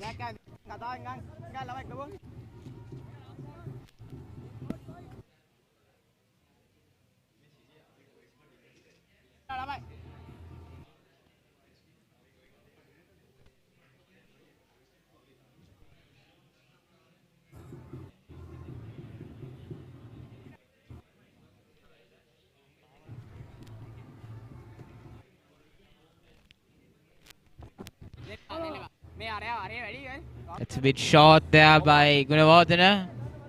And at the end of the over, Royal looks to be in cruise control. They're at 27 for no loss.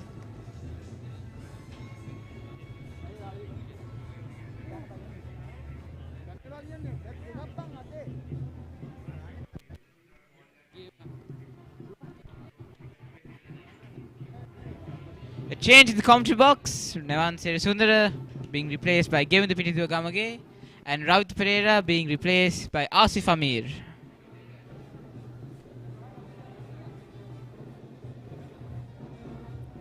Good afternoon, ladies and gentlemen. Welcome, Asif. Welcome, Kevin. So we are back with commentary now. This time, Royal College is batting. Yes, and the Royalists got off to a good start with Sineja Warden, of course, settling down and getting a few boundaries of the last over. So I feel that the Royalists are in a good position to win this game at the moment, as we see Kavidu Dias, the best bowler of the big match, coming into the attack.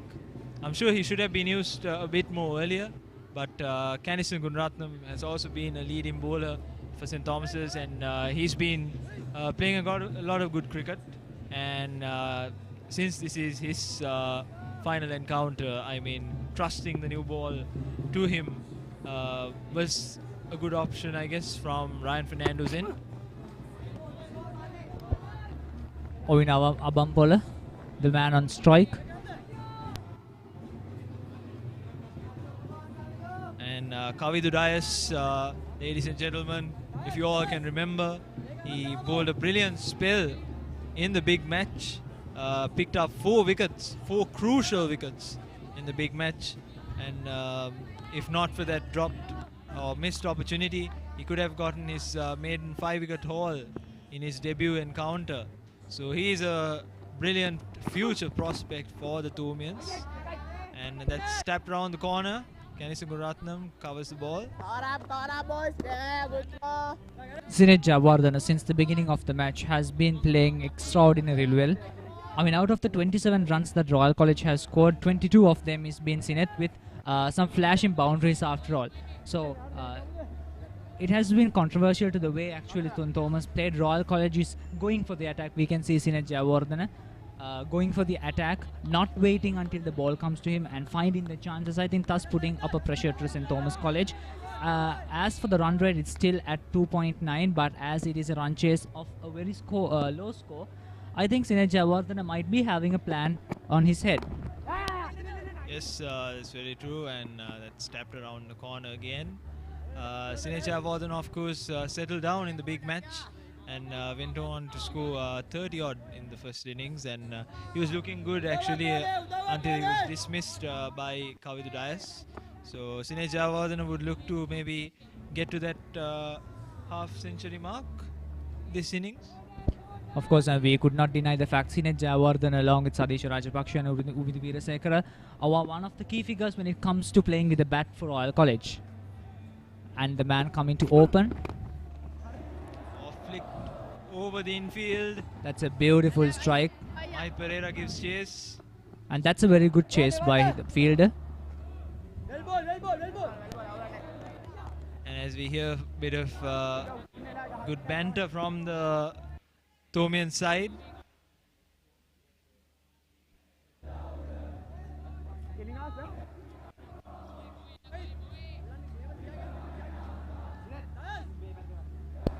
Both Javardhana and Abampola are having a conversation as to how to face the ball. I think Javardhana being the striker, I think he himself finds it has his responsibilities in order to make sure that the opening of Royal College is at a very stable way.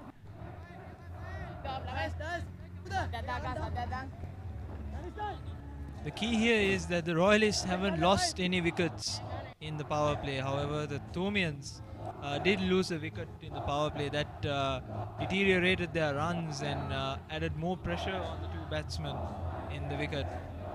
And as we see the Royal boys tent, cheers of Royal College going on. This is something which we missed a lot at the big match, and thanks to the joint committee we are able to have a limited number of students at the match today. A higher appeal once is- again, this time for Sinet, but turned down by the umpire. Seems like Yes, umpire is not interested. Yes, he did walk down the pitch, so must have been outside the 3-meter mark.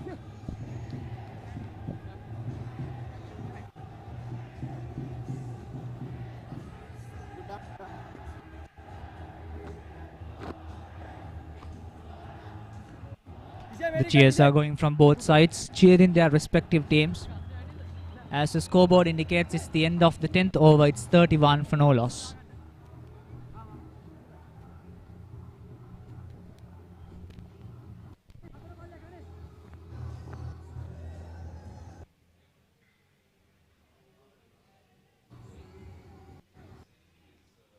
Dinet Gunawardena continues from the other end.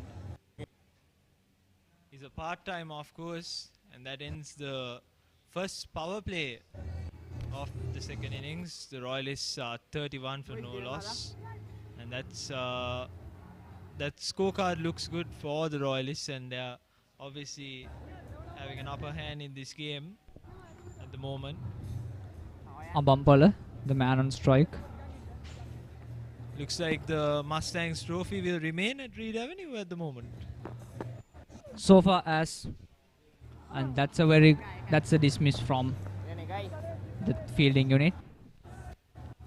But I'm sure the Thomians, the defiant side they will look to come back. We all know about the Thomian grit and how they come back to win encounters, especially considering the Mustangs trophy being won for 5 consecutive years from 2014 to 2018 by the Thomians.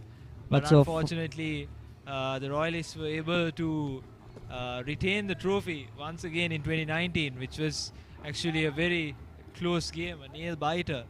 And I'm sure the Thomians would love to take that trophy back home and have it next to the DSN Annaga shield in the trophy cupboard of the Thomians.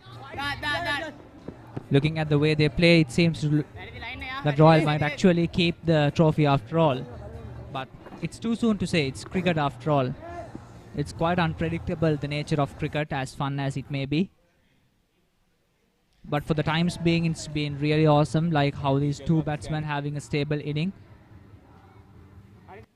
So far, the run rate fluctuates and it remains at 3.24 at the moment. I would like to see Dhiran De Silva bowling from this end maybe next over, because he's a wonderful bowler. I've been able to face him in the nets at the under 15 level, and he was a brilliant bowler at that standard, and I'm sure Dhiran De Silva is awaiting for his chance to play a wonderful innings, to have a wonderful innings with the ball today. So I'm hoping to see Dhiran De Silva maybe coming against Ovina Abanpola, because he's the man who's been struggling out of the two. So getting him out would also be key for the Thomians. And Sinet Javardhana looks the more important scalp out of the two. But let's see what the Thomians will do to come back into this game. Even though if the first wicket break down, now that's a good strike after all. A misfield by the Thomian, but I don't think it was expensive after all. So even though if Abampala or Javardhana has been dismissed, there would still be Sadish Rajapaksha and Uvidu Weerasekara. Two key batsmen, and then Dasis Manchanayaka. I think a very stable batting lineup for Royal College. A positive way of, I think, could expect to have a good game. A hopeful lineup. Yes, indeed, Sadish Rajapaksha being a member of the under-19 side, I'm sure he'll be looking to come back after a poor run of form in the big match. So Sadish Rajapaksha is indeed a danger man for the Thomians, and even Uvidu Weerasekara, who had a brilliant outing at the big match, scoring 60 odd in the first innings for the Royalists, and being the main batsman there. And apart from that, we have Dasis Manchanayaka coming in with many other batsmen to follow as well. Tell me, Asif, how's Damit Kappagoda going as a batsman?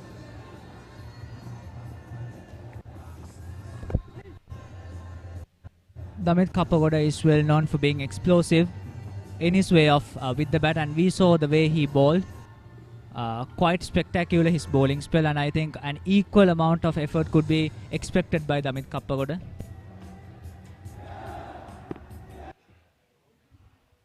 He is physically big and has a massive swing, and with that extra reach, I think his effort could be used to good use after all. As he comes down the wicket, brilliant shot. Sineth Jayawardene walks down the wicket and smashes it towards extra cover. That's a brilliant shot. Kaviduraya is under a bit of pressure at the start of his spell. The young man, I'm sure, will be looking to come back, as he picked up 4 wickets in the big match and also was the best bowler of the big match. He was a magnificent performer, and I'm sure he'll be looking to replicate his brilliance once again in this encounter to help the Thomians come back into this game. Kaviduraya is back with the ball. Oh, that was very close to the bat. Good bit of comeback from the bowler. Sineth Jayawardene almost looking comfortable with the position and the run count that he has put up to the scoreboard. 31 from 43. So far having a stable run rate of 3.5 Royal College.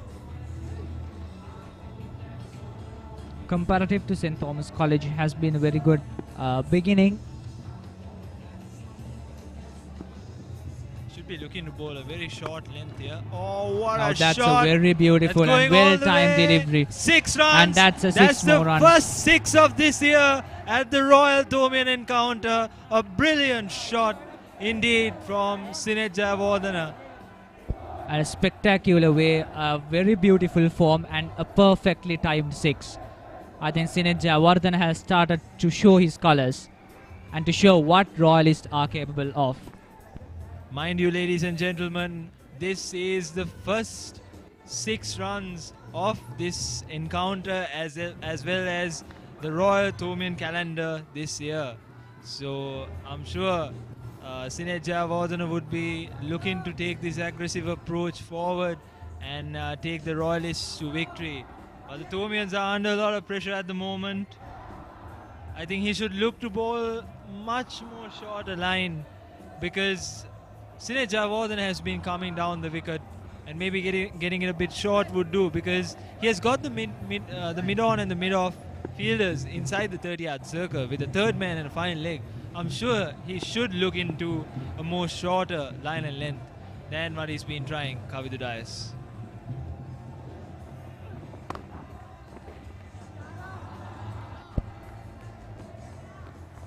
As he does, nice bowling from Kaviduraya. I'm sure that's the length he should bowl to Sineth Jayawardene. The run rate once again coming up to a maximum of 3.98.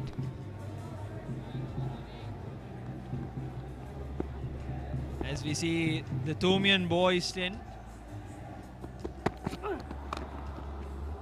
The short delivery. It's a beautiful performance. I mean, looking at Sineth Jayawardene's form itself shows how talent of a cricketer that he possesses. A beautifully timed, quite making it hard for Ryan Fernando to make sure that his field has been able to stop all the boundaries and run counts that Sineth is trying to get. Meanwhile, Ovina Abampola is sort of supporting him. 7 runs out of 23. That's also a very important role here, because even though Sineth Jayawardene is playing the aggressive role, Ovina Abampola has also maintained his spot on the other end, and that's also very crucial, because that pulls off pressure off Sineth Jayawardene's shoulders. So I'm sure Sineth Jayawardene is batting well because of his partner, and these two have batted really well so far, with 47 runs for the first wicket stand at the moment. And for now, we can say that the game is running away from the Thomians, but I'm sure the Thomians will be looking to come back.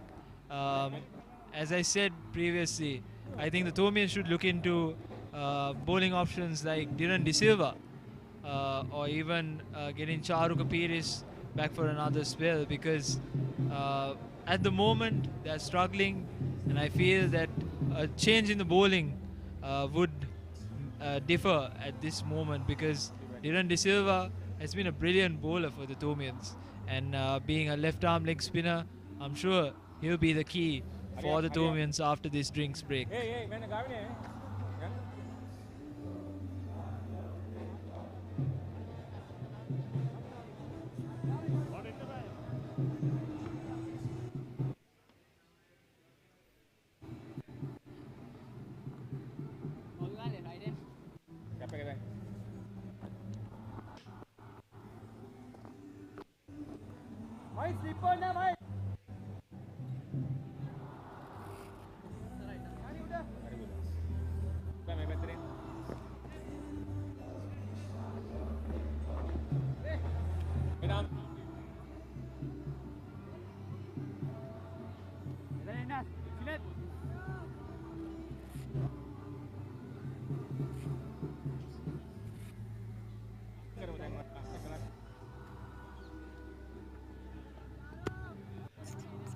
And as we said, the Thomians have made a change in the bowling. Charu Kapiris is back.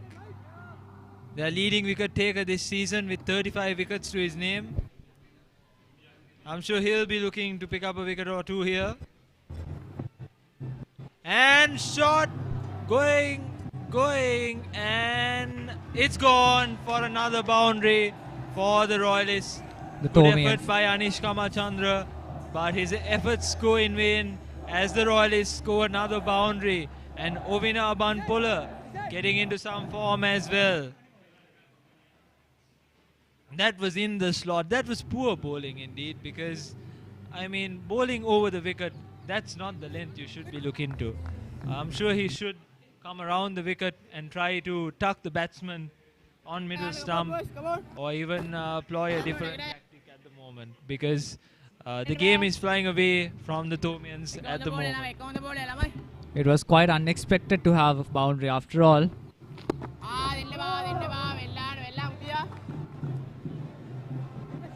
As we hear the Thomian wicket keeper Senesha Tiarachi encouraging his men to perform well here, because And 50 runs come up for Royal College at the end of 12.2 overs, and Ovina Abampola, the man on strike.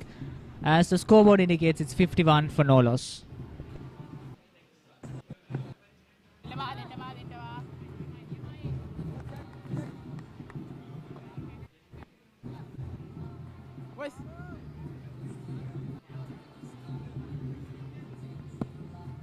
I'm sure Ryan Fernando should look into bringing Dhiran De Silva from the other end, because the pitch is working well for the spinners, with it drying up in the morning, and the ball is also gripping well. And once again, the flight and Ovina Abanpola get into the pitch of the ball, are unable to dispatch it. But that is good bowling from Charu Kapiris. He's encouraging the batsman to come forward. He's trying to pick up a wicket here. We'll see what happens. Charu Kapiris, will he get the better of him? Once again, a dismissed fielding by the fielder, but not that expensive, I guess. Just a single out of it. I'm sure Mahit Pereira would also like to bowl a few overs here, because I saw him pumped up after that 50, and I'm sure he is looking to make an impact on this game at the moment. So giving the ball to Mahit Pereira would also be an option for Ryan Fernando at the moment. Sinet Jayawardene looking in good form. 38 for 12 more runs for his half century, a very early half century if possible. And once again, just a single out of it. I feel that Charuka Pires is bowling a bit too full at the moment. And I think the flight is also supporting the batsman and making it much easier for the batsman to knock the ball into the gaps very easily. And as we see another change in bowling,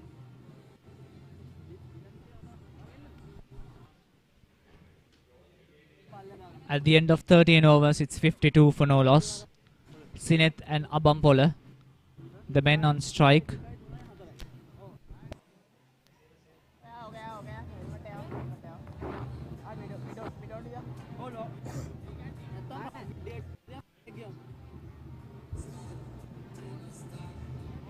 and the captain brings himself in. That's a great choice from Ryan Fernando. He bowled well throughout the big match, and I'm sure he is willing to replicate what he did at the big match, and I'm sure get a bit of reverse swing from the ball. Even though it's just 13 overs old, I'm sure Ryan Fernando will be looking to get some reverse swing off the ball. And the Thomian skippers have always been brilliant all-rounders. Mind you, Charlene Dimel was also a medium fast bowler, and he was able to pick up a few prize scalps at the big match as well. So they've always looked very handy, the Thomian skippers, and I'm sure Ryan Fernando will also be looking to do a bit of magic for the Thomians.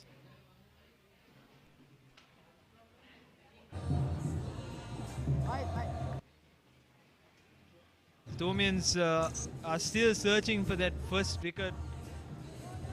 I'm sure they'll be looking for some magic like what Kishan Munasinghe did in 2018 when he picked up a 5-wicket haul at the big match.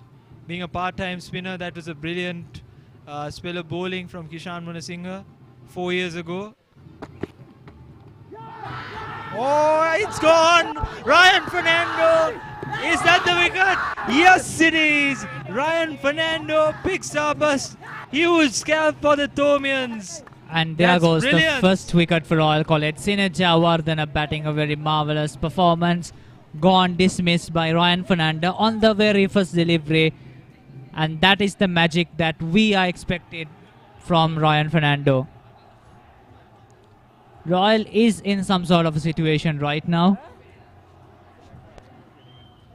That was brilliant from Ryan Fernando. The captain made a brilliant call there to bring himself into the attack. And what a delivery to get Sineth Jayawardene out for just 39 runs. He was looking like the danger man. And as we see Sadisha Rajapaksa walking in. Tell me a bit about Sadisha Rajapaksa, Asif.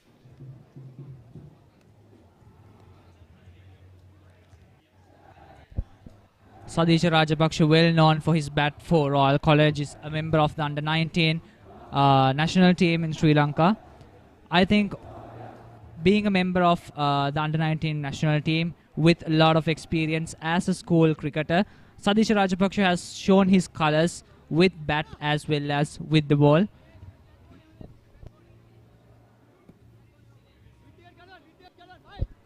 He scored over 900 runs this season for the Royalists, and I'm sure he'll try to find some form after a poor run in the big match. And I'm sure he's a prize wicket for the Thomians. And Ryan Fernando, what a brilliant captain he is, what a brilliant player he is, and he was able to pick up the prize wicket of Sineth Jayawardene. You could see some words from Ryan Fernando right on the field. I think quite excited but not completely happy. I think any captain won't be happy until he wins his match.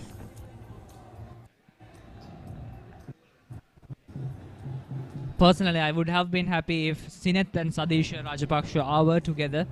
Sadisha Rajapaksa scoring a lot in the past season, specifically with Ananda College match. We could remember it's around 154 runs with Ananda College, along with a stunning partnership with Sineth Jayawardene.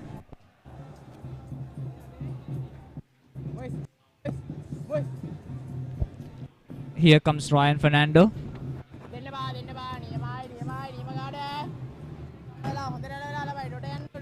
And I'm sure Ryan will be looking to pick up another wicket here. If he can perform some magic with the ball, I'm sure the Thomians can come back into this game.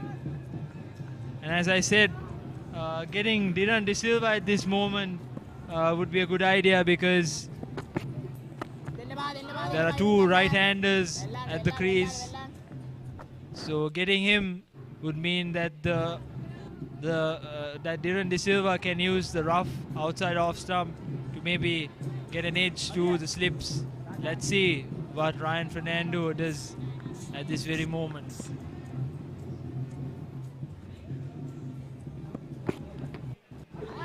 Edge up in the air, but towards third man. Once again, brilliant bowling from Ryan Fernando. He's troubling the batsman a lot. Abampola trying everything in his pocket in order to make sure that he's having the strike that he wants.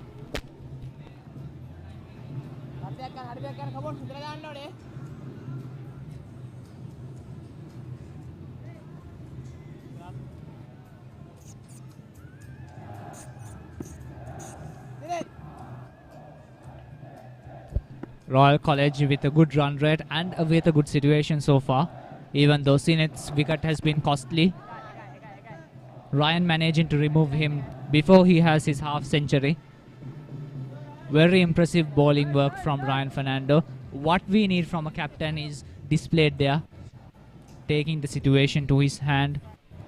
A typical leadership, but it seems to be Ryan is not 100% glad with whatever has happened. We could see stress in his face. A total of 56 comes up to the scoreboard at the loss of 1 wicket for Royal College at the end of 14th over. Yes, on a very personal note, I've known Ryan Fernando for many years now, and I'm sure he will fight till the very end. And he's a defiant cricketer, and he will look to come back at any moment possible, because he's been playing 3 sports for the Thomians, cricket, tennis and rugby.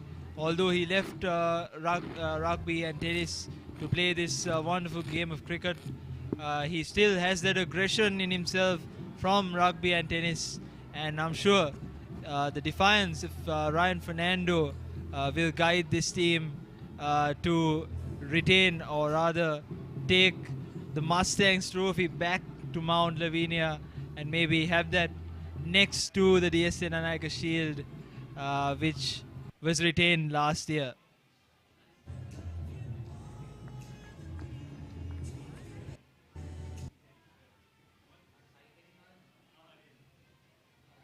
Kavidudayas looking to attack. Oh, goes for a big appeal. But turned down by the umpire, seems to be uninterested after all. Was, heading down the leg side, I suppose.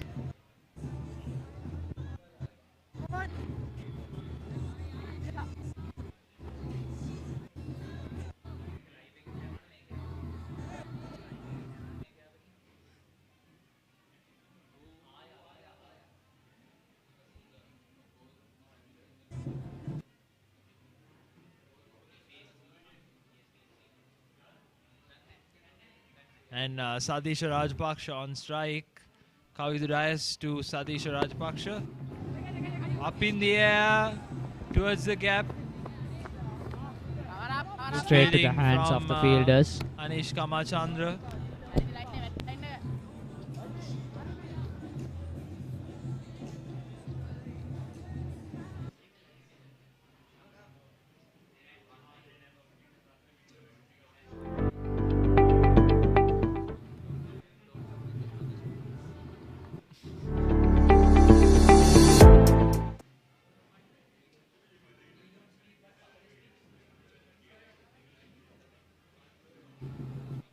And Kavidudayas back.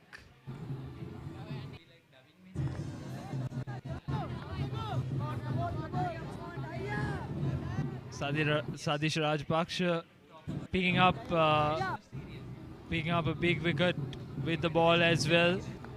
So I'm sure he'll be looking to have a wonderful game with the bat as well.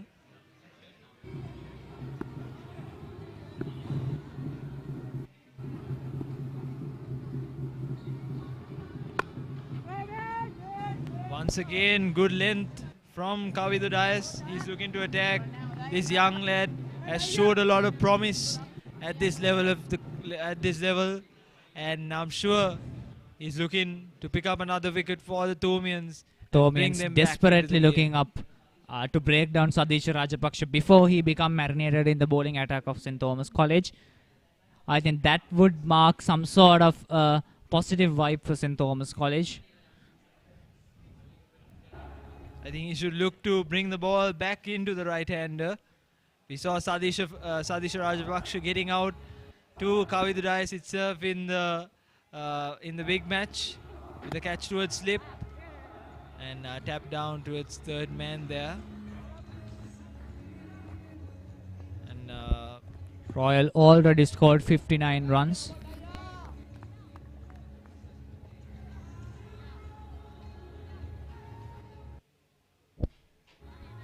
Less than 130, almost 130 more runs required in order to win this match.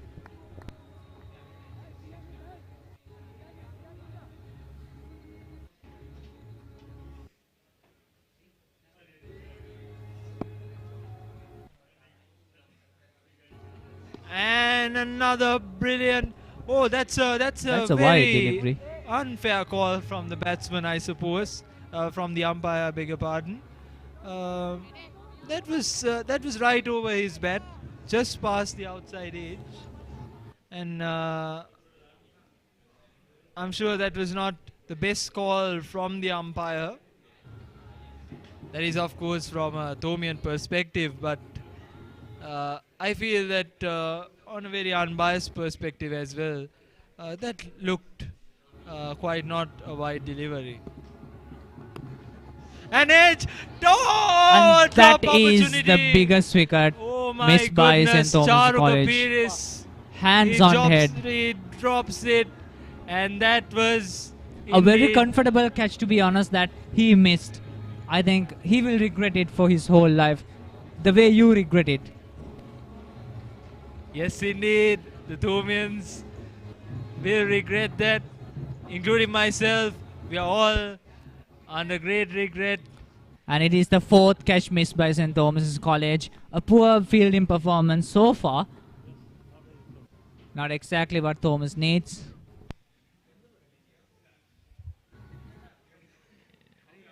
Thomians will be looking to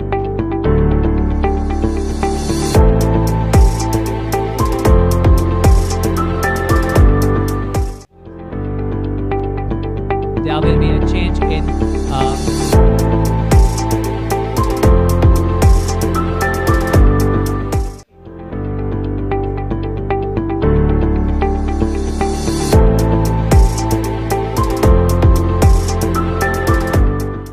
There's a change in commentary. Favi is replacing Asif. A wonderful line and length. The Thomians miss the opportunity of picking up a wicket. I'm sure Charuka Pires would regret that a lot because that was the price scalp of Ovinaban Puller, who was looking good as well, who settled down at the moment. So I'm sure the Royalists, the Thomians will regret that opportunity.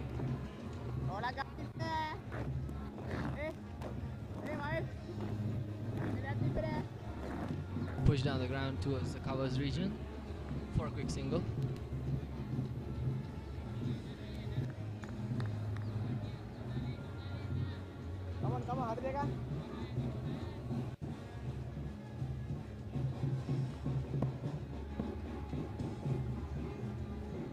Ryan Fernando is back.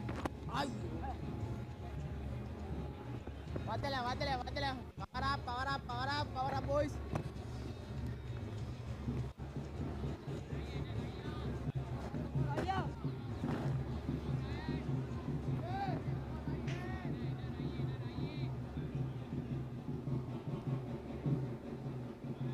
Sadish Rajpaksha is settling down I'm sure Ryan Fernando is looking to dismiss the informed batsman for the Royalists.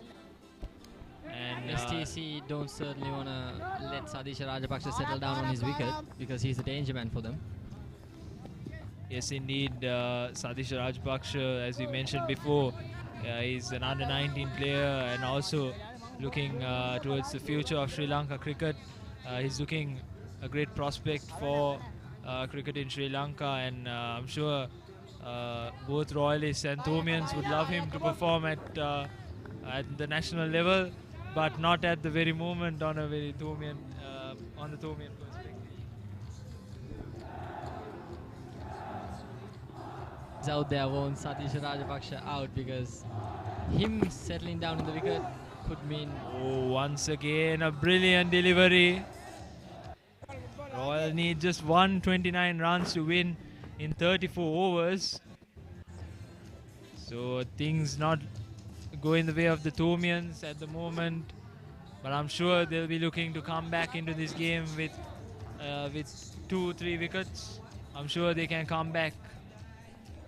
Even though the Royalists lineup is full of batsmen, I'm sure with 3 or 4 wickets, the middle order will be tested, and also the inexperienced lower middle order will also be tested. So I'm sure the Thomians will be looking to pick up a few wickets here.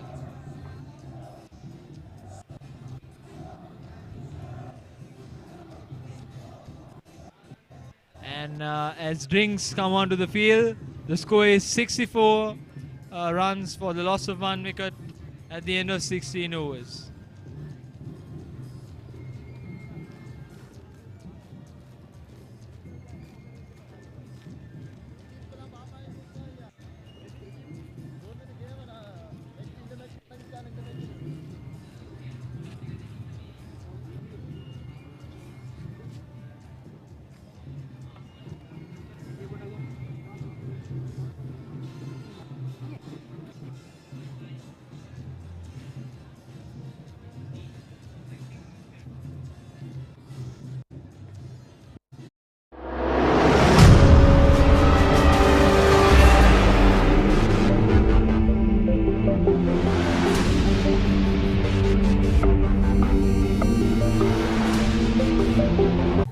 Good afternoon, ladies and gentlemen. We are here at the SSC, witnessing the 45th Mustang Trophy between Royal College and St. Thomas's College. I am Faris Adnan from Merklai, and here I have with me a special guest, Sai Sivendra, the Deputy Head Prefect of St. Thomas's College. So, I have a couple of questions for you. So, how much of a difference does it make to have a boys' tent in this big match, rather than just going with the prefects board and the old boys at the big match like that? Well, how much of a difference does it make? Okay, so first of all, thank you very much for interviewing me. And to add on, as a sportsman, I know how much a crowd support is important in a big match or any other event in that perspective. So last, 2 weeks, a week ago, we had big match without any crowd, just us, the prefects and the old boys. But now I think you might be realizing in the background with the boys tents active, there's so much live entertainment going on, and I'm sure the players also feel the same. So this boys tent that brings the atmosphere in, I'm sure that half the other tents are empty, but the boys tent at least brings some kind of big match atmosphere into place. I think in perspective of cricketers, it's really important, and in perspective of us prefects and other spectators, it's really important because it's our last big match as well as prefects. So I think boys tent is like one of the heart and soul of big match, I would say. So, my next question is, as one of the head representatives of the prefects board, how much of a role does the prefect board play when it comes to organizing a boys' tent? And like as you can see, there are prefects all over the place managing the boys and giving them enthusiasm. How much of a role do you guys play there?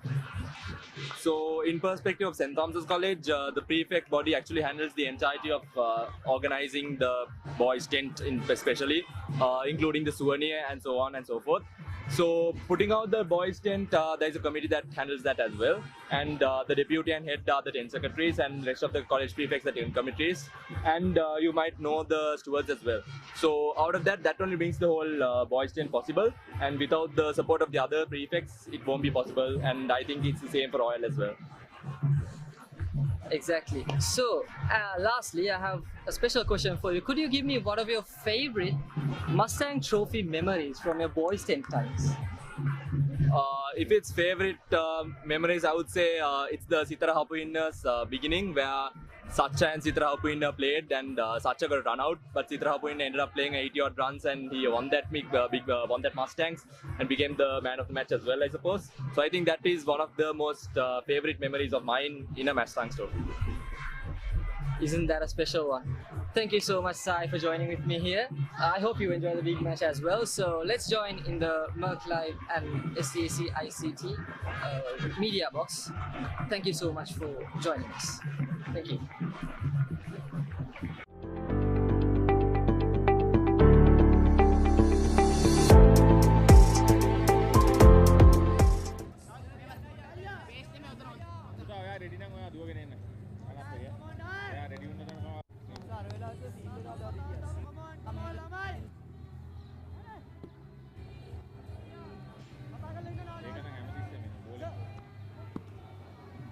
We are back, ladies and gentlemen, after a short drinks break for the players.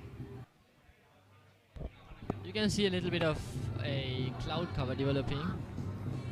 Oh, that goes away for 4. Poor delivery from Kavitudayas. Down the leg side. And that's the first boundary after the drinks break for the Royalists. As Satish Rajpaksha, I beg your pardon, Ovina Abanpola slaps it away towards fine leg, and unfortunately the long leg fieldsman unable to stop that boundary. As we see pictures of the Royal Boys tent, something we missed throughout the big match. Oh, another edge, but going towards third man. I'm sure they should move the slip towards more of a fly slip or even a gully, because the edges have been traveling towards the gully region rather than the slip. There was a catch for Charu Kapiris, but unfortunately was dropped by him. So I'm sure they should move the slip to maybe second slip or even a fly slip position, because the catches are going towards that region, and unfortunately they don't really have the fielder plays for those catches. Exactly, Kevin. And also with this cloud cover developing and the atmosphere getting a little bit more humid by the minute, I think the ball has started to move around a little bit more. So it would be better if they could adjust the slip position, a couple of words exchange between the captain and Yes, the umpire. as we see the umpires step out. There was a small obstruction on the field there.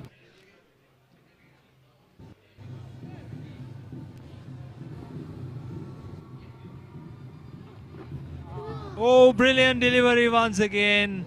Kavitudayas. Completely beating Satisha Rajapaksha there. And also I should mention, at this stage, Royal College has scored already.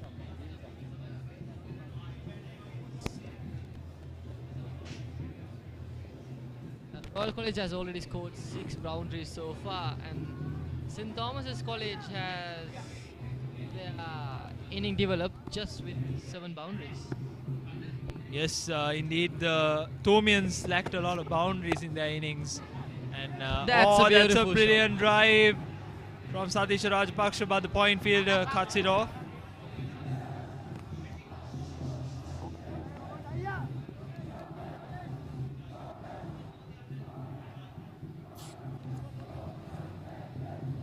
I'm sure the Thomians are feeling the pressure at the moment, because the game is running away from their grasp at the moment, with just 1 wicket falling off the Royalists.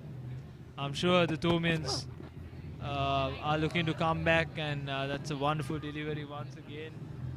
And they'll be looking to swing it back to the Thomians.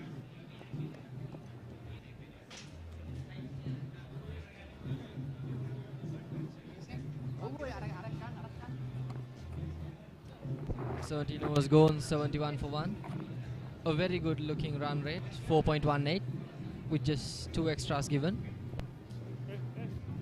And as we hear the Papare music resonating throughout this SSC, I'm sure the viewers at home would be loving to come and witness this encounter at the SSC. However, this year we are really unable to do so with the current crisis situation in the country. But I'm sure next year we all can come back and watch this encounter.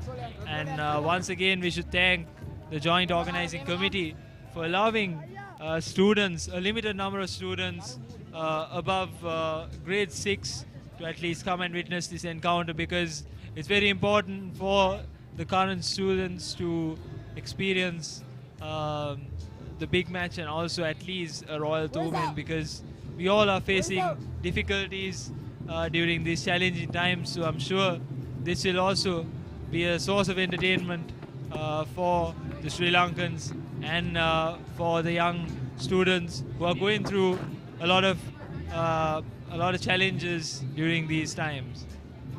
Yes, Gavin. So I was exchanging a couple of words with the captain Gishan Balasuriya prior to the game, and with a couple of other senior players. They were really excited to know that we had the boys' tent this year. They are, according to them, the atmospheres in the atmosphere match and this.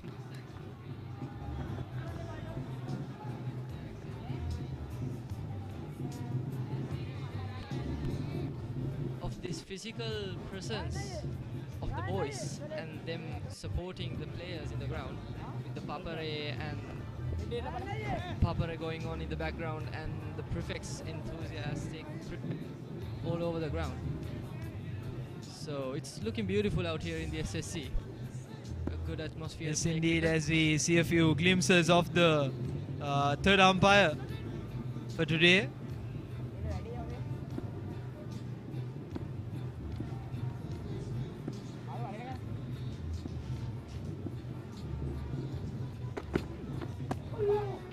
Oh, once again, very close to the edge.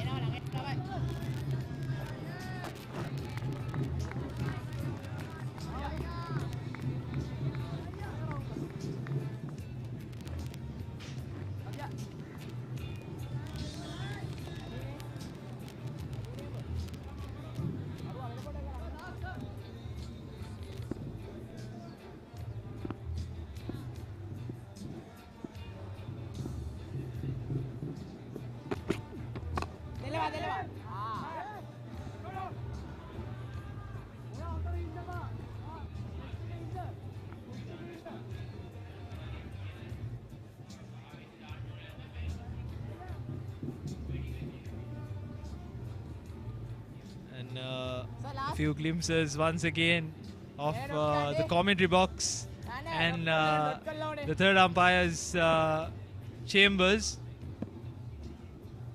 Ryan Fernando back with the ball, last ball of his over.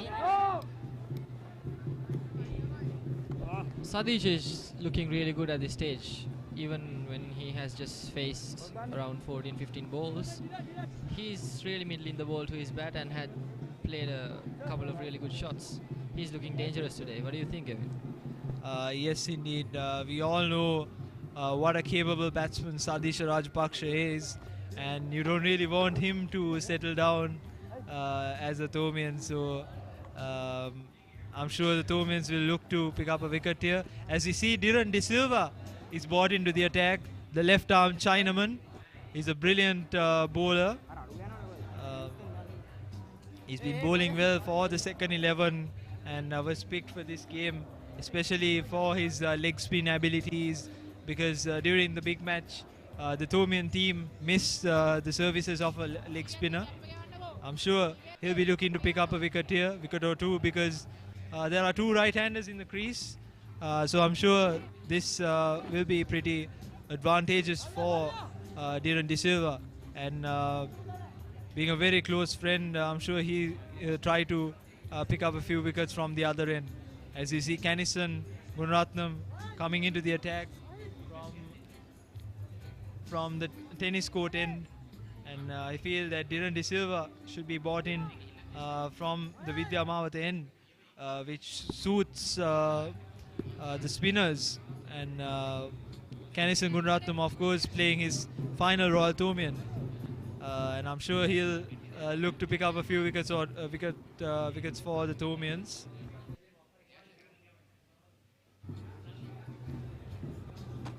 Nice run up. Unfortunately, a wide delivery. We all call him Kenny G in college for his brilliance in the field, and also brilliance as a batsman and a bowler in the field of cricket. He's a brilliant sportsman in St. Thomas's, and a brilliant personality to interact with at any time. Back-to-back wide deliveries from Kanison.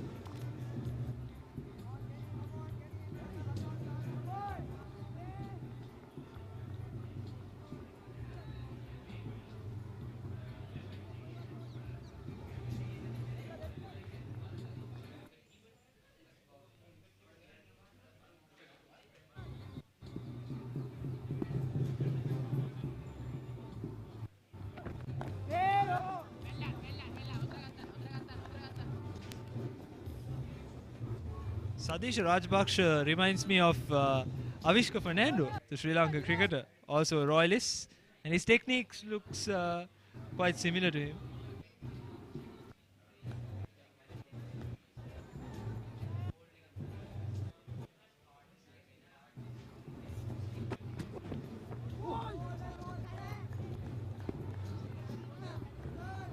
Kanison moving the ball away from the right-hander with these humid conditions.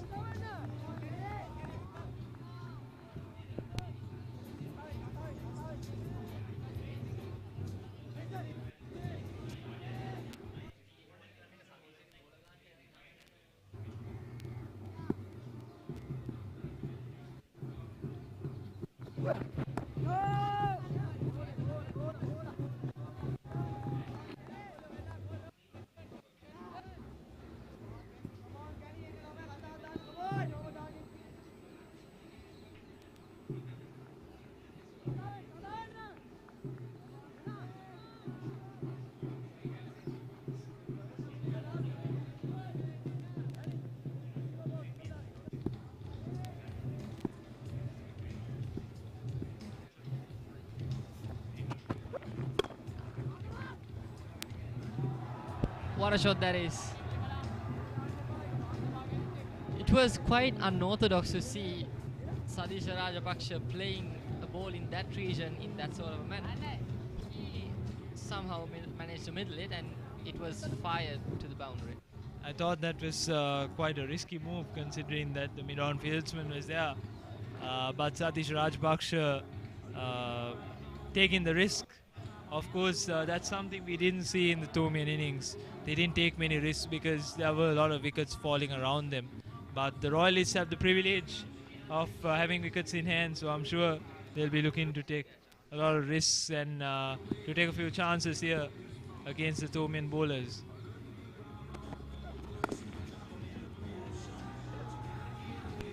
Beautifully worked towards the third man. Actually, that is a sign of a matured and experienced batsman.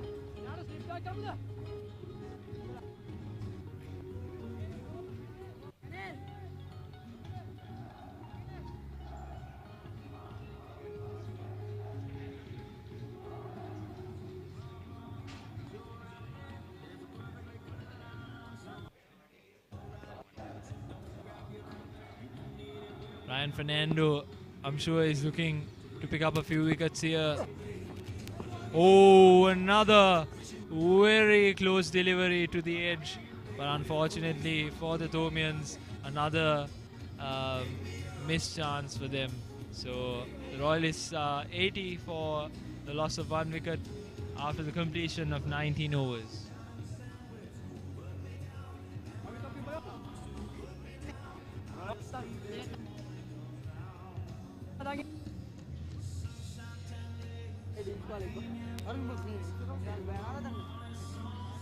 Also, Kevin, we should talk about the inning that Ovina Banpola is developing here.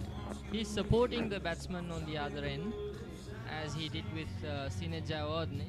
Sinet was playing rather a explosive inning, but Ovina is impatient with his inning.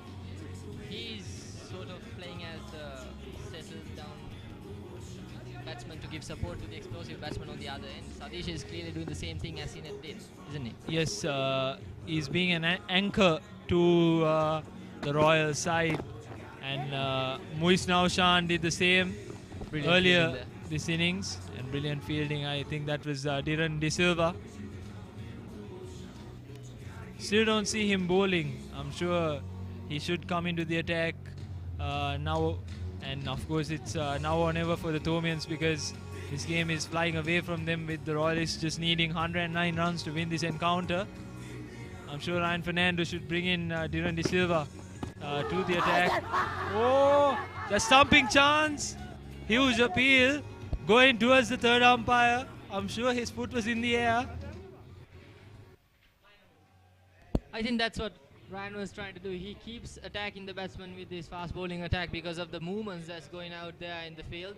Because Ovina Abanpola looks getting pretty more confident. humid. He looks pretty confident. Even Senesh Hettiarachchi, the keeper for the Thomians, looking pretty confident. But they're all looking interested in this. We'll see how this goes. We'll see how the umpire makes the call.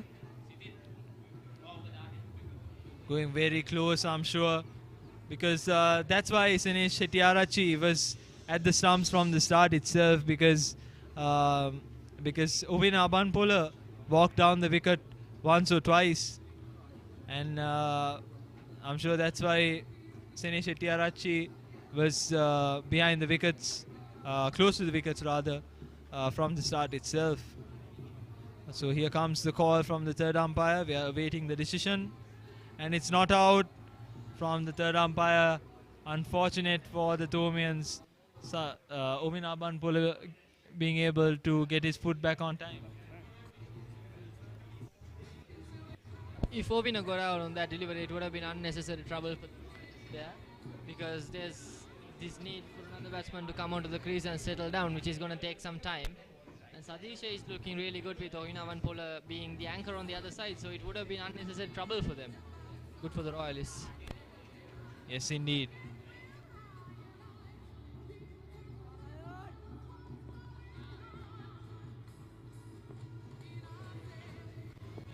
As he comes back for another delivery, once again bringing it back into the right-hander, Ryan Fernando. I think he should place a leg slip or even a leg gully, just to maybe get the batsman to flick it around the corner and to look for a chance here, because the game is running away from them at the moment. So I'm sure he should look to get a few wickets here and come back into the game. The Royalists, on the other hand, looking pretty confident. I'm sure they are pumped up to win this encounter and retain the Mustangs trophy and take it back to Reed Avenue. On a Thomian perspective, I'm sure we all are hoping that there will be a fall of quick wickets for the Royalists, and maybe which will work in favour of the Thomians. Dhiran De Silva once again, brilliant fielding. He's one of the best fielders of the Thomian side. Yeah. And already in this encounter. I feel he should be brought into the attack very soon, because it's now or never for the Thomians. And I'm sure Ryan Fernando will be bringing him back very soon. So we'll see what happens. That's well played towards the sweeper covers for a single.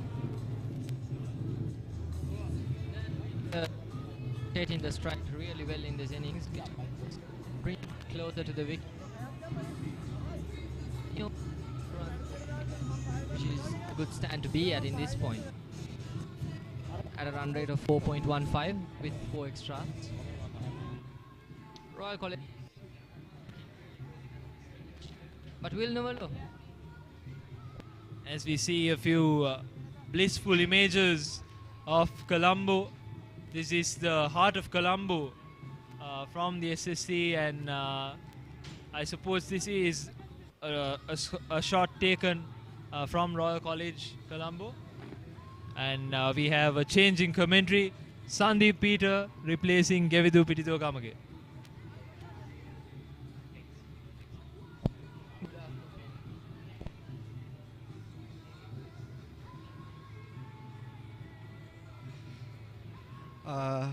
Good afternoon. Last time I was here, I made a comment about having having both shields at home at the school by the sea. Now it seems a bit unlikely. The situation seems a bit more dire. Not unlikely, but a bit more dire. But if you were to summarize what has happened here so far, what would you say? I would say in this innings, Royal College, with the rewards that the Thomian fielders have given us so far, Royal College, as Royalists have been developing a really good innings to get back the Mustang trophy back to retain it. Oh, yeah, that would have been a close call if it was a direct hit or a throw right towards the stumps. No, but that is definitely a given. We now have Sadish Rajpaksa batting. He scored 19 runs out of 22 balls, which isn't that bad. And in comparison, the run rate when we had Ryan Fernando, who is the Thomian equivalent of Sadish Rajpaksa, if I were to say it so myself, the maximum run rate he could give out was 3. So beautifully played towards the deep square leg region. It's like I was saying, in comparison, the Thomian, the Royal side is ahead of the Thomian side by about 1.23 runs in comparison to the rates. I think it is also because of the starter that Sinead Jayawardene was managed to deliver us with. He played a brilliant knock for an opening batsman with Ovina Ambanpula as a slow anchor on the which is a part that we should discuss about. It's been very important on Sinead's inning. Confident actually anchoring on the other side to attack. He's doing the exact same thing with Sadish Rajpaksa, and it's going really well for the Royalists.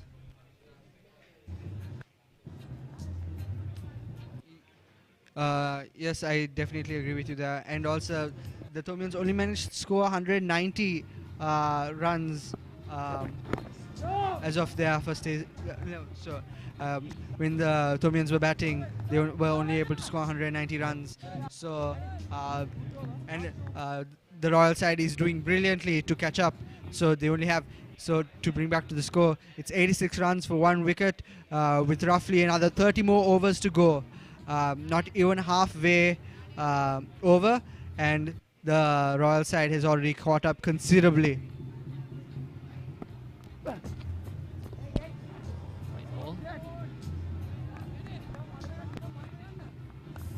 I think Ryan is still going for the fast bowling options because there's a little bit of movement there, as you can see.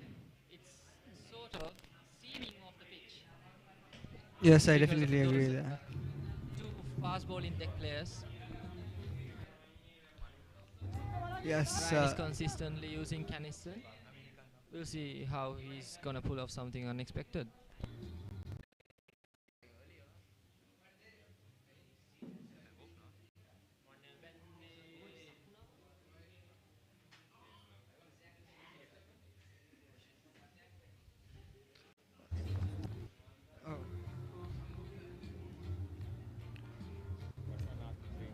Tisain Ahligodi there on the screen. In comparison to the Royal fielding, what do you think about the Thomian fielding so far? Thomian fielding down the ground has been good, I would say, but when it comes to grabbing the chances, they were quite inconsistent, I would say, because they were really expensive chances. Could have gotten out Ovina Ambanpula earlier, could have gotten out Sinead, blocking his really good start for Royalists. I think they were quite expensive.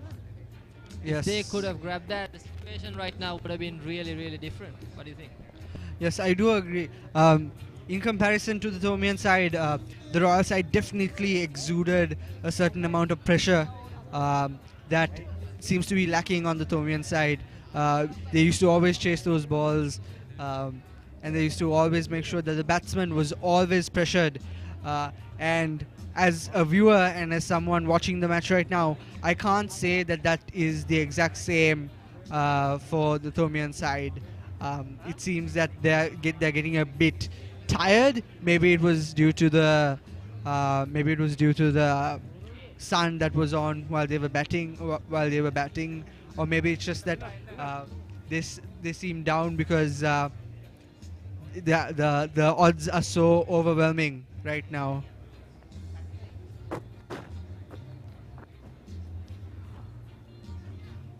But I think you shouldn't lose your spirit, because cricket is a game which is like unpredictable until the last delivery has been delivered. We have seen plenty of games like that where the expected outcome didn't really come out. Yeah, I do agree with you there. There have definitely been games where players have surpassed their limitations and gone all out. And this game is potentially one of those games, but it may not be a mistake to say some of the Thomian side might be hoping for rain. Oh, it's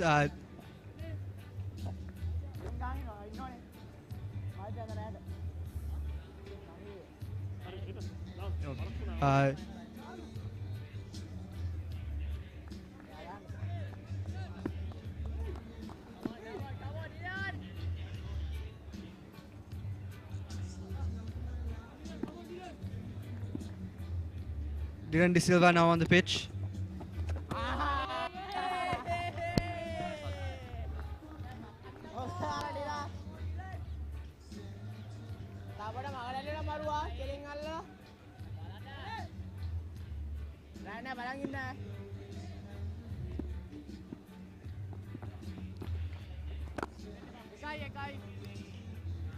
That's well played towards the long off region.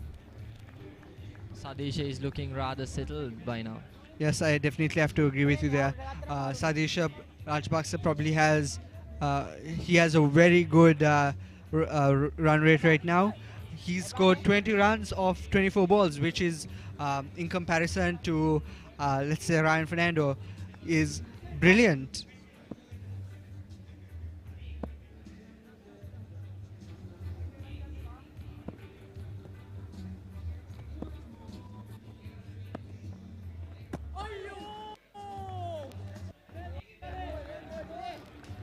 Seems that Dhiren, if I'm not mistaken, Dhiren De Silva specializes in bowling.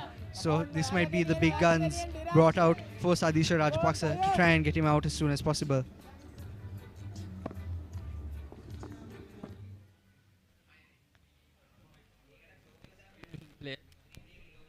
Yes, it seems that the Royal side always goes back to the basics of you just bat when you know that when it's not such a risky ball, and they always, whenever it's a risky ball, they always just stand their ground and play a safe ball, and it's refreshing to see that, because some would think that they'd be taking careless risks, but they're really playing a good game of cricket.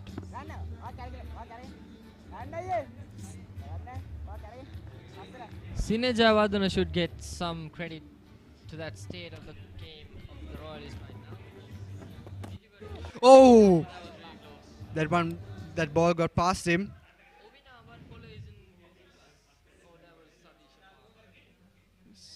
He completely lost the arm there. And it's only the first two balls that Dhiren De Silva's first four balls, sorry, that Dhiren De Silva's bowled, and it seems that he's already getting. Brilliant piece of field.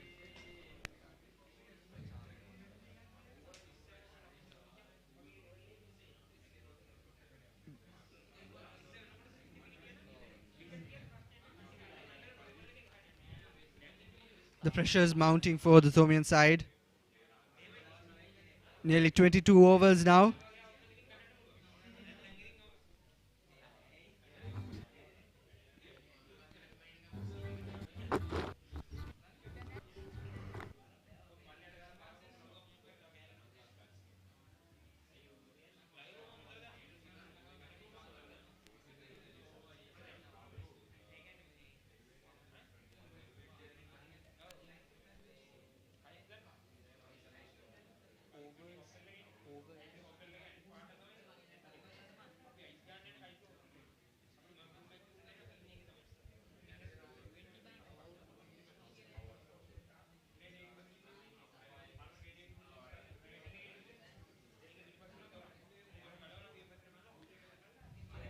It's now the 20th over for the Royal side with 89 runs for a wicket.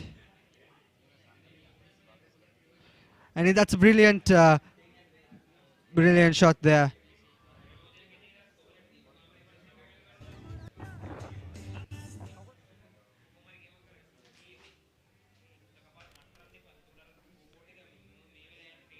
The Thomians really trying their best to prevent any preventable runs.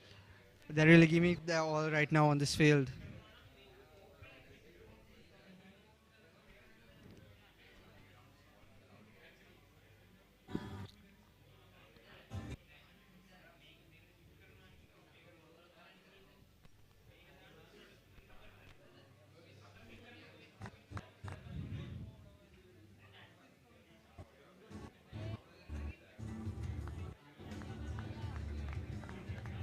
Ryan Fernando now bowling.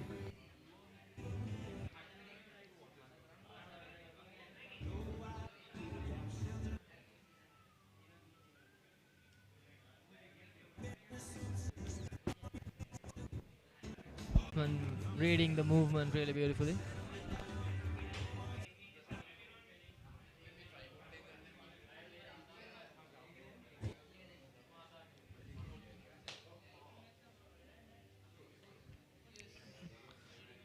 The Royal side playing exceptionally well.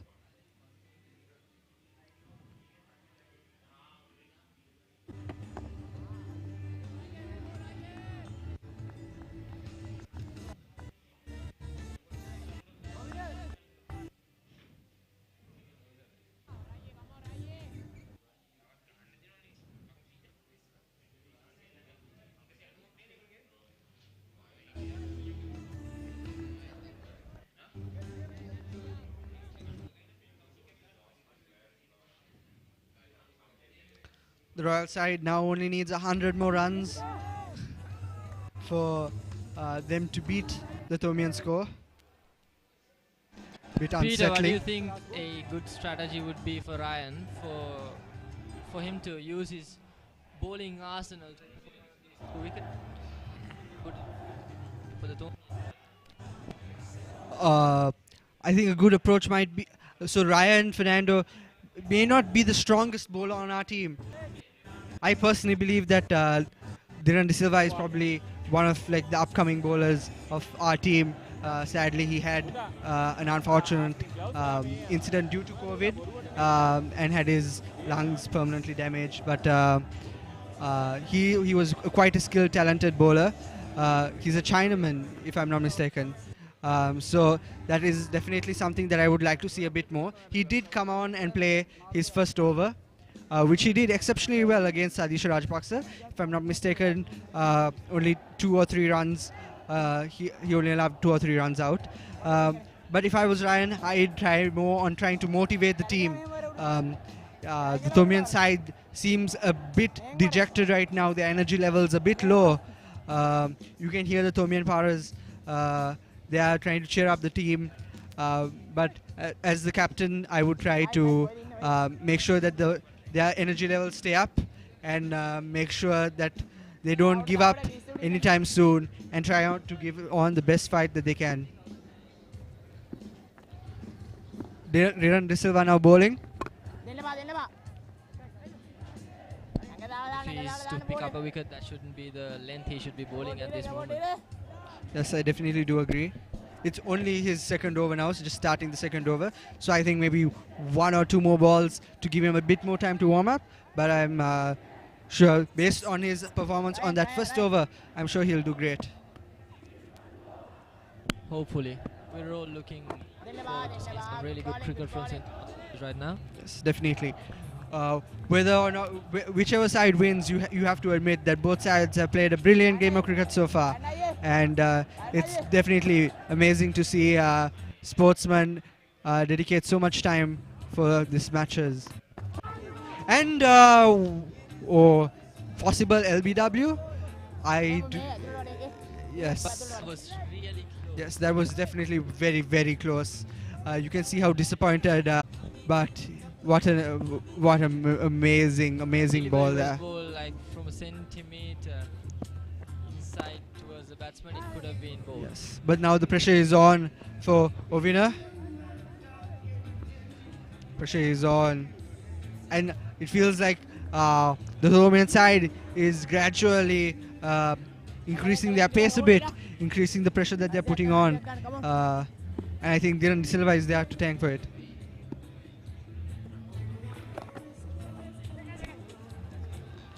That's a very well played ball, and That is brilliant fielding, I believe. very good fielding. Oh, I apologize.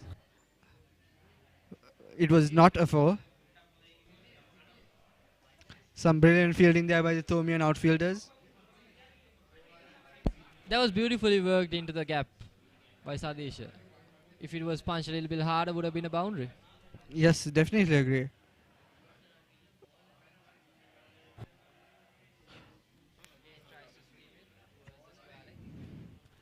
And it's now, He's placing it really well. he's definitely placing it very, very well. And the Royal side is definitely sneaking in a few runs here and there as well. So it's all adding up to that final score. Here in these death overs, you can see Royal is doing something different than the Thomians. They are innovating shots. They are moving across the crease and pushing those towards the gap so that they can take the twos. Just like that, they are being innovative and they are evolving with the game. What do you think about that? Yes, I think there is a stark difference between the strategy that the Thomians had when they were batting and now the Royalists have.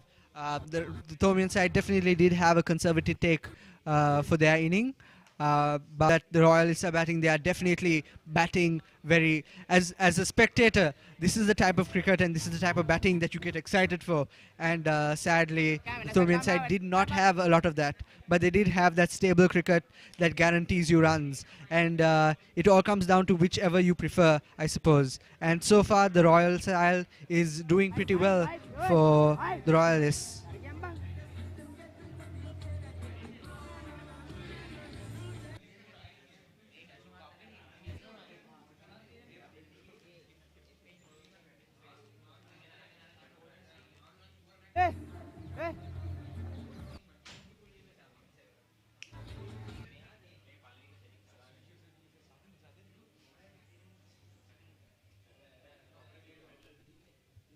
It was Ovina still playing his role very well. The batsman.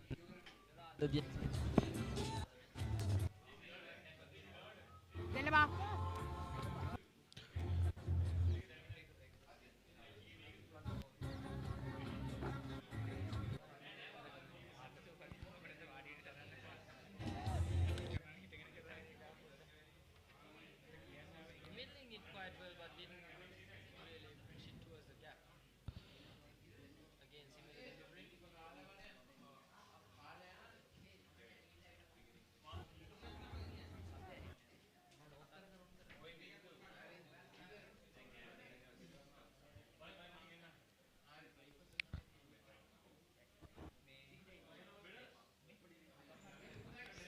Backfield on the offside. It seems that the Thomian side is definitely guarding that area a bit more, but still Sadisha Rajapaksa and Ovina are managing to weave balls through those fielders through their skill, and it's definitely amazing to see, but as a Thomian a bit scary.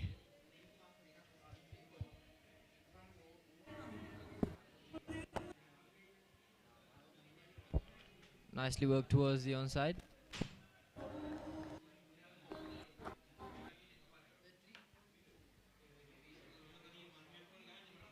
I'm having a feeling that the Thomian bowlers have switched up their strategy, looking at the way that the field has been positioned of the offside, and right arm off spinner coming around the wicket and pushing it towards the offside, making it harder for the... There you go.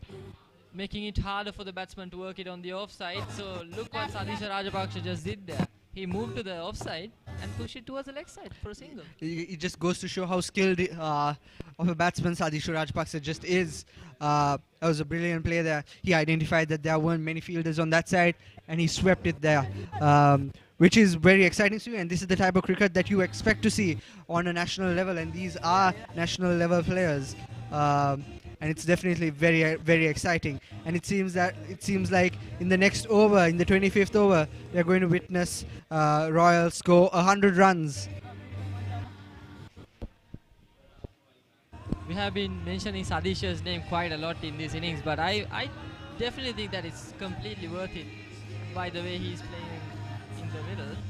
Also, the way he's reading the game, and there's a lot to learn for the younger players from Sadish Rajapaksa, from the way he's approaching the game in every single stage. Even when he was bowling, he did it perfectly for the captain. He's working right for the strategy. Yes, and now it's Dhiren De Silva back to bowling. A change of commentary in the commentary box. Asif And joining me. What a wonderful ball there, but the wicket keeper wasn't able to catch it, so now they're giving away 2 another runs, and it's a 4. It's a 4. It went all the way. It went all the way, but it was a brilliant ball bowled, but the wicket keeper missed it, and it's a 4. I can't quite believe it, but it is. That would be an unnecessary run count by Yes. Actually, it's like gifted 4 runs by the Thomians to the Royalists. Definitely. You can see how right dejected inside the box with the ribbons. Sadly, I am and now 103 Runs come up for Royal College. 100 plus runs for Royal College. As the scoreboard indicates, it's 103 for 1 loss. Once again, a sweep shot by Sadisha Rajapaksa, but Caniston was there to cut it short.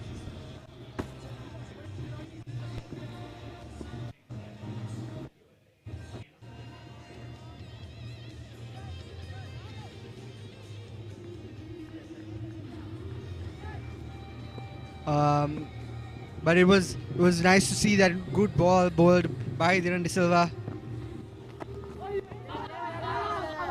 He's definitely one of the more aggressive bowlers on the Thomian side. But that was definitely a blow to the Thomian morale to see that ball go, and to give away that 4 runs in that manner was just a bit unexpected and a bit brutal.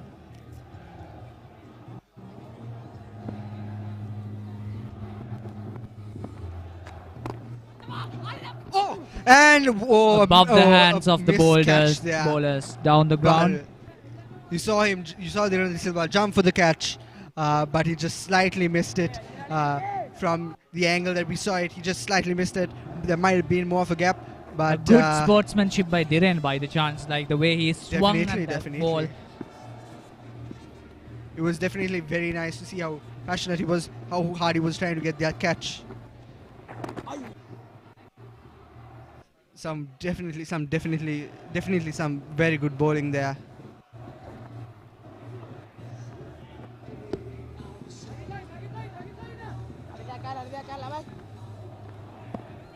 Sadisha Rajapaksa and Ovina Bampola right now being comfortable with the partnership that they have built so far, with Sinet Jayawardene breaking down at 39 runs. Sadisha and Ovina managing to take the partnership up to a level.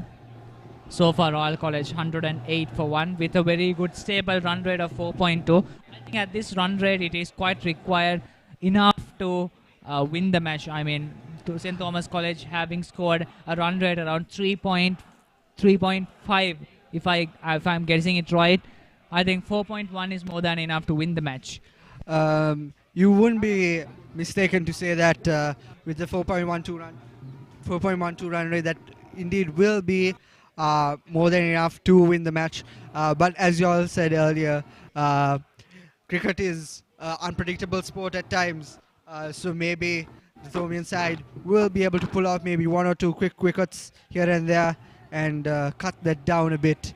But they certainly do have to get a wicket here or there, or try to slow down the Thomian Royal pace to even have a chance.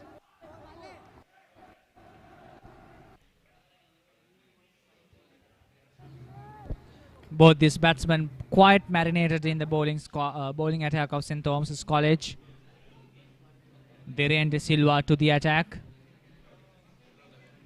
Apologies, it's not Dhiren.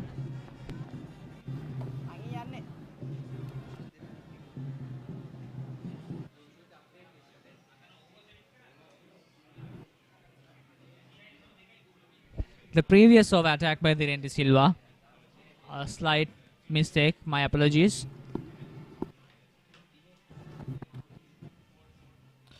That should be a loose delivery. An easy strike straight down the ground into the boundary. 4 more runs come up for Royal College. I think these loose deliveries is where actually it helps Royal College to score. I mean, pitched perfectly. A well-timed strike. I think quite comfortable. You should not be a cricketer if you can't have 4 runs for that delivery. It's easy. Yeah, of course it's easy for us to sit in this AC box and lecture these cricketers, but I'm sure with all the pressure and the expectation on their shoulder, it is definitely a difficult task. But they did not let down. They did take full use of that easy ball. And yes, and Royal does seem to have more fours and a lot more runs than the Thomian side did. Sadisha Rajapaksa doing exceptionally well. Scoring his current runs are 39 for 39 balls played. So it just goes to show how aggressive he's been as a batsman. And it just goes to show how aggressive Royal is being because they currently have a lot more strong batsmen in their artillery. Now that was a wide delivery. That is really no wide. Question there. No question. Can't question. You should question the umpire if the umpire question it. Yes, that would definitely guarantee that the umpire would need glasses. But yes, it just goes to show the kind of pressure that the bowlers have, because if they just glance at the scoreboard or even have a mental count in their head, they do know that currently they are losing pretty badly. But again, cricket is does not always go according to the books and does not always go according to plan. So who knows? We might, Thomian side might pull out something, or it might rain. It might rain, guys. So far as the scoreboard indicates, it's 114 for 1 loss. A very stable inning with 6 extras, 4.2 the run rate shows. Abampola and Rajapaksha quite marinated in the bowling squad with a run count of 39 and 31 each. A very good partnership.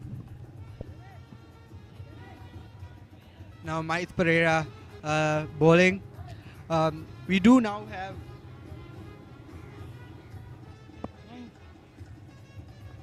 have more aggressive artillery of bowlers. We had Dhiren De Silva and now we have Mahith Pereira. So we can easily tell that the Thomian side is definitely trying to get those wickets. Get Sadisha Rajapaksa out of here.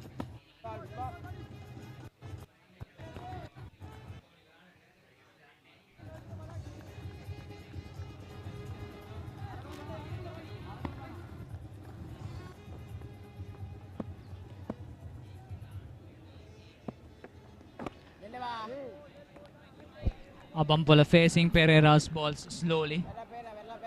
one after the other. It 31 is- for Nolo. yes. 31 out of 73 balls. Abampola. It is Mahit Pereira's first over, so the batsman might be a bit. They might be a bit unsure on how he's going to play it, but they seem to be doing pretty well. We do have two veterans on the side now. Here on the screen, we see a bit of Mahit playing. Mahit's batting.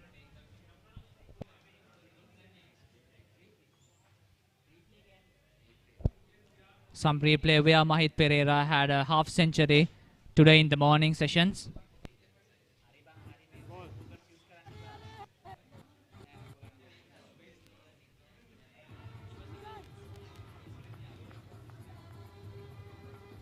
A very good spell by Mahit Pereira with the bat. Now here he comes with the ball. Probably for another good spell. Ball advances slowly, but the fielder was placed.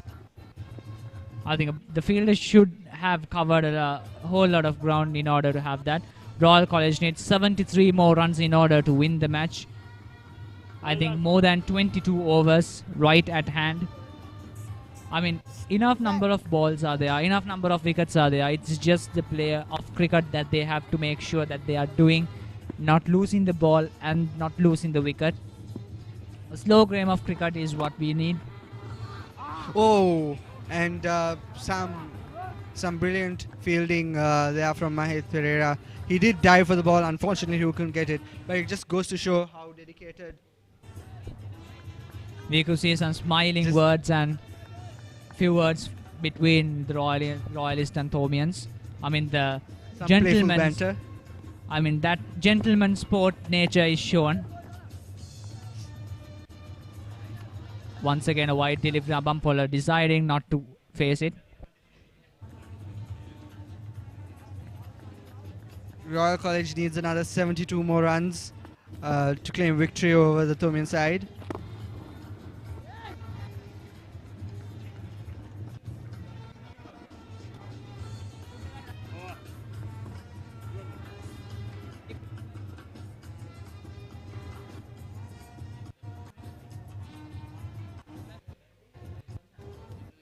On it.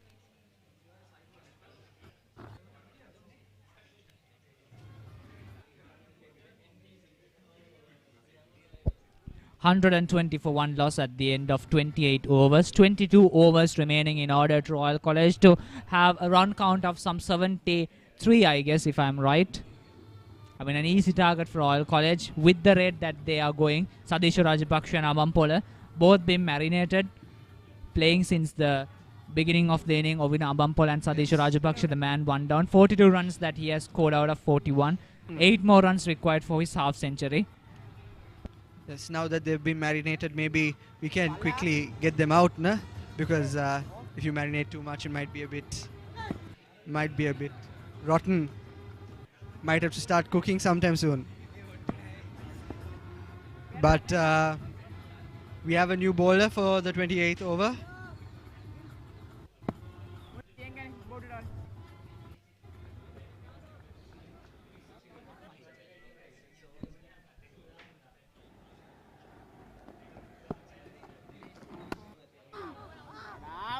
A higher appeal, but no, just the bowler's appeal. Yes, Charku Pires, they Even are the bowling keeper now. was not interested in it. Yes, it does go to say how desperate the Thomian side is for wicket. But it does seem that they are being a little expectant.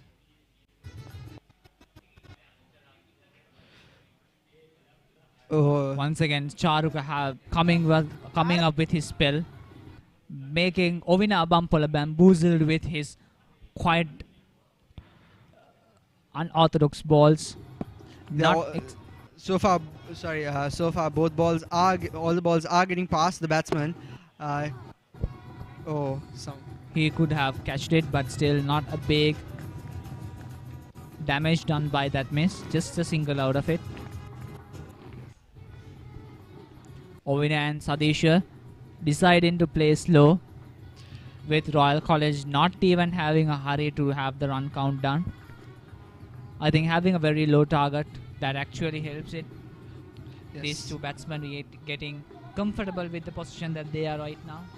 Yes. And it's not like the Royal side lacks strong batsmen, except for Sadisha Rajapaksa, right? They do have a lot of strong batsmen.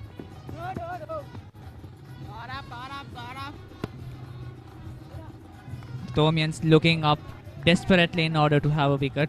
The last wicket, Sineth, getting removed way too early in the stage of match. I think Sadisha and Ovina managing to annoy the Thomian bowlers. Once again, that ball was a dead ball, stopped right there by the umpire. Boss, come on.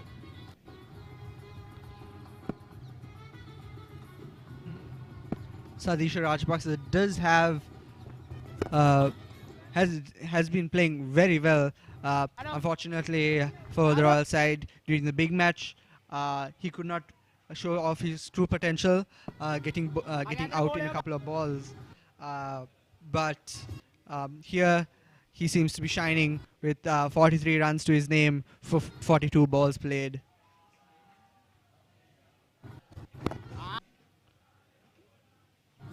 Good.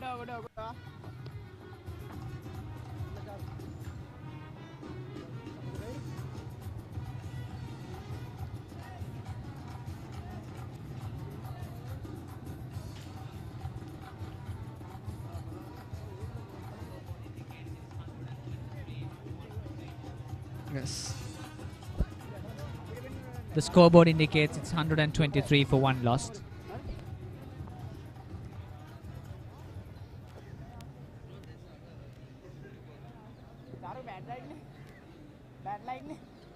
Bad light.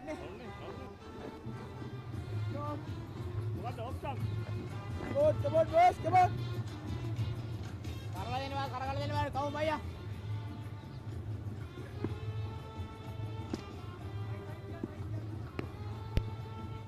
Sadisha Rajapaksa on strike.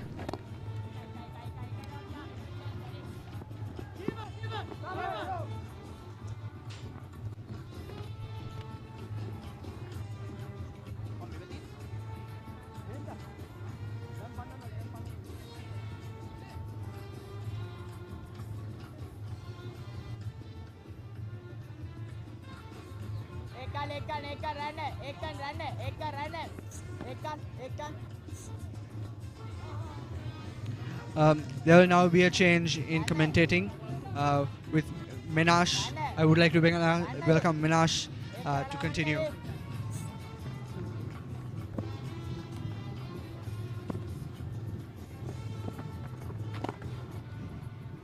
Good evening, Asif.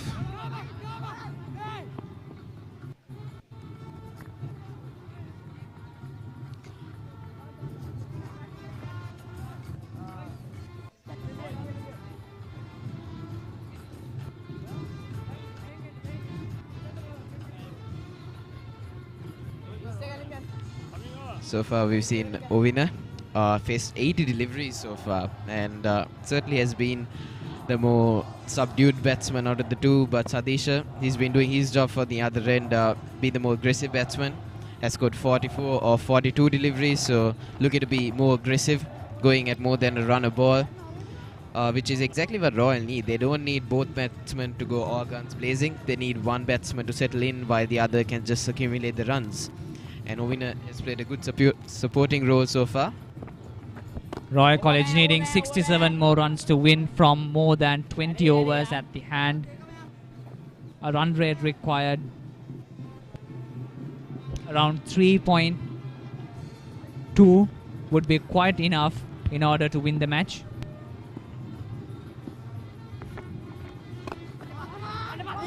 Driven down the ground. Forward and down the ground. Run out Now opportunity, and he gets it! But is that too late for St. Thomas's? that was an easy decision for the umpire. Well, the umpire is Straight into the laughing as wicket. well. Easy wicket. And Abampola walks away. Ambanpola walks away for 35. Well, a bit of relief for the Thomians, but has he come too late? That is the question. There was a single there, but there's miscommunication in the middle. And Ambanpola has to go for 34. Is that the opening the Thomians need to fight back in this Mustangs encounter. If he did not break the stumps there, well, the fans wouldn't have been too happy. The Thomians have been pretty sloppy in the field, have missed a couple of opportunities, and if they went on if to by miss, any chance the keeper misses the wicket, I mean the keeper is going to be in serious trouble. I mean, with the team, and Ryan will kill him. yeah, certainly, as the new man walks on to the middle.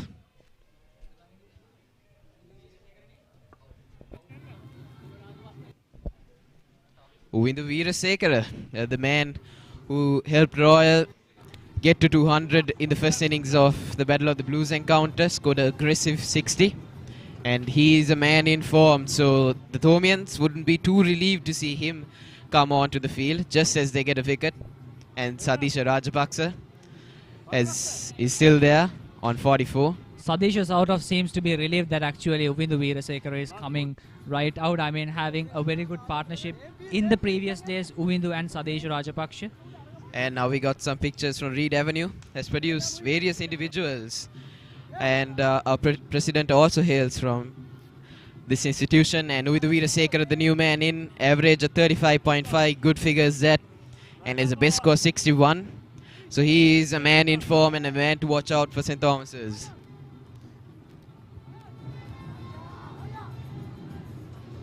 Mahit Pereira, can he impress his fans with a wicket here?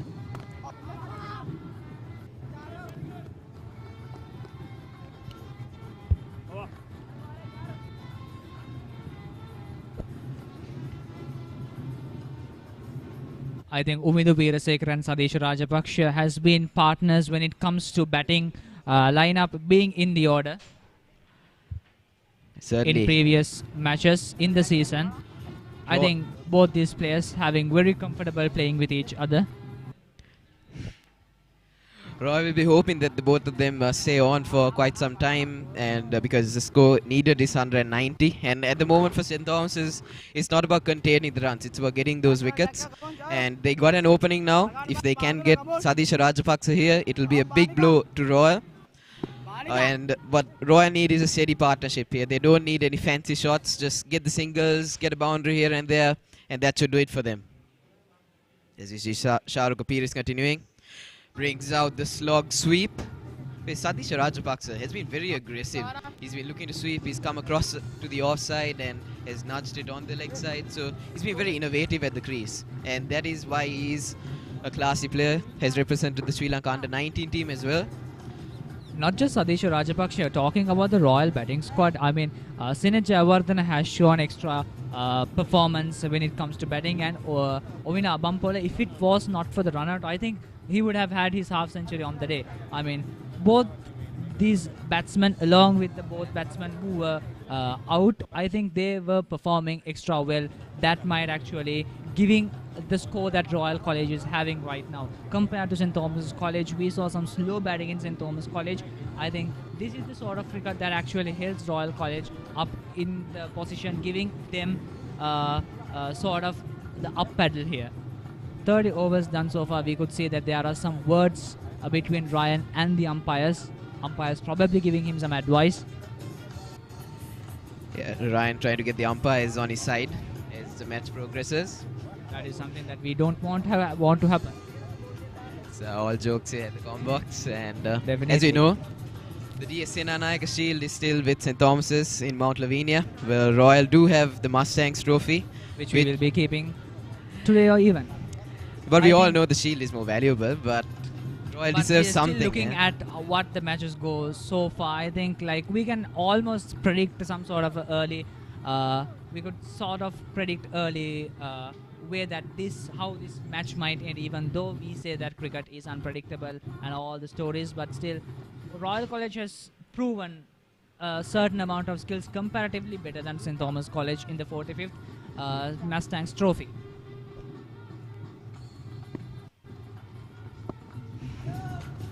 Yes, certainly, and Royal does deserve some luck. Haven't been able to get the shield back home since 2019.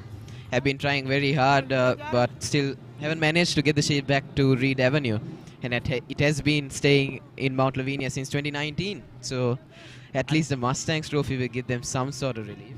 And that, of course, that is the sort of cricket I think we need, and this sort of motivation kind of drive it, because every time we are like, we will bring it home, in hopefully But next they year. don't, right?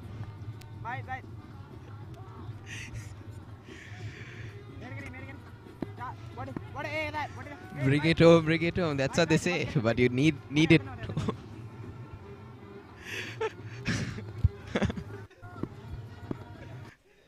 Oh, loves here at the combox.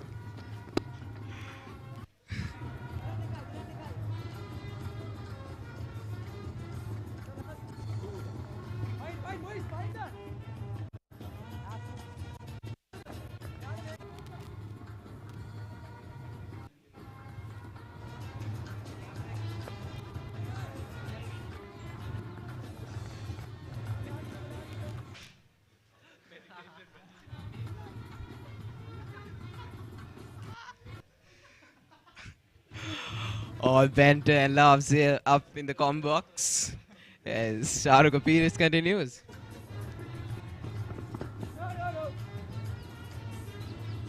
What is it without a small sense of humor? So back to talking about the match. Sadish Rajapaksha, 46, 4 more runs required for his half century. Hopefully we will all hope that he will get it.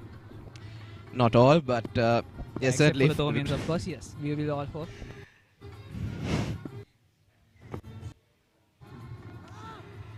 Gets another single. So Roy wouldn't mind this, just getting the singles, rotating strike, move the score. It's exactly what they need. They don't need a lot of boundaries, just 60 more runs to win this match.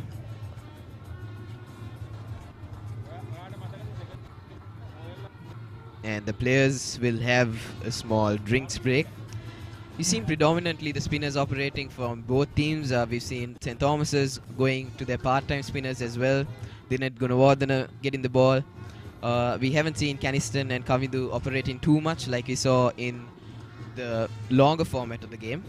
But the pitch hasn't offered a lot of spin, but yet the spinners have been very effective. 129 runs for two loss. Royal College needs 60 more runs in order to win, and there are 29 overs in order to have that. I think a very slow cricket is what we need right now, what Royal College needs right now, and what St. Thomas College have to do in order to make sure that they are winning this match is to make sure that Sadish and Uvidu Veerasekara is not going to have the partnership that they are supposed to have. Sadish Rajapaksha, 4 more runs required in order to have his half century. With flying colours, we saw that 2 Thomians having half centuries. I think Sadish Rajapaksha. Yeah, 2 Thomians have had half centuries. I think Sadish Rajapaksha want to counter attacks. I mean, there's this mental game, that rivalry, that years of rivalry, friendship that comes with cricket, and the sportsmanship coming. Sadish Rajapaksha being a fabulous player with the bat. I think without his half century, I don't think Sadish would be completed on this day. Yeah, and certainly this will be Sadish's last encounter, at least versus St. Thomas's. He will be leaving Royal College this year, I presume. So this will be his last Thomian encounter. So he'll want to finish off on a high, probably get a 50 here, and live up to his reputation. And Sadish Rajapaksha not being able to perform well, it's also kind of having a toll on him. 63 runs. Royal just bat. Rajapaksha, stroke is fun memory of being in the Royal Tour. Yeah, certainly. Winning a Mustangs trophy will give them some joy, even though they haven't been able to bring back the shield. Some relief to Royal SLE.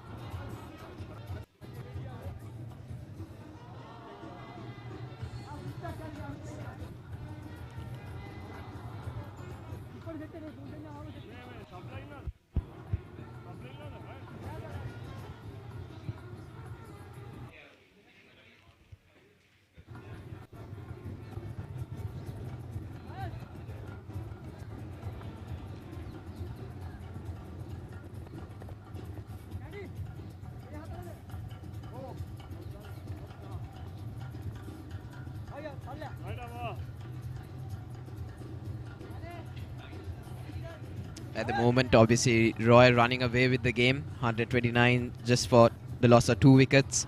Just 62 runs more required. So at the moment, I think if you were to bet your money on one side, it will be Royal. But as they say, cricket is unpredictable. But the chances of St. Thomas's winning seem very low at the moment. But we never know. And as a Thomian, I do hope something happens here. Couple of quick wickets here to make this game more entertaining. And Kanistan Gunratnam into the attack. Kanistan, the leading bowler of St. Thomas College, the vice captain of the team.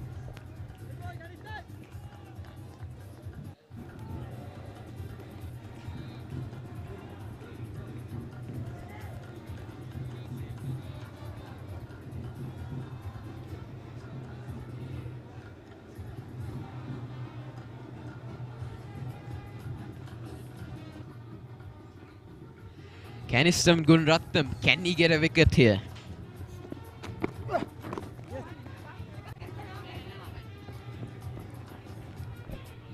Just quick singles out of those balls. Sadisha Rajapaksa entering the nervous 40s at the moment.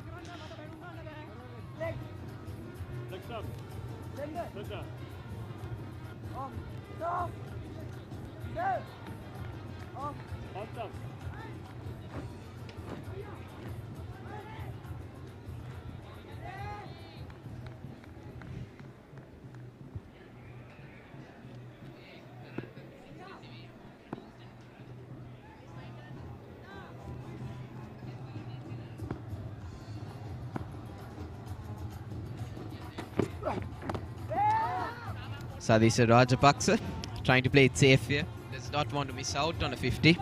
Certainly after coming so close on 46 now.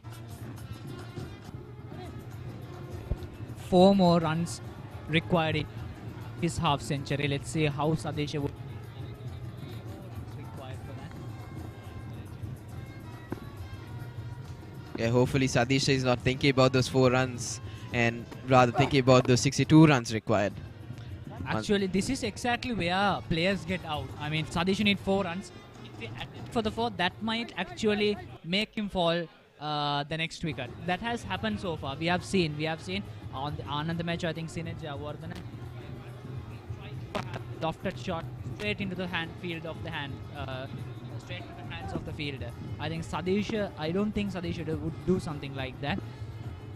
Going for the offense, that is good, but still, that is not what Royal College need right now, having enough number of deliveries and wickets.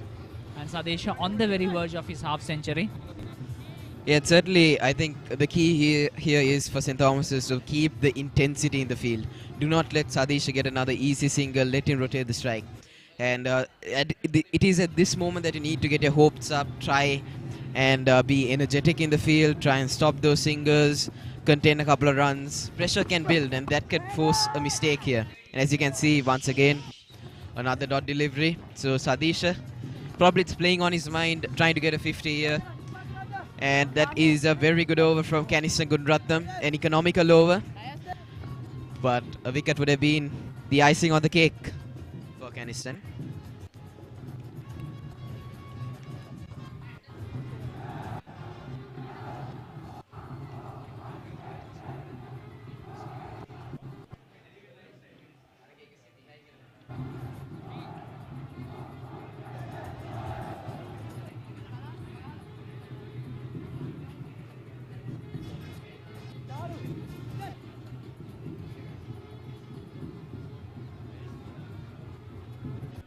At the end of 31 overs, the scoreboard indicates it's 130 for the loss of 2 wickets.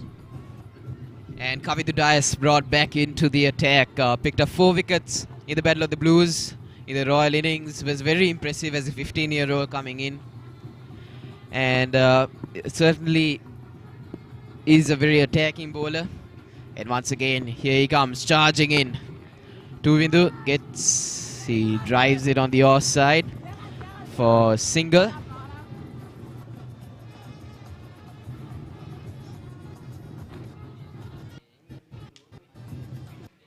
As you can see, the emotion on his face, obviously must be tired after 32 overs, but he has to keep his energy up, try and bowl his best deliveries, try and induce a mistake. And he did get Sadisha Rajapaksa out in the Royal innings, got him caught. The keeper took a brilliant take when Sadisha edged it. So he'll be hoping to get his man here. Oh, once again, you can see a bit of pressure building here. As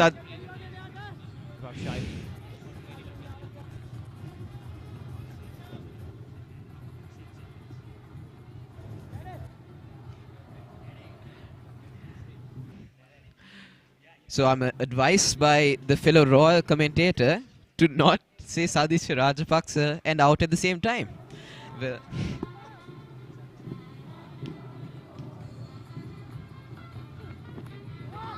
oh, edge that drop once again. Kavidu Dias is not happy. He could have got his man, just as I was saying that he edged it and the keeper took it in the first innings. Senes Hetiarachi drops it. Big miss there. Certainly we saw the pressure building and Sadisha gets another life. The keeper himself seems to be a little bit shocked. Sadisha got really lucky there. Look at the face of the keeper. Oh my god. Yeah, Kavidu Dias certainly was not happy, even though he's a 15-year-old, showing his emotions clear that he was not happy with that. Well, as Ravitha Pereira here told us, we shouldn't say Sadisha and out in the same sentence. Something that which I would agree. Down the ground, but this time almost a wicket. Good running. They get to Sadisha. Finally moves on to 48 now. Did he manage to run a couple of runs? Yes. Once again, that drop catch. It was a regulation take there for the keeper. And as Kavidu almost had on the verge of celebrating. Look and at he that. could see the disappointment in Kavidu's face. Anger, emotion swelling. Yeah, certainly. Raw emotions. Pulled away in front of square. And that's going to be 50 for Sadisha Rajapaksa. It has been a brave knock under pressure. But he has kept his head high. And the Royal dugout applauds his Half-century effort. comes up for Sadisha Rajapaksa. 52 runs out of 51 deliveries. I think the half-century which Sadisha Rajapaksa wanted so much, so desperately. Yeah, it certainly has proven his class once again. Was lucky. He did get a life there, dropped by the keeper. But still, you got to make it count. And as a batsman, even though you get dropped, it is up to you to... Sadisha definitely proved that how much worth he is. Short ball and tucked away to the leg side for another single. A comfortable single out of it. Sadisha Rajapaksa sort of And thrilled and relaxed right is now after having scored his half-century. And I think that is the end of the over. Kavidu Dias not a happy man. Sadisha was dropped. Royal College 138 for 2 loss.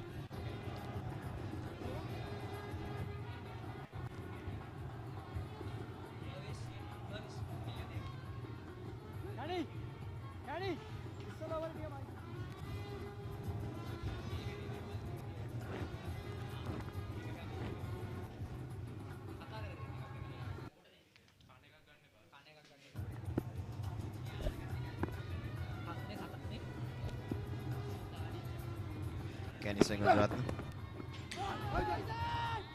Bit of an High appeal. appeal by the keeper. The bowler himself was bewildered. Is it a wicket? The umpire indicates it's not. I think it hit the tie pad on the way. Did not get any bat there.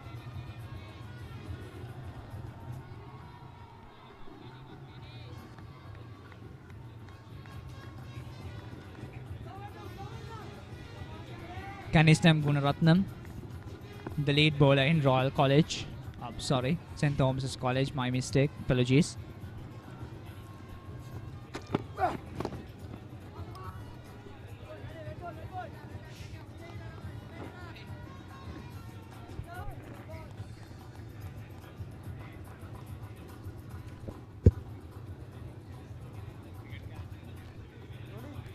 You can see Kavidu Dias Was certainly not pleased once again.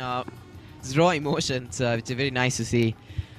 But frustration grows for St. Thomas's here. There's Royal inch towards the 190 run mark, where they wouldn't be pleased to see a couple of chances go begging. Certainly has not helped them. When you get a low score on the board, you need to take your chances, which is important as a team, and they haven't been able to do that. And Royal has been able to capitalize on those mistakes, and that is why they are on 131 for just a loss of 2 wickets. Some 50 odd runs required for Royal College in order to win the match. 139 for 2 loss. I think here is where the pressure game and the mind game plays for the bowlers and the fielder. I think that is exactly what happened to the keeper. He could have catched it most easily.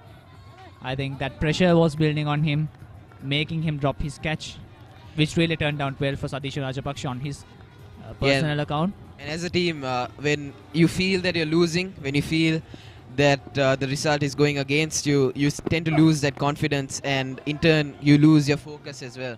And that could have been probably a brain fade there from Senesh. He would have taken that 9 times out of 10, but dropped a regulation take there. And Ryan Fernando trying his best to cheer up his men, even though Roy seems to be getting away with the game. You never know what can happen once again. He's trying to keep that intensity in the field, which is needed from St. Thomas's. On the part of Ryan, he's doing what the captain should do. On a very pressured situation, Ryan being a man in player, in pressure, and also Caniston.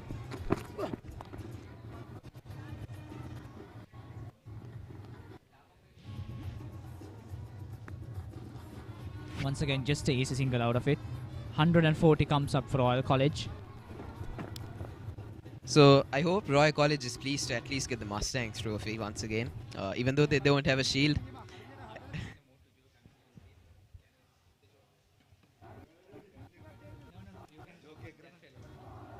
My Royal counterpart does not want to engage with me there.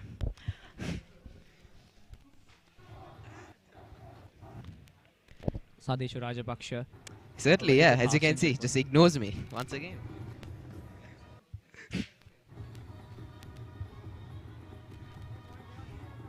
The counterpart is actually interested in the match that actually the counterpart's team is going to win.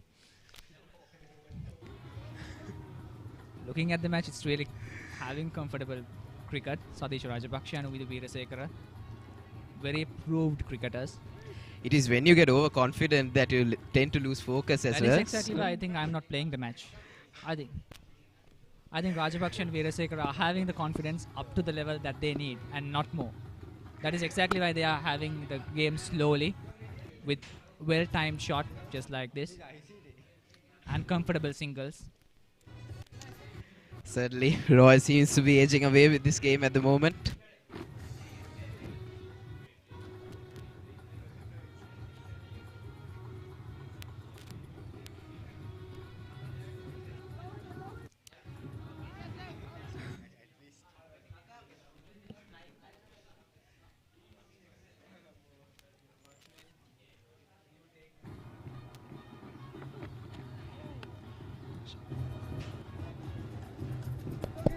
Once again, a wide delivery by Kamidu Dias.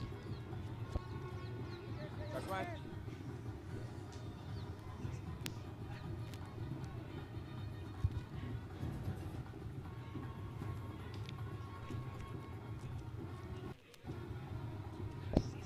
Eight more runs required for Royal College to have the run count of 150, a comfortable 150 to be sure.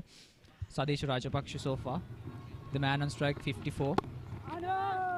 Once again, a bit of pressure was building on Sadisha over the last couple of overs, but he was able to sort of relieve the pressure after he was dropped. And ever since that, once again, has regained his rhythm. And a comfortable run rate for Royal College, 4.1 with an extra of 8. And with Veerasekara giving the support that Satish Rajapaksa needs. I think that sort of a build-up pressure is there. I think the batsmen are spot on and really comfortable. Seem to be repeating comfortable a lot. Well, St. Thomas's will be comfortable with the shield. Once again, it's a beautiful strike. Probably a fielder is there, yes. I think once again, out of it, Royal College need less than 50 runs in order to win the match. And there are more than, I think, 15 overs in order to score 49 runs. An easy target for two talented batsmen.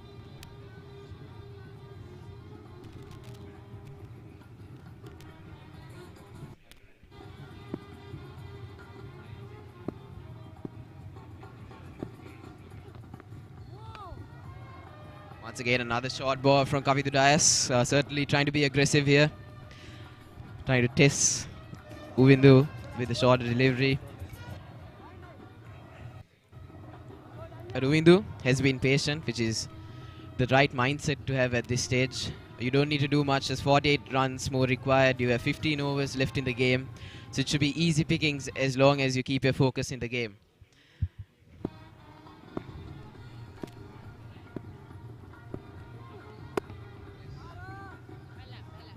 Good stop there. Devil dive by the Thomian. Charukapir is a very good field in there. Quite spectacular. Asif, any chances of a Thomian win here?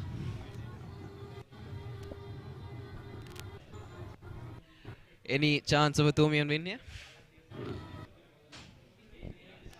Personally, I don't think in this match there is a, when it comes to an 80% chance that Royal College might win after all.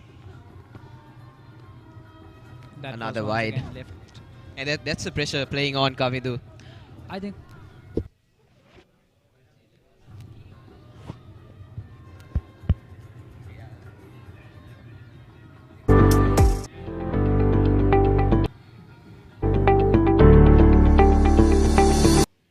Maliban Leban Puff. I think Kavidu Dias is sort of in having a pressure right there, because there's a lot of loose deliveries by Kavidu Dias so far. Another valiant effort from Shahrukh Apiris there at point. Saves a single. There's going to be a change in the commentary box. Ravitha Pereira is going to replace Asif Amir.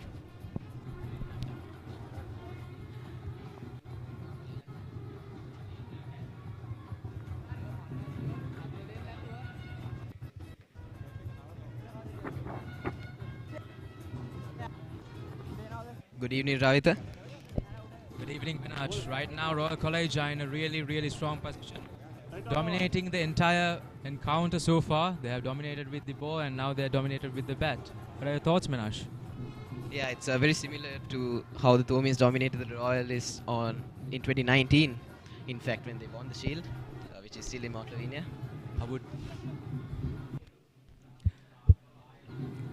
Games are rather uncertain. I would like to also move your attention on to 2019 Mustangs Trophy, where Royal College won really well, played really well. Something that we like to remind.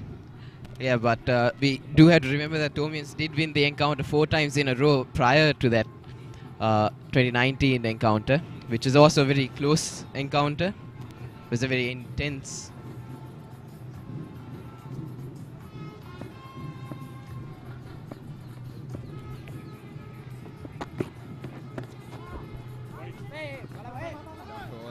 The Mustangs encounter, not big match, so I don't know why Menash is bringing up something that happened in 2019 when we were playing the 50 overs today.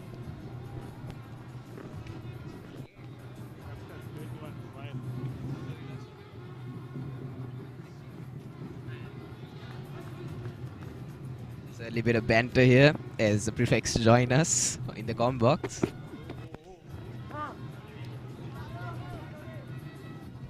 Some brilliant fielding there by, I guess, if I'm not mistaken, Charukh Apiris.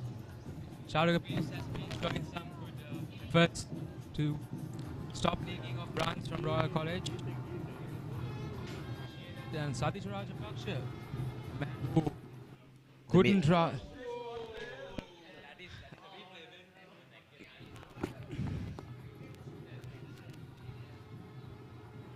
So we saw a replay of a dropped opportunity where there have been quite a few opportunities for St. Thomas's. They haven't been able to pounce on them. And as you can see, that was a sitter. Another sitter there.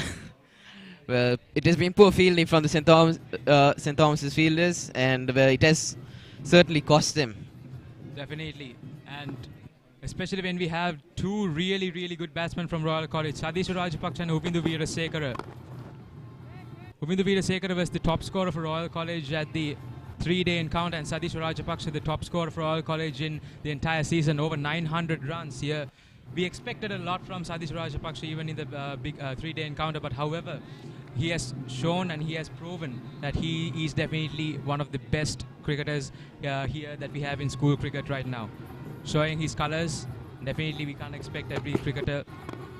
Goes for the big hit. It's up in the air, but it would land safe. Mahit Pereira cuts it off, and they will be able to come back for.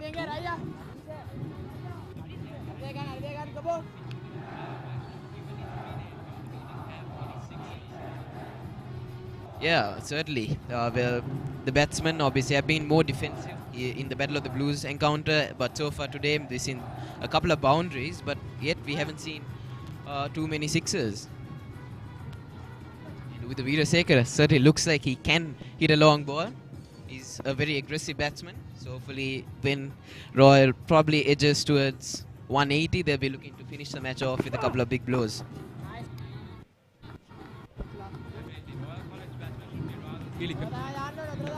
Because they have below 50 runs to get in order to take the trophy home for the I believe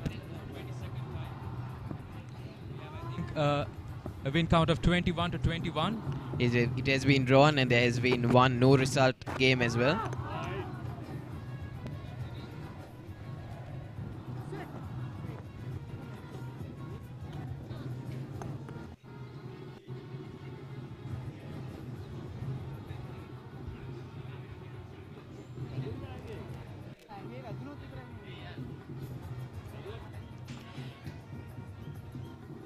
Ryan Fernando, certainly a very handy bowler as well, even though he's renowned for his batting. Has been very effective as a bowler, has picked up 1 wicket here. He's been very tidy with his lines and lengths. Yes, he has only conceded 17 runs. Seeing that this is a 50-over match and this is a fast game, and considering that he's a part-time as well. Definitely. That's good captaincy. That's rather responsible playing from Ryan Fernando. Trying to be a bit optimistic here, but if St. Thomas's can concede less than probably 6 runs in the next 4 overs, could there be a chance of a result? I think Royal College is definitely here. Standing with 8 wickets to go and 14 overs left, I think it's pretty much something really rather something that the Royal team should be comfortable with in order to take this win. It should be something that definitely they are eyeing at.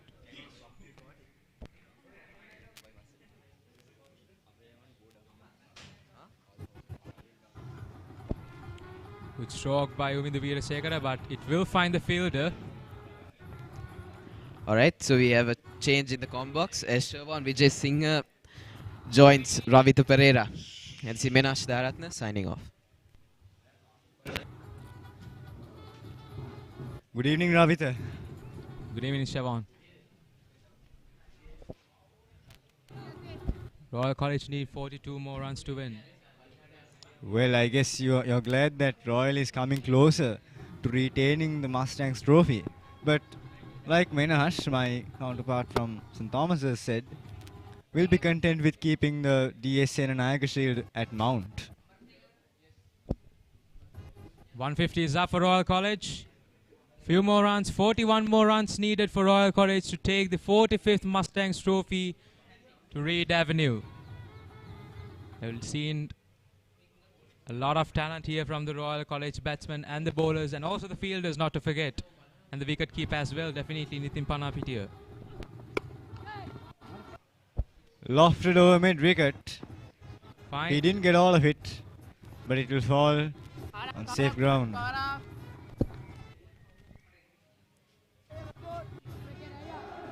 Ravitha, you did mention that the Royal fielders performed very well on the field. But let's look at the Thomian fielding. It hasn't been up to mark, up to par.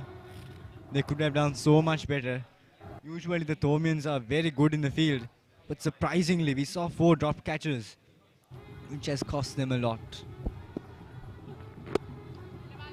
Yes, definitely. Not the best scenes to see here, even though it's the opposite side.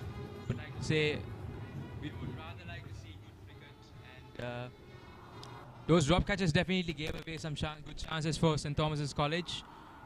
I think it's the pressure of defending 190 runs in a 50-over match and having some really good batsmen in the crease. I think that pressure that has been building up. Aggressive shots by and misses the fielder.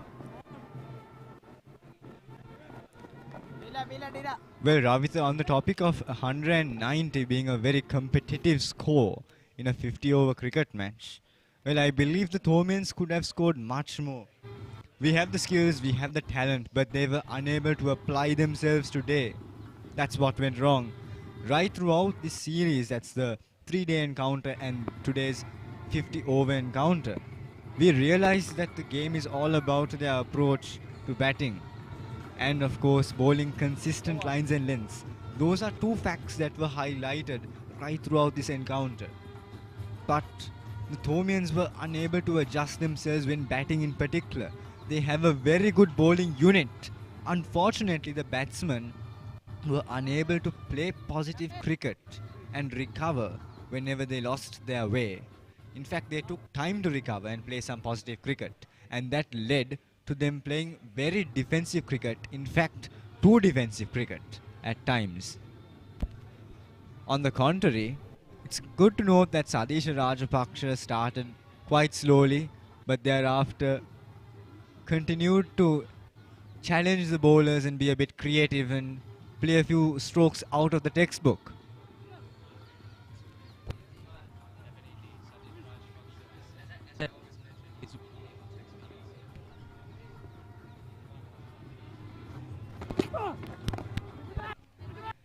Ravitha, I suppose you'll be glad that Royal has been able to retain the Mustangs trophy in 2019.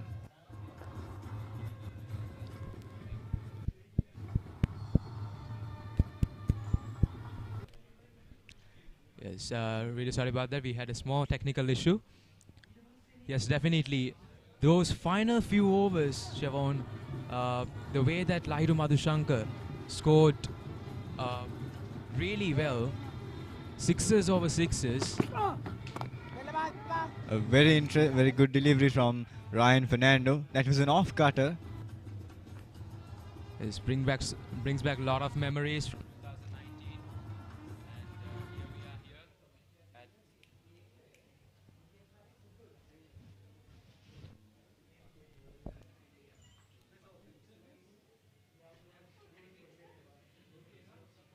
here at another off-cutter, but that is hammered over the mid-wicket fielder. One bounce and into the stands.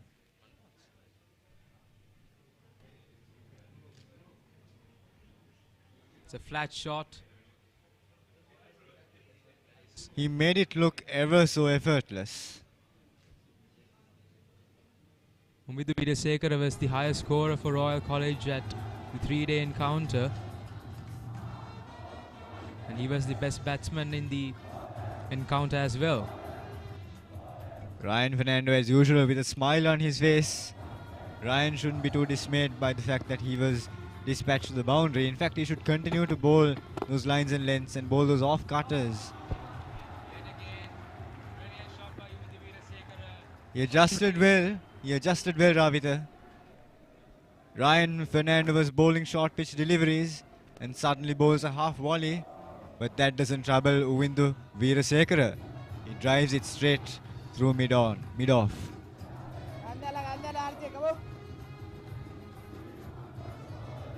I admire the aggression of the Royalists and their confidence right throughout the innings. From the word go, they've been very aggressive. Another off-cutter takes a leading edge. Unfortunately, the batsman didn't sky the ball. Yes, as you said, Siobhan, Fernando has been bowling exceptionally well.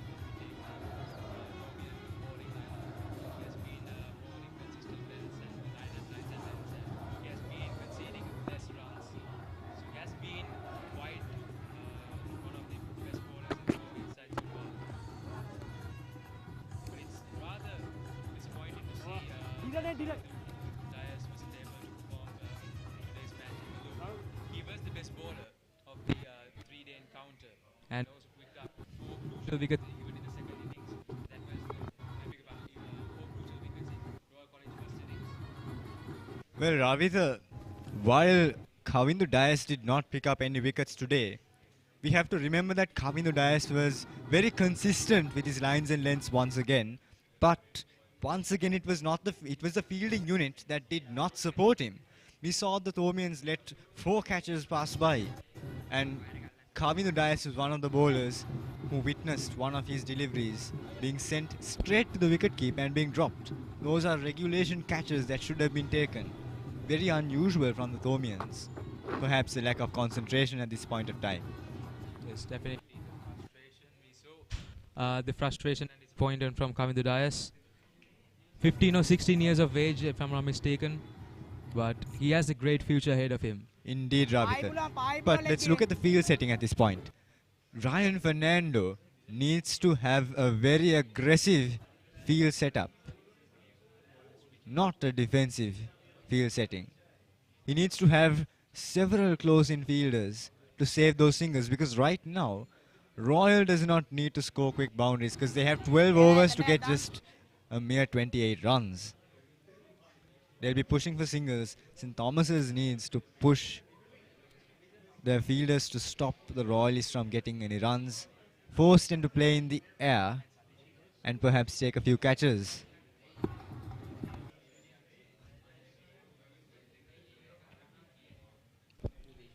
Duran De Silva, quick run in there by Sadisha Rajapaksa and Uvindu Veerasekara. Dhiran De Silva, the young left-arm orthodox bowler, could have been introduced into the attack much earlier in the innings, given the fact that St. Thomas's did not have a leg spin bowler in the 3-day encounter. I believe Ryan Fernando and the coaches should have brought Dhiran De Silva into the attack much earlier to threaten these Royalists. Yet again, a good shot. Will it run for the boundary? And yes, it does. Look, Dhiran De Silva is bowling a good delivery. Good delivery in the sense he's able to turn that ball a significant degree, bring it in all the way from outside the leg stump onto the middle or leg. But if he continues to bowl that line, Uvindu could just sweep him back of square or down to fine leg, similar to what he did just now. Therefore, De Silva should pitch that ball ever so slightly away from the leg stump and take it towards middle and off, hoping to get the outside edge. Another poor delivery.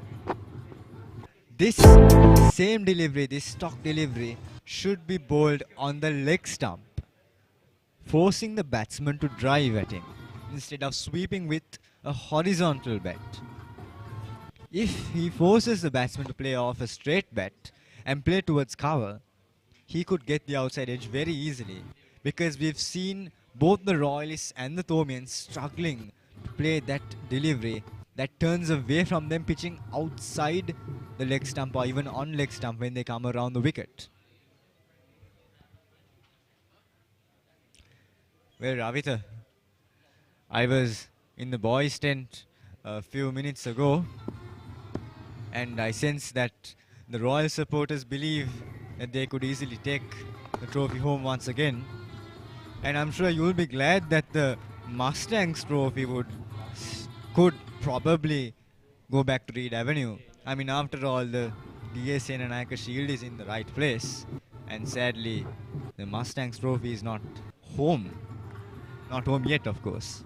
Siobhan, I would rather not say that the DSN Nayaka trophy is in the right place, because yet again, because it's rather not in the right place, I would say, because it rather belongs to Reed Avenue here. And also, Mustangs trophy, it has been something that since here at the commentary box. Well, my peers in the commentary box say that the DSN and Nayaka Shield rightfully belongs at St. Thomas's because DSN and Nayaka was Thomian himself. Well, on a serious note, the Royalists are playing some aggressive and confident cricket out here. There's a lot the Thomians could learn from the style of the Royalists playing.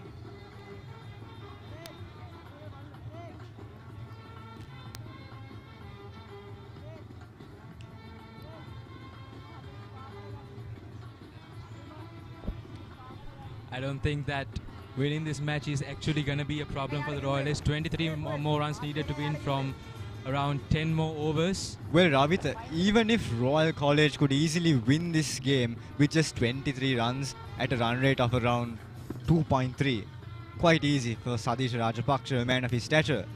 But the Thomians would need to be a little bit more aggressive in their field setting. That's all they could do at this point of time, because these two batsmen have settled out there.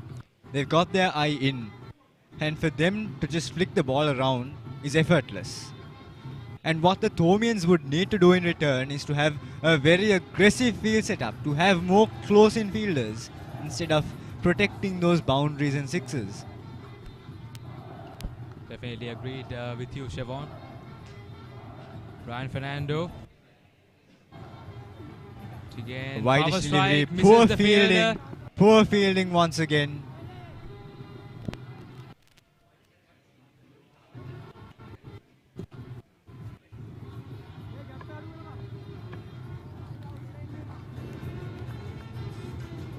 Looking at the replay, that was a catch that could have been taken. Muiz Naushan, it's not been his day on the field, though he scored a half century. A Yorker, well dug out.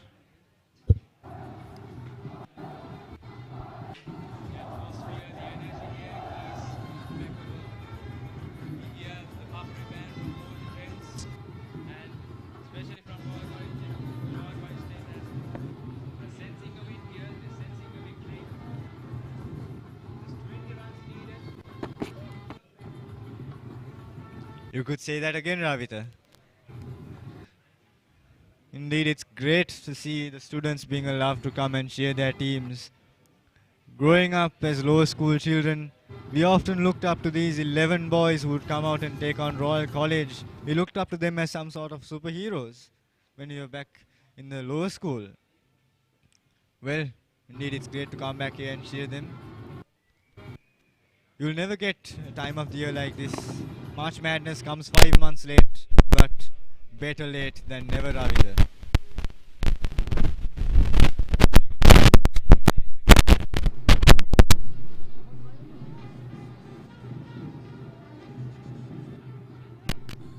The Royal Prefects look very joyous.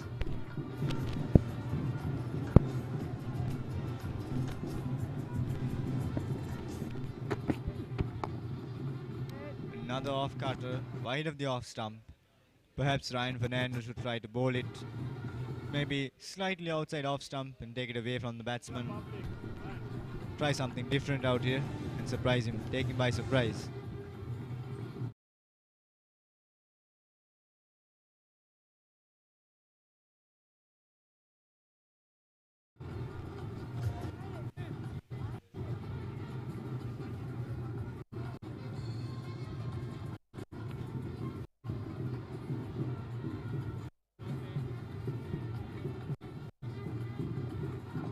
Meet again. Good evening. I think Royal just inching towards the target at the moment. Just 18 runs more required. Seems pretty easy pickings at the moment.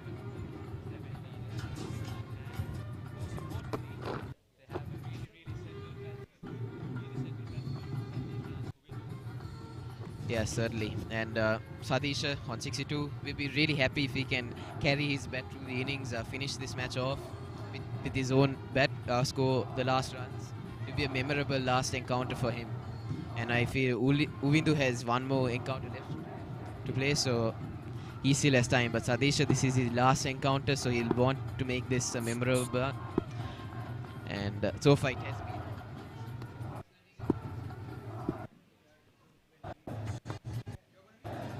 Flicked away, and he's going to get a couple of runs here. Good. Only one. With the back on strike, and as you can see, there's no rush from the Royalists. They know that They're edging towards the target. They know it's only 17 runs more. They don't need to look for those unnecessary runs which aren't there. They don't need to run too hard. They just need to get the singles, get the occasional boundary, and this match would be over in a flash of a second. So again, Shahrukh Pires has not been able to get a wicket. A bit of turn there. It did come back into Windu. But Shahrukh Pires obviously will improve as time goes on. Hopefully will represent St. Thomas's in the next encounter as well. So hopefully goes from strength to strength. Yes, Shahrukh Pires also has 1 or 2 more encounters left for St. Thomas's College. With making his intentions clear, just coming down the track, trying to get these final runs as soon as possible. You don't want to leave it towards the end as well. Definitely. Even though it's 17 runs, you don't want to take it too easy. You just want to finish it off, because sometimes what we see is batsmen get overconfident. They think it's just 16 runs out of 10 overs, and oftentimes that's what can produce a mistake. And this time down the track, just short of the fielder, tried to go. Sadisha was safe. Yeah, he tried to go all the way there, Sadisha. Like I said, he wants to finish this match off.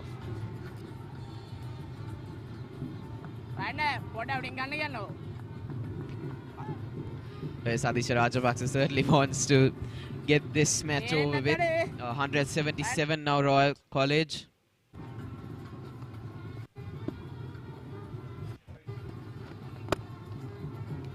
Once again, Uvidu playing a very aggressive shot down the ground. But overall, I think Royal has dominated this game. To be fair, even as a Thomian, I can't object it. Royal have been very dominant so far.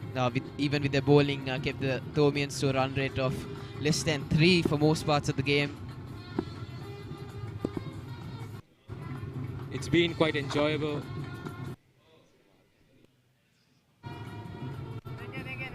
It's been quite enjoyable, this entire encounter. From both the Royal side and the Thomian side. It's been exceptional and quite amazing cricket. Certainly, Royal have dominated proceedings so far. Just 12 more runs to get the Mustangs trophy. The Thomians obviously are dejected at this stage. Would have had high hopes after a pretty good performance in the Battle of the Blues encounter. And here,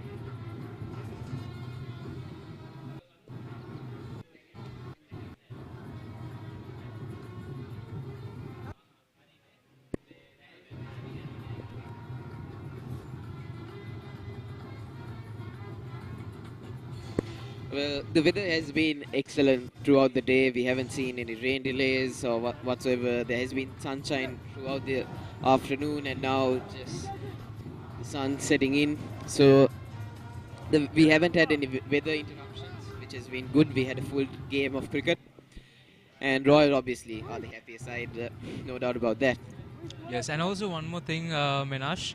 Even though there haven't been any interruptions from weather, we should definitely thank our ground staff here at the SSC, because we saw at the 3-day encounter how they reacted towards any sort of weather. Fast and rather really well done. Sri Lankan ground staff are known all over the world for their performance, and that should be commendable here as well. Certainly, and on the sidelines you can see Nathan Caldera and Senadi Bulankulama. Nathan Caldera did play the 2021 edition of the Battle of the Blues, but unfortunately was injured for this year's encounter. He is a colorsman, but missed out on the 143rd Battle of the Blues. Short ball from Caniston. And Bulankulama, we know, did play the 3-day encounter this time, but obviously Ahalia would have preferred over him, probably because he is a more attacking batsman than Bulankulama. But nevertheless, the Thomians will be disappointed with what they have put on so far. What an innings this has been for Sadisha Rajapaksa. Definitely, highly appreciated. I mean, this is something that he must have definitely wanted. An ODI 65 out of 74 balls. I mean, it's a good strike rate as well, and he has powered through the entire innings of Royal College. That's yeah. And St. Thomas's will be hoping, well, what if we got 50 more runs on the board?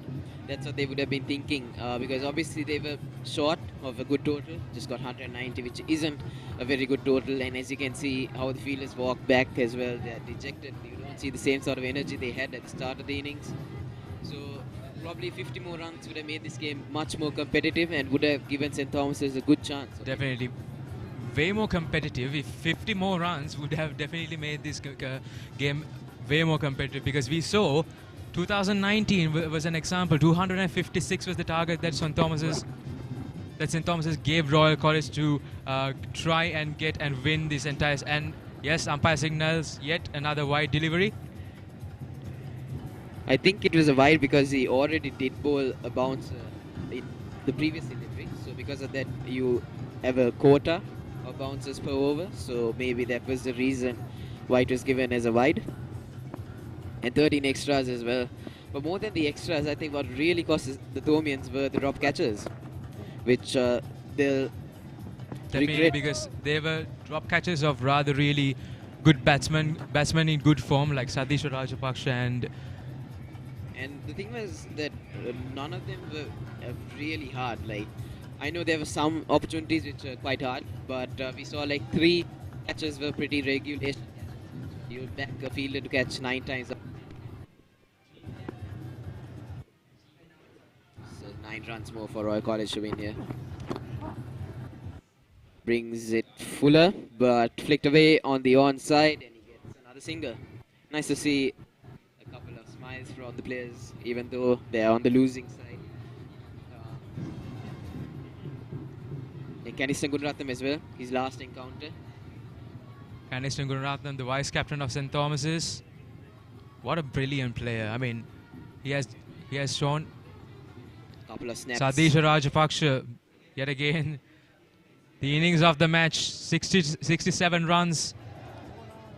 I think we'll take this opportunity to thank Merck Live and the ICT societies, the media units of both schools for ensuring that this stream goes ahead. They've been very supportive, and we also got a text commentary team who've been working on the Royal Thomian app, updating the text commentary aspect of the game. They've been brilliant, and special thanks to all of them. Yes, the past today and the past 3 days of the 3-day encounter has been quite the experience, even for us at the commentary box and the media units and the ICT societies of the 2 schools. Lots of friendships built up here, and definitely lots of experiences, lots of emotions, even on the ground, even on the boys' tents. We are lucky to have the boys' tents here at the 45th encounter. I beg your pardon, 45th Mustangs Trophy. It'll be interesting to see whether the Royal supporters will come on to the field as soon as they win. We'll probably run on to the field. It will be a wonderful sight to see. Not sure whether it will continue as usual, but hopefully it does.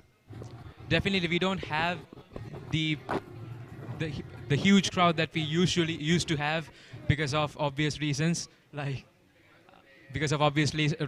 fuel issues. But however, even having the fuel issues, Minas, we see quite a crowd here.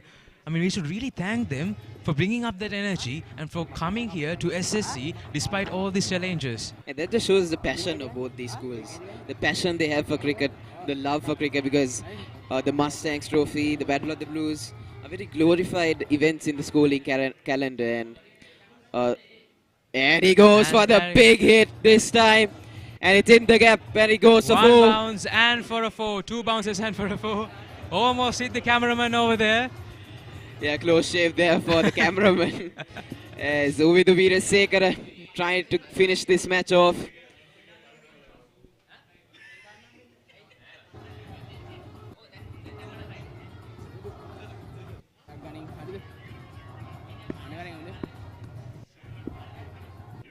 A very close shave there for the cameraman. And Uvidu Veerasekara, well, just adding the finishing touches to this innings now. Yes, Royal College needing 3 more runs to win. Exciting scenes here at the SSC. You see the Royal Prefects lined up at the boundary line. On the boundary rope, excited as they are about to win this encounter. The 45th Mustangs Trophy, that is what they're playing for. the Mustangs trophy. And Char Kapiris. Will Sadisha go for the big hit? Sweeps it this side. Will they come back for two? Yes, they are coming back for and two. There it is. And Royal there is the College win. win the 45th Mustangs trophy by 8 wickets. And as you can see, fans roar into the SSC grounds. Well, Royal College registered comfortable victory here, and they have retained the Mustangs trophy. For the second consecutive time, and here we are at the SSC. Beautiful scenes of blue and gold, and that is the 45th Mustangs trophy, ladies and gentlemen. Royal College completely dominating the entire encounter, I would say. But great cricket from both sides. As you can see, Gisham Balasuriya in the center of the action here at the SSC, cheered by all the fans, all the prefects who have been very supportive. Well, some joy for Royal College here at the SSC, and it's a good send-off to these players. Gisham Balasuriya, Satisha Rajapaksa all leaving the cricket team after this year's encounter. And as you can see, more fans coming onto the field. It has been good cricket for Royal College. Certainly dominated this encounter, and a well-deserved victory. As you can see, the Thomians coming onto the field to congratulate their counterparts on their victory.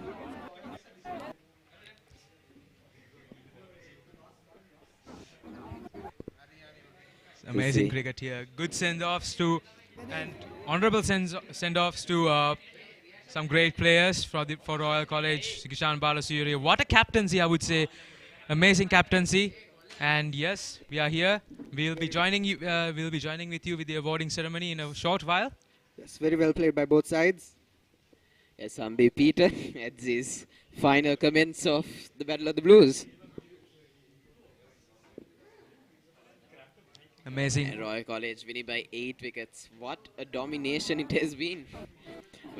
At least they have the Mustangs trophy now at Reed Avenue, even though they don't have the DS Sena Nayaka Shield. Some joy for Royal College. Don't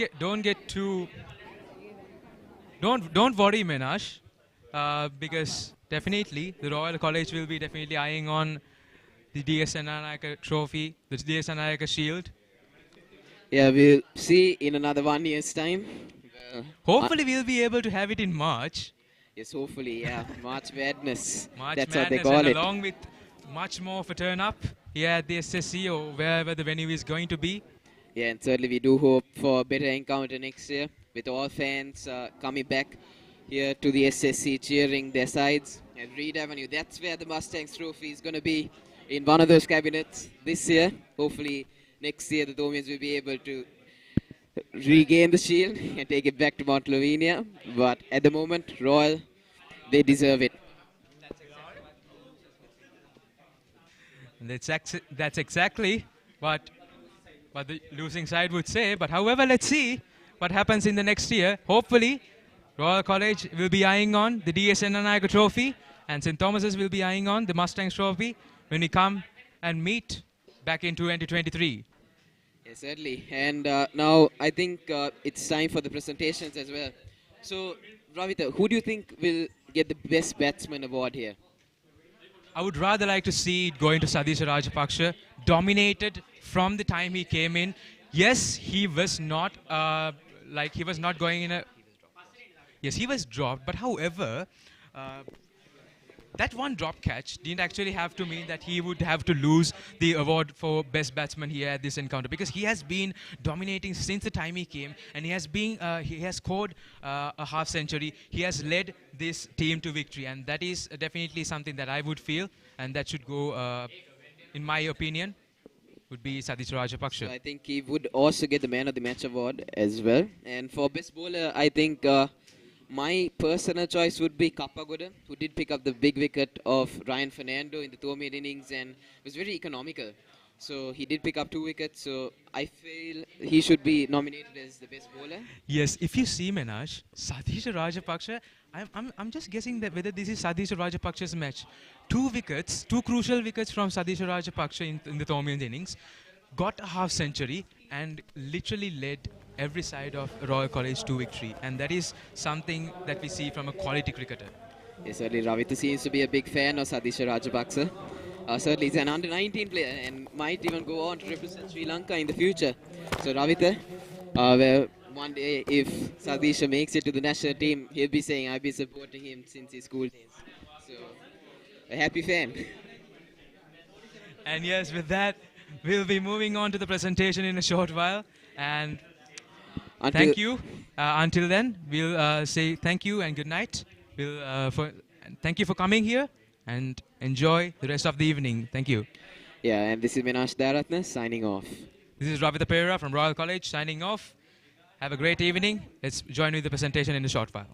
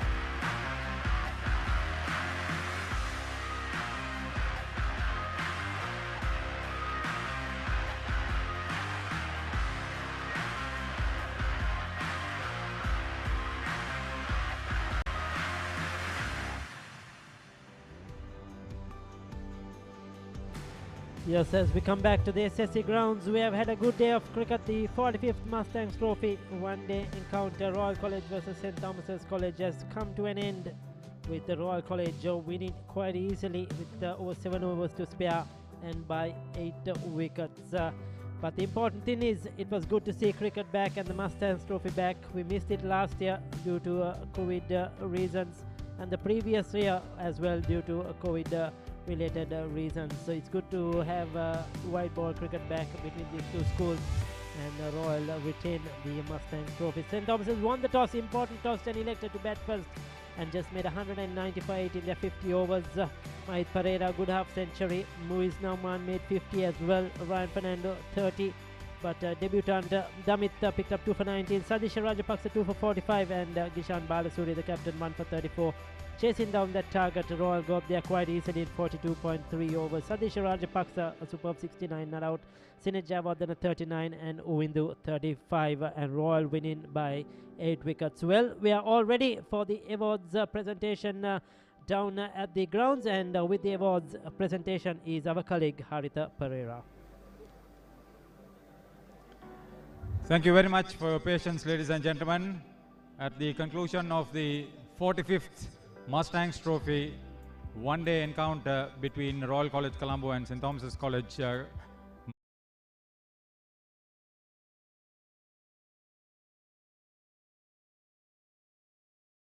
ready for the presentation ceremony. Cordial inviting our presentation party. Subordinate of St. Thomas's College, Mount Lavinia, Mr. Asanka Pereira. Principal of Royal College, Mr. Sanat Jayalat. The chief guest for the occasion, Mr. Hemaka Balasuriya, General Manager, Retail Operations, Dialog Gasiata PLC. The guest of honor, Mr. Manoj Mendis, Captain of St. Thomas's College in 1994. Platinum sponsor, Dr. K. Patmanathan, the Managing Director of Tian Steel. The adjudicators, Mr. Harit Samarasinghe, Captain of Royal College, and Helakamal Nanakar, Captain of St. Thomas's College.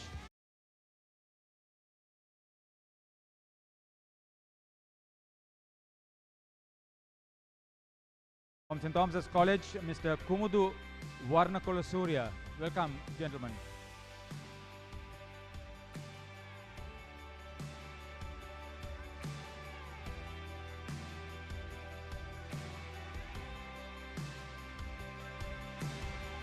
Initially, we would take this opportunity to thank the Royal College Old Boys Union and the STC Old Boys Union of Melbourne, Australia, for providing the white cricket balls for the occasion, for practices and for the match itself. Thank you very much for your contribution. We are now ready for the presentation ceremony proper. Cordial inviting Mr. Manoj Mendis, our guest of honor, the captain of St. Thomas's College 1994, for the first presentation. This for the best fresher of the match. The trophy to be presented to Muiz Naushan of St. Thomas's for his wonderful afternoon.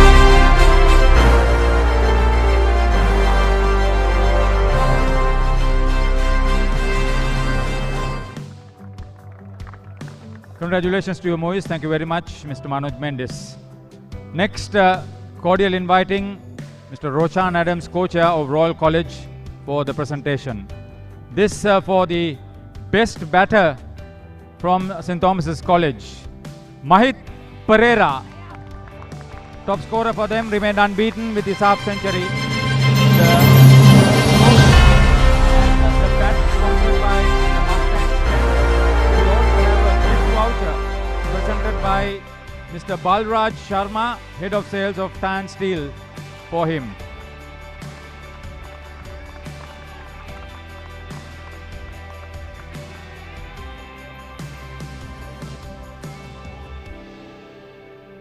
We congratulate Mahit Pereira and thank Mr. Roshan Adams and Mr. Balraj Sharma. Next, the best batter from Royal College. No questions about this. Sinet Javardhana of Royal College. The trophy and the bat sponsored by Mustangs tent. Mr. Asanka Pereira, subordinate of St. Thomas's College, will make the presentation, while the gift voucher will be presented by the head of sales of Tan Steel, Mr. Balraj Sharma, once again. Top scorer of the match. it would have been, but he made a very good opening contribution to the Royal College course. Congratulations to you, Sinith. We thank Mr. Asanka Pereira. Cordial inviting Mr. Kumudu Varnakul Surya, co-chair for St. Thomas's College, for the next presentation. The best bowler from St. Thomas's College, only one, Ryan Fernando, only one wicket. St. Thomas's captain.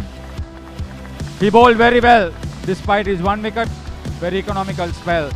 The gift voucher by Mr. V. Sudarshan, Head of Human Resources of Tan Steel. Congratulations, Ryan. Thank Mr. Kumudu Varnakul Surya. Next, for the Best Bowler Award for Royal College, cordially inviting Mr. Manoj Mendis, Captain of St. Thomas's College 1994, our guest of honor. Damit Kappagoda of Royal College. A wicket with the first ball and a couple of wickets to go by. A gift voucher to be presented by the Head of Human Resources Tan Steel, Mr. V. Sudarshan. What a big impact it had been for that wicket and the one after that. Congratulations to you, Damit. We thank Mr. Manoj Mendis once again. Cordially inviting Mr. Hemaka Balasurya, General Manager, Retail Operations, Dialog Asiata PLC, for our next Best Individual Award. The Man of the Match Award, Sadisha Rajapaksa of Royal College, unbeaten top scorer of the match. He bowled well too. There's been a fine all-round performance from the Sri Lanka Youth International. The gift voucher for him, presented by Dr. K. Padmanathan, Managing Director of Tan Steel. Thank you very much for your contribution for this match. Congratulations, Sadisha. And we thank Mr. Hemaka Balasurya for his participation. Now, the award of the Mustangs Trophy. The tally stayed at 21. And now, Royal will get into the lead with this wonderful 8-wicket victory. The Mustangs Trophy awarded to Royal College by the Principal of Royal College, Mr. Sanat Jayalat, with Mr. Hemaka Balasurya, General Manager, Retail Operations, Dialog Asiata, accompanying him for the occasion. Kishan Balasurya, Royal.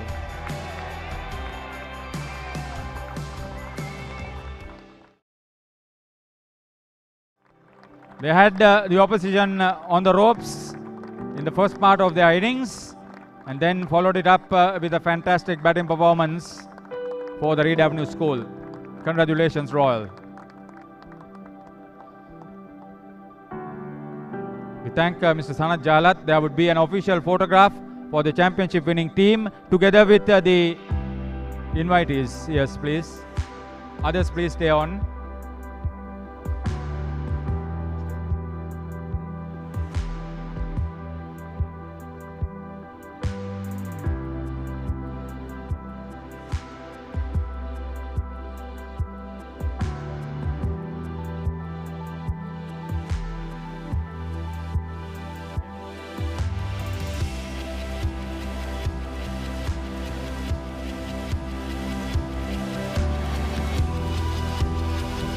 Solid all-round performance from Royal College.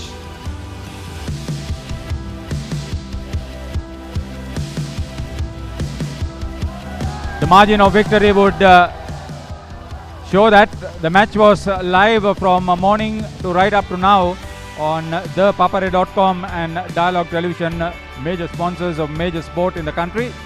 So with that, we conclude our presentation ceremony of this 45th Mustangs Trophy encounter. Thank you very much for your participation and your encouragement. We thank the players, the match officials and everybody else concerned. We go upstairs from our presentation party. Yes, thank you very much, Haritha. Royal celebrate their jubilant. They are the winners of the 45th Mustangs